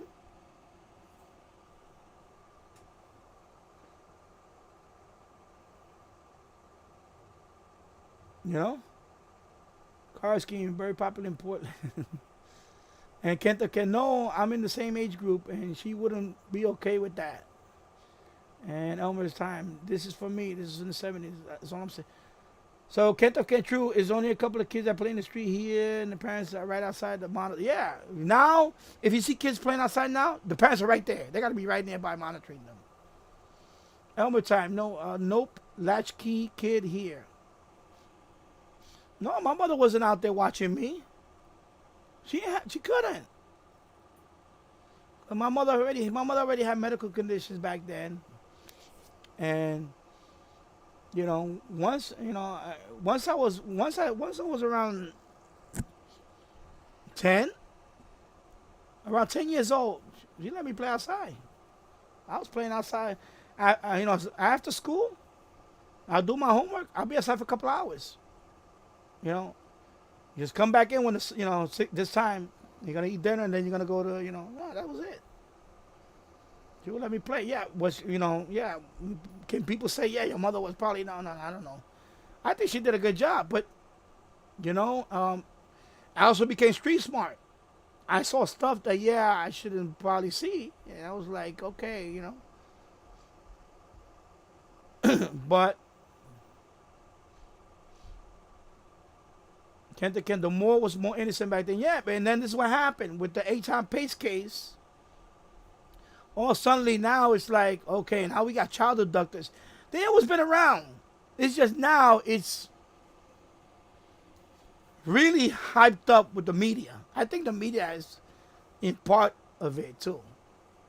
I don't know. I don't think it's a gray area about that, but I think there was always creeps everywhere, even before. It's just you got to be aware of it. My mother always told me, look, don't. She would always tell me that, beat it in my head. Don't go to strangers' people's house.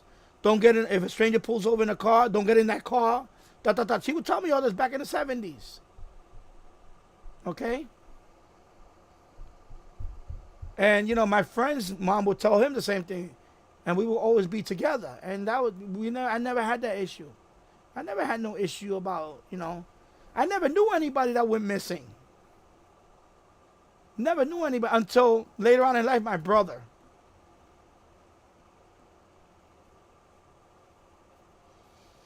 Elmer time. You learned some of the realities of the real world condition as early as a kid, but not being monitored back. Yeah, I did. Yep. And you're allowed to tell the tale, so she did a good job. Yeah. Because she would tell me, She would always talk to me about that. She would always tell me, don't. She would tell me don't go to strangers' houses. Don't take gifts from a stranger. And she would tell me, don't get near, if they drive next to you and don't get near the car, just run, go the other way. And she would tell me. And it never occurred to me. I was never one of those kids that, oh, you want candy here? Okay, I'll take candy from you. No, I don't care. I was never, when I was a kid, I didn't eat a lot of candy anyway. I didn't like candy. I never liked the candy. I was not a candy person. I was not some kid you're going to sucker in the car with candy. That was not me. That was not going to be me. So that wasn't going to tempt me. Oh, you want candy? No, I don't want candy. Get away from me. Yeah. So I was never into that. I never had the, in elementary school, when I see these kids they get happy with all this candy. I used to be like, big deal, it's candy. Wow, whoopee. I hated it. I didn't care for it. When I used to go trick-or-treating, and I didn't want to do it. I wanted money. Trick-or-treat, and they would throw money. I was like, oh, okay, I got money. I count all the money. I wanted money. I wanted loot. I wanted money. I didn't want, what it was? Candy corn? What is it, Ken? Oh, candy corn. What the hell is this? Gumdrops. Ugh. Jelly beans. Ugh. I didn't hate all that. I wanted money. Oh, she gave me 50 cents. Yeah. $1. Yeah. And of course, when we go trick-or-treating, we all go in a group, We don't go you don't go trick-or-treating by yourself as a kid. You're knocking at people's doors. You're knocking at strangers' doors.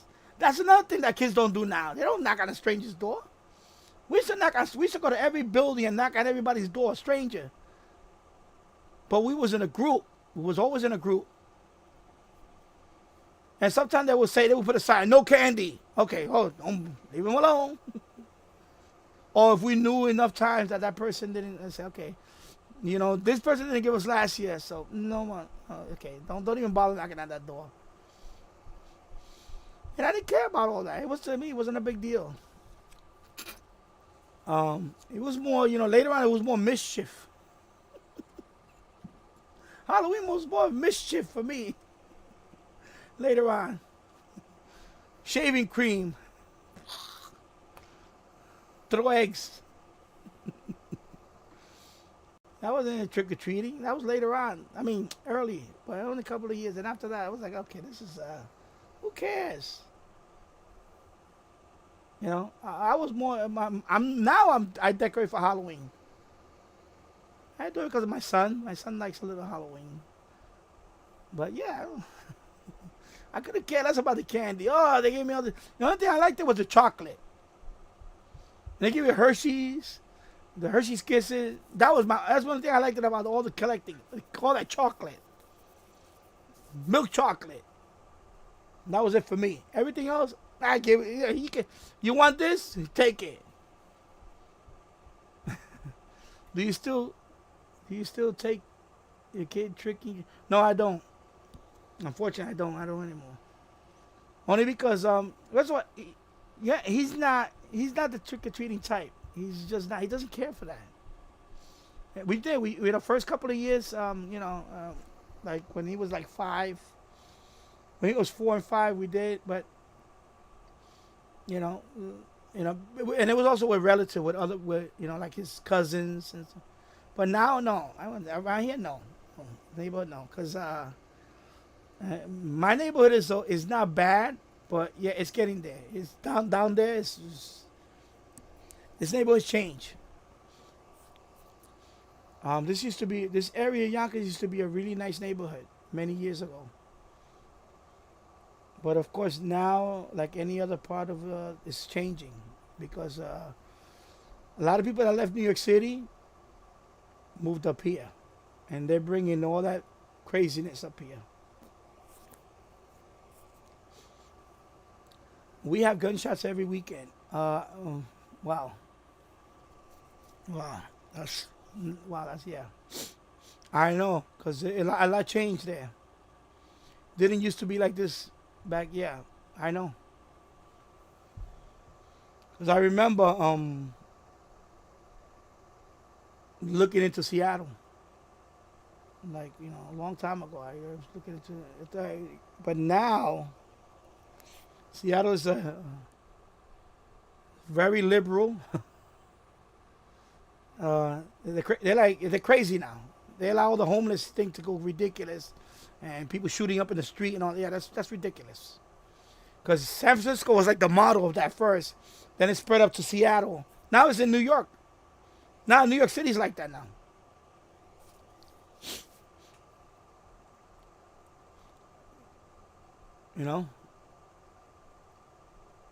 Didn't used to be like that. Elmer time. Yes, my neighborhood is bad now. Gunshots every night. Wow. Yeah. It hasn't got that bad here yet, but I can see it. It's getting there. Kent of Kent, it was just farm and farm stand when I moved here 20 years ago in Kent, Washington. Yeah. So here, this particular neighborhood was a lot more quieter. Excuse me. A lot more quieter back even 20 years ago. But I could see it's starting to get, now when you can't find parking, I mean, I have a double 2 car garage, so it doesn't affect me. Only when they block my driveways when I have to, let them know, move. But yeah, I could see when the parking is a problem in this block, that means there's too many people here. It's starting to get overpopulated, and a lot of these people are very. I blew up on them 2 nights ago because somebody was cleaning their car in front of my house, and then they just left all the crap there. So I went I spoke to I said, yo, who's the owner of this van? I mean, this pickup. So they brought the guy over, and I told him, yo, you don't pick up after yourself. I said, you know, because I threw his stuff in. After he left, his pickup was in front of my house. I grabbed all the garbage. I put it in his pickup. I said, this is your garbage. Here you go. Boom. Now I picked it up for you. So the guy came over. He brought him over, and he's, you know, Mexican. He's, you know, pretending he don't know English. And I'm like, well, I speak Spanish. And I told him in Spanish. I said, yo, you know, you left the garbage in front of my... I saw you cleaning your truck earlier. And I gave you the benefit of the doubt because my wife was already like, yo, why is this guy in front of my house? I said, no, let it be. Let me see what he does. And then if he leaves garbage there, I'm going to let him know. So he finished. I went inside. He left all the garbage there. Yeah, he left all the garbage in front of my house. A spray water bottle, he just left it right down the curb, everything. So I took all that stuff, I threw it in his, I went to his pickup, I threw it right in there. Boom, this is your garbage. So everybody looked at me, they must have told him, yo, you pissed off the guy across the street. So he took the garbage, he threw it in your truck. But he didn't approach me. He didn't want to approach it because he knew I was venting outside. Everybody heard me. I was like, God damn it. These people don't clean up after God thing. I'm ranting outside. I'm sweeping the sidewalk and I'm ranting. So finally he brought him over. He probably pretend like, oh, I don't know. I said, yeah, you know, I saw you. You looked at me in the eye and I looked at you. And I told you, bro, don't. And so I told him, from now on, I don't want you in front of my house. That's it. I said, if you park near my driveway, I'm going to call it in. That's it. You're going to get a ticket. Because he was parking next to my house near the driveway. But there's a fire hydrant on the other side. So that's it. I told right there, I told everybody right around there, for everybody else, because my neighbor across the street, he has all these tenants, they wound up being on my side. And I told him, bro, why are your tenants always on my side of the house? On my side of the street? Why they can't be on your side? They live on that side of the street. Why are they on my side? So I'm blowing up on him. And everybody, and they all heard me. They all heard me. And they were like cockroaches. As soon as I finished venting, I went in the house. They all scattered. They all went home. And for the whole weekend, it's been quiet. This whole weekend, it was quiet. Nobody was out there in front of my house because I blew up on everybody. Sometimes you got to let them know, yo, bro, you know. Sometimes you got to F-bomb people left and right. No, I'm not the one, bro. You're not going to come in front of my house, hang out with your friends, drink beer, and leave all your stuff there. No. Hell no. That ain't going to happen, bro. So I told him in Spanish, yo, from now on, I don't want you in front of my house. I don't want your people drinking in front of my house. If I see that, I'm going to call the police. I said, you're loitering in front of my house. That's it. And that's it. I ended it. So the other guy's trying to defend them. Yeah, I can't be like that. I will get arrested because of anger issues. I just go off and can't stop. That's what I did. I went off. But I'm trying not to, you know, and take it to the next level because I don't want to. Too old for that. I'm going to be 56 next week. I'm going to be 56 years old next week on the 19th. You know?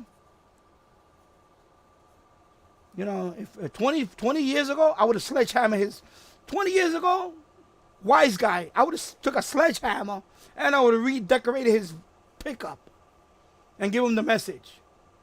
I would have took a sledgehammer, and I'm telling you, I would have caught a charge for that. Criminal mischief. I would have redecorated his pickup, and I would have sent a message to everybody else. Don't, you don't want it in front of my house. Yeah, my call sign is right here. And thank you, Kent of Kent.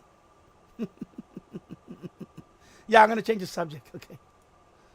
My call sign is right here. All right, KD2ZZE. Yeah, so, no, I'm telling you. So that's what happened. So, yeah, this was like 2 nights ago. I had a meltdown outside. I let them know. I said, yo, because I saw it. I already saw the guy was like, my wife is looking at me, because my wife is like that too. She's very, she don't put up with that either. So, my wife is like, why is this guy in front of the house fixing his pickup? And I'm like, And it was a nice day, and he played his music, his mariachi music, which I don't mind. I'm Hispanic, but don't pump it up to the point where everybody has to hear it, the whole block. You know? Let me close this one. And let me close this one. Yeah, so exactly. Can people need to, and that's what I was saying outside. I said, listen, I live over here. I'm not working right now, but my wife is working. My wife had to get up early. They were out there till 2, 3 in the morning next to my house talking. Just talking nonsense near my house. I could hear them. And I said, my wife has to get up early and go to work, and she got to hear this from you. You know what? I said, no. I said, from now on, when I see that, I'm going to call it in. That's it. I said, I'm going to put 0 tolerance on that. Anybody in front of my house loitering, I'm going to call it in from now on. That's it. I said, I give you guys benefit of doubt, but when you violate that, that's it. No turning back. I'm that type of person. I'll give you one chance. It's the whole introverted thing. I'm not into small talk. I don't want to talk to people that are insincere. And that's what they are. They're all insincere people. I'm trying to keep this area clean. I sweep beyond my property to the fire hydrant over there because I'm trying to keep the area clean because I don't want people to come here thinking it's a hangout spot where they can do whatever they want to do. No. You're in the wrong neighborhood for that, bro. I'm unofficially like the neighborhood watch in this side of the block, in this corner, because I live in a dead end street. Before I moved here, they used to park right there and do drugs and all that. I used to find needles there, crack vials, everything. But when I moved here, I put a stop to that. I put cameras all over the place in front of my house. I got 4 cameras in front of my house. 4. Just in the front of my house. And I got signs. To let people know, no, you're not welcome here to do your crack. And shoot up. No. Or bring your crack whore and have, no. You need to go somewhere else. You're not welcome here. And I had it out with people. My tendency to tell me, yo, I'm surprised you never got shot. I said, yeah, I know. I'm surprised nobody ever shot at you. Yeah, exactly. You got a kid, so you got to let them know not allowed. Yeah, exactly. Because my tenant, and my tenant right across the street from me, he's a former cop. And he's jellyfish. All right, Elmer time. I got to go, Danny, and catch you later, AD7LM. And thank you, Elmer time, for the long chat. I have fun. This is fun, man. Yeah, I'm going to log off right now, actually, because I've been out for 4 hours and 42 minutes. Wow. So this is a new record, I guess. And I'm going to log on, too. I'm going to log off, too, because I want to cook for my son. I'm going to spend the rest of the day. Because I made this chat today. I did this today because I was going to do streaming on retro gaming, but I didn't want to do that today. So anyway, thank you for everybody stopping by. I appreciate it. And Elmer time, you know what else? Elmer time. Boy, let me go to Elmer time over here. I'm going to make you a moderator. Yeah, I'm going to make you a moderator too. Okay, click. There you go. Add moderator. So Elmer time, you're now a moderator too. And so anyway, Kent of Kent. Hey, let us know how the antenna went out back. Okay. Yeah, that's going to be later on when the leaves fall. I'm going to put up a wire antenna. Right now, I still got this radio going on all these hours. So, wow, the battery life in this radio is awesome. So I'm going to go upstairs and eat and enjoy the rest of the day. So anyway, thank you for watching. And I'll see you soon. Have a great week. Okay, over here. Oh, I'm lost now. Hey, am I streaming? Okay. And yeah, I can't think of thank you. Thank you for everybody that stopped by today. I appreciate it. I had fun today. It was a fun chat. 4 hours and 45 minutes. 4 hours and 44 minutes. This is a record right now. Time just went by. So all right, so take care, everybody. I see you soon.